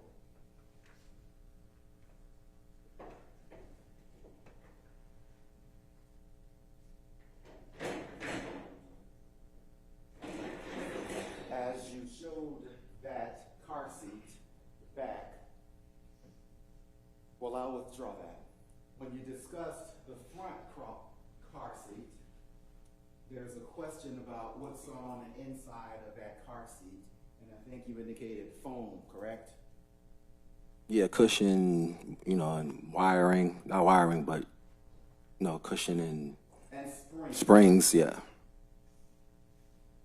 Well, in terms of that back seat, is there any damaged wiring in the back seat or springs? That one, no, because I didn't cut open the seat. And if I can approach the witness, you got scissors, right? Yeah, But no one cut open the back of the car seat, correct? correct. So no one made any determination if there were any damaged springs or wires, correct? Correct. And no one used trajectory rods on that car, correct? Correct. So as you indicated that the purpose of trajectory rods is to determine the angle of the shooting, correct? Correct. And also to give one an idea of the location of the shooter, correct? Correct. If that car is no longer in the possession of the Atlanta Police Department, the opportunity to determine the angle of that shooting is lost, correct? Possibly. And it's also lost to determine the possible position of the shooter, correct? Correct. I'm sorry? Correct. Lost forever, correct? I can't say forever. Unless you get the car back, right? Correct. Right now, as far as you don't know if the car is even in the cage anymore, do you? I don't know. No one ever directed you to do trajectory rods. Correct. No one ever directed you to get the angle of the shots, correct? Correct. No one ever directed you to get an idea of the position of the shooter, correct? Correct.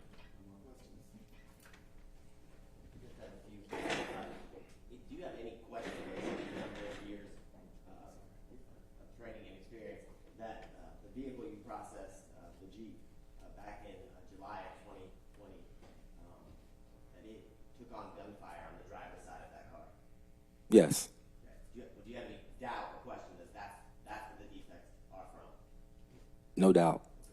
And can you tell the jurors, based on your knowledge, do you know that, are you aware of any requests made by defense to process that vehicle in the first 6 months? No. In the first year? No. Are you aware of any requests for the processing of that vehicle based on your knowledge of the case? No. Okay. And can you tell the jurors, we talked about trajectory and use of trajectory rods.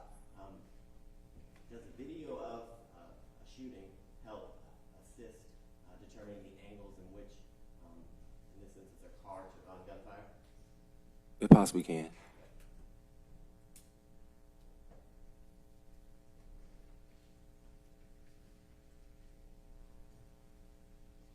If a vehicle is in motion when it's taking on gunfire, then that affects the trajectory or angle that bullet enters a car. It can. Nothing further. Moving or not, left is left and right is right, correct? Correct. You don't take your direction from defense attorneys, do you? No. The detective directs you, correct? Correct. The government, the state, the district attorney, they direct you, correct? I can't say correct to that one. No. Did you know that in this case, Mr. Conley wasn't indicted until sometime in 2021? I had no clue. Did you know that in this case, the car was gone before Mr. Conley was even indicted? No. No further questions. Did you know, crime scene tip done, that Mr. Conley had a lawyer representing him prior to his arrest? Did you know that? No. Did you know that Mr. Conley had a lawyer prior to charges being taken out for the crime scene that he's here right now for? No. Did you know that Mr. Conley had a lawyer well before he was indicted? No. And do you have any knowledge of his counsel at the time requesting the DA's office or the Atlanta Police Department to process the Jeep that you just talked about? No. No further questions. In all your years of experience and all the lots of rotting that you've been instructed to do, give me a percentage. Has it been closer to 99% or 100% of the time that your direction came from the detective? Let's say 80% of the time. 80% of the time, Yeah. your direction came from the detective, Mm-hmm. Yes, correct. but not from defense. No. No further questions. No further questions.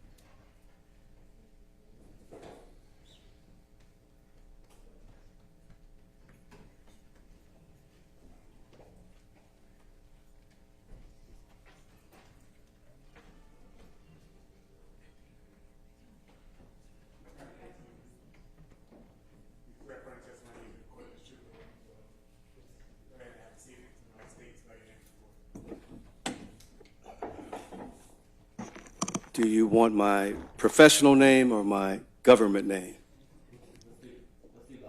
My professional name is Tom Jones. That's Tomjones.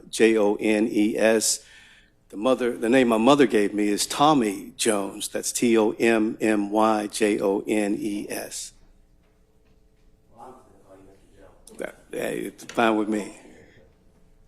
Now, good afternoon, sir. Good afternoon. For those of us who may not recognize you, can you tell the jurors how you are employed? I'm employed with WSB TV. I'm a senior reporter there. And how long have you been a reporter with WSB TV here in Atlanta? For 23 years. Okay. And can you tell the jurors as it relates to the stories that you report on?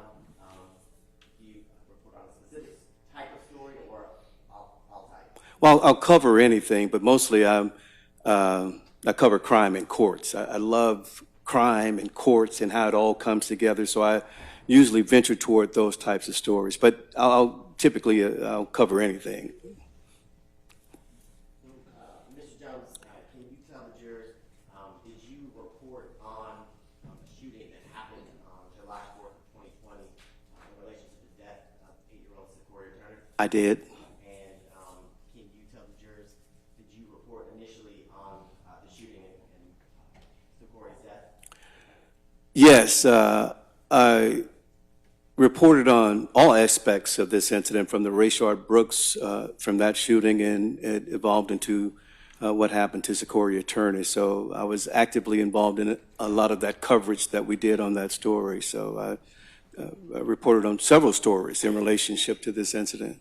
And were you contacted or requested to cover, in relation to the story you just described, a press conference where Julian Conley and Jackie Patterson were being interviewed or were the subjects of the press conference? Well, I remember at the time that Atlanta police put out a bolo for persons of interest in the shooting involving Secoriea Turner, and Jackie Patterson, attorney Jackie Patterson, was representing one of the people who was in that bolo, that Be on the Lookout flyer. And I got an interview with Mr. Patterson and Mr. Conley surrounding the events of why he was on that bolo flyer. It wasn't a press conference, it was just me and those two. Okay. And the interview with Mr. Conley and Mr. Patterson, can you tell the jurors where that interview happened?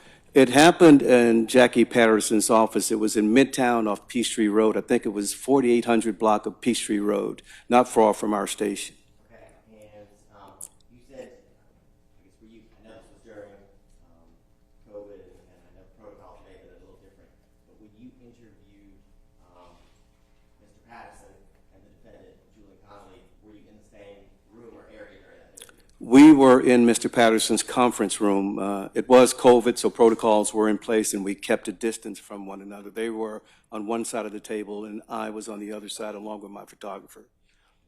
I know you kept the 6 feet that were required. Yes, of course.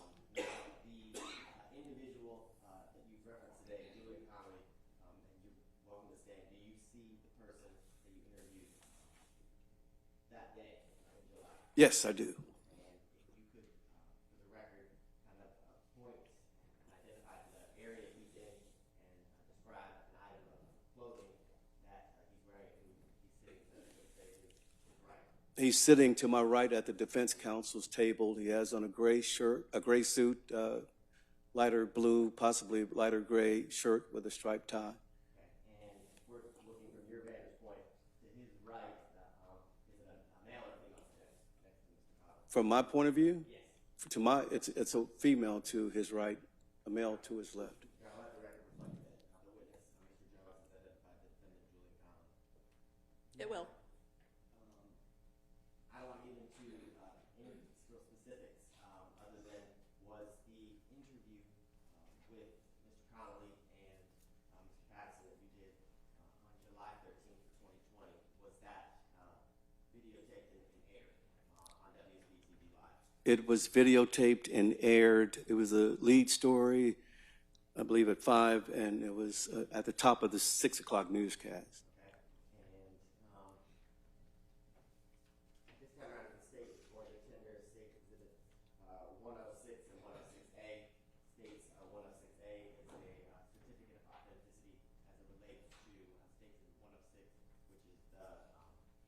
story that was recorded, I think it's late, my brain is working. It was recorded and then later aired with Mr. Jones, the defendant, in the past. So the first one is the video, the second one is the certificate of authenticity? Yes, Your Honor, so I would be considering the issue of the business records exception. It was noticed defense counsel previously, and it's a self-authenticated document due to the certificate of authenticity. No objections to that.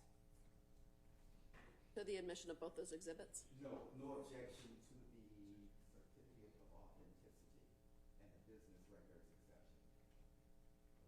What is your objection to? The other, is it the entire news, is it the entire news story?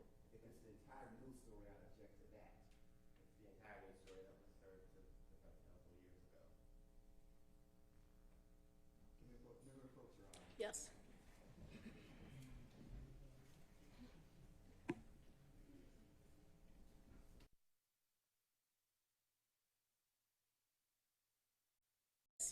Granted, it's admitted and you can publish both exhibits.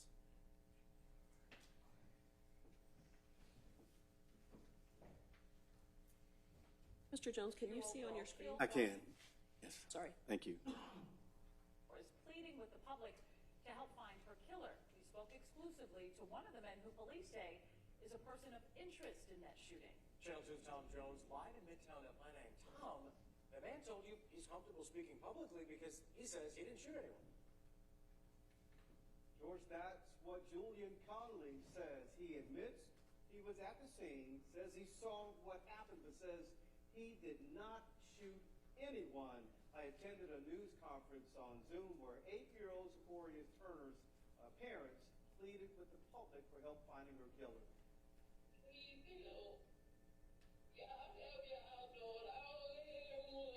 The parents of 8-year-old Secoriea Turner pleaded for help finding the person who shot and killed their daughter. Somebody say something because Secoriea like that.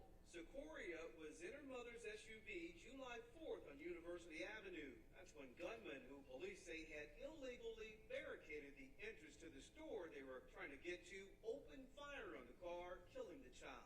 Police have named 2 people as persons of interest. Attorneys for the family says someone knows who they are. More of the community show and getting his name. His name is Julian Conley. Attorney Jackie Patterson says Julian Conley is the second person of interest police are looking for. He says Conley did not shoot Secoriea. He was on the scene on that particular day, but he committed no crime whatsoever. Conley told me he feels terribly sorry about what happened to Secoriea. But at the end of the day, I had nothing to do with it. I asked if Patterson will make Conley available to police. We have nothing to say to the police. We just want the public to know that this man is innocent. Meanwhile, Secoria's mother says she wants to hear from anyone who knows what happened. You don't have to call the police, lawyers, nobody. Right, me, call me. And the reward for a conviction in this case is now at $50,000. Patterson says Conley doesn't know the name of the person who shot Secoriea, but he says he can explain how the shooting unfolded. I'll be working on that part of the story for Channel 2 Action News at 6. We're live in Midtown Atlanta. Tom Jones, Channel 2 Action News. And the reward in this case is now $50,000. All you have to do is call Crime Stoppers at 404-577-8477. You don't have to give your name, and you can still get that reward. Again, at number 404-577-TIPS. But at the end of the day, Okay, you want to cut it off now? A man called a person of interest in an 8-year-old girl's murder, saying he's innocent. Only Channel 2 Action News spoke with him today. Channel. There's still another minute and a half with the interview between. Oh, I'm sorry. I thought that was it. I thought it was starting over again. Sorry.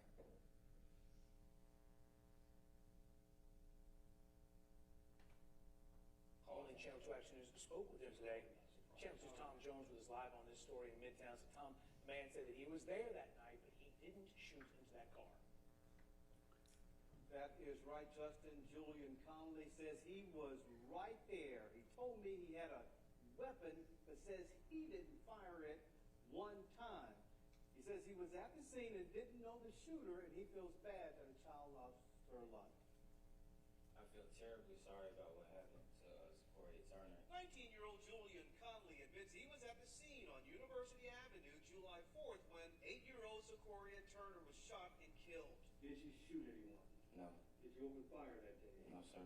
Attorney Jackie Patterson says his client saw himself on television as a person of interest. The fact that he looked like he's guilty by showing somebody's picture on television, he had to set the record straight. Police have been searching for the gunman who shot Secoriea near the Wendy's where Rayshard Brooks was killed. Officers say someone shot in Secoria's mother's car after she tried to get through an illegal barricade someone had set up. Patterson says Conley told him a man driving Secoria's mother's car drove through the barricade and hit a man with a rifle. And when that person fell to the ground, that person got up and started firing at that vehicle. I asked him if he will allow his client to talk to police. We have nothing to say to the police. We just want the public to know that this man is innocent. At this news conference, Secoria's parents pleaded for the public to come forward and tell who killed their daughter. The lady, she had a neck shirt and she was recording.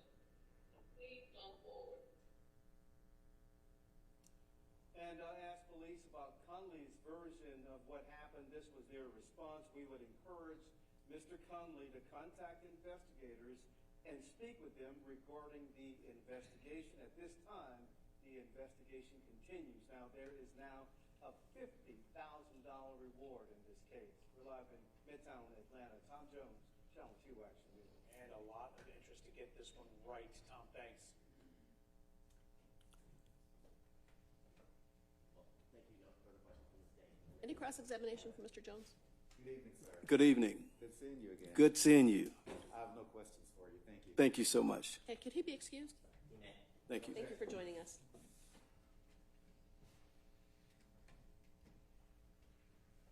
Okay, members of the jury, we're going to adjourn for the day, and we'll begin again tomorrow morning at 9:30.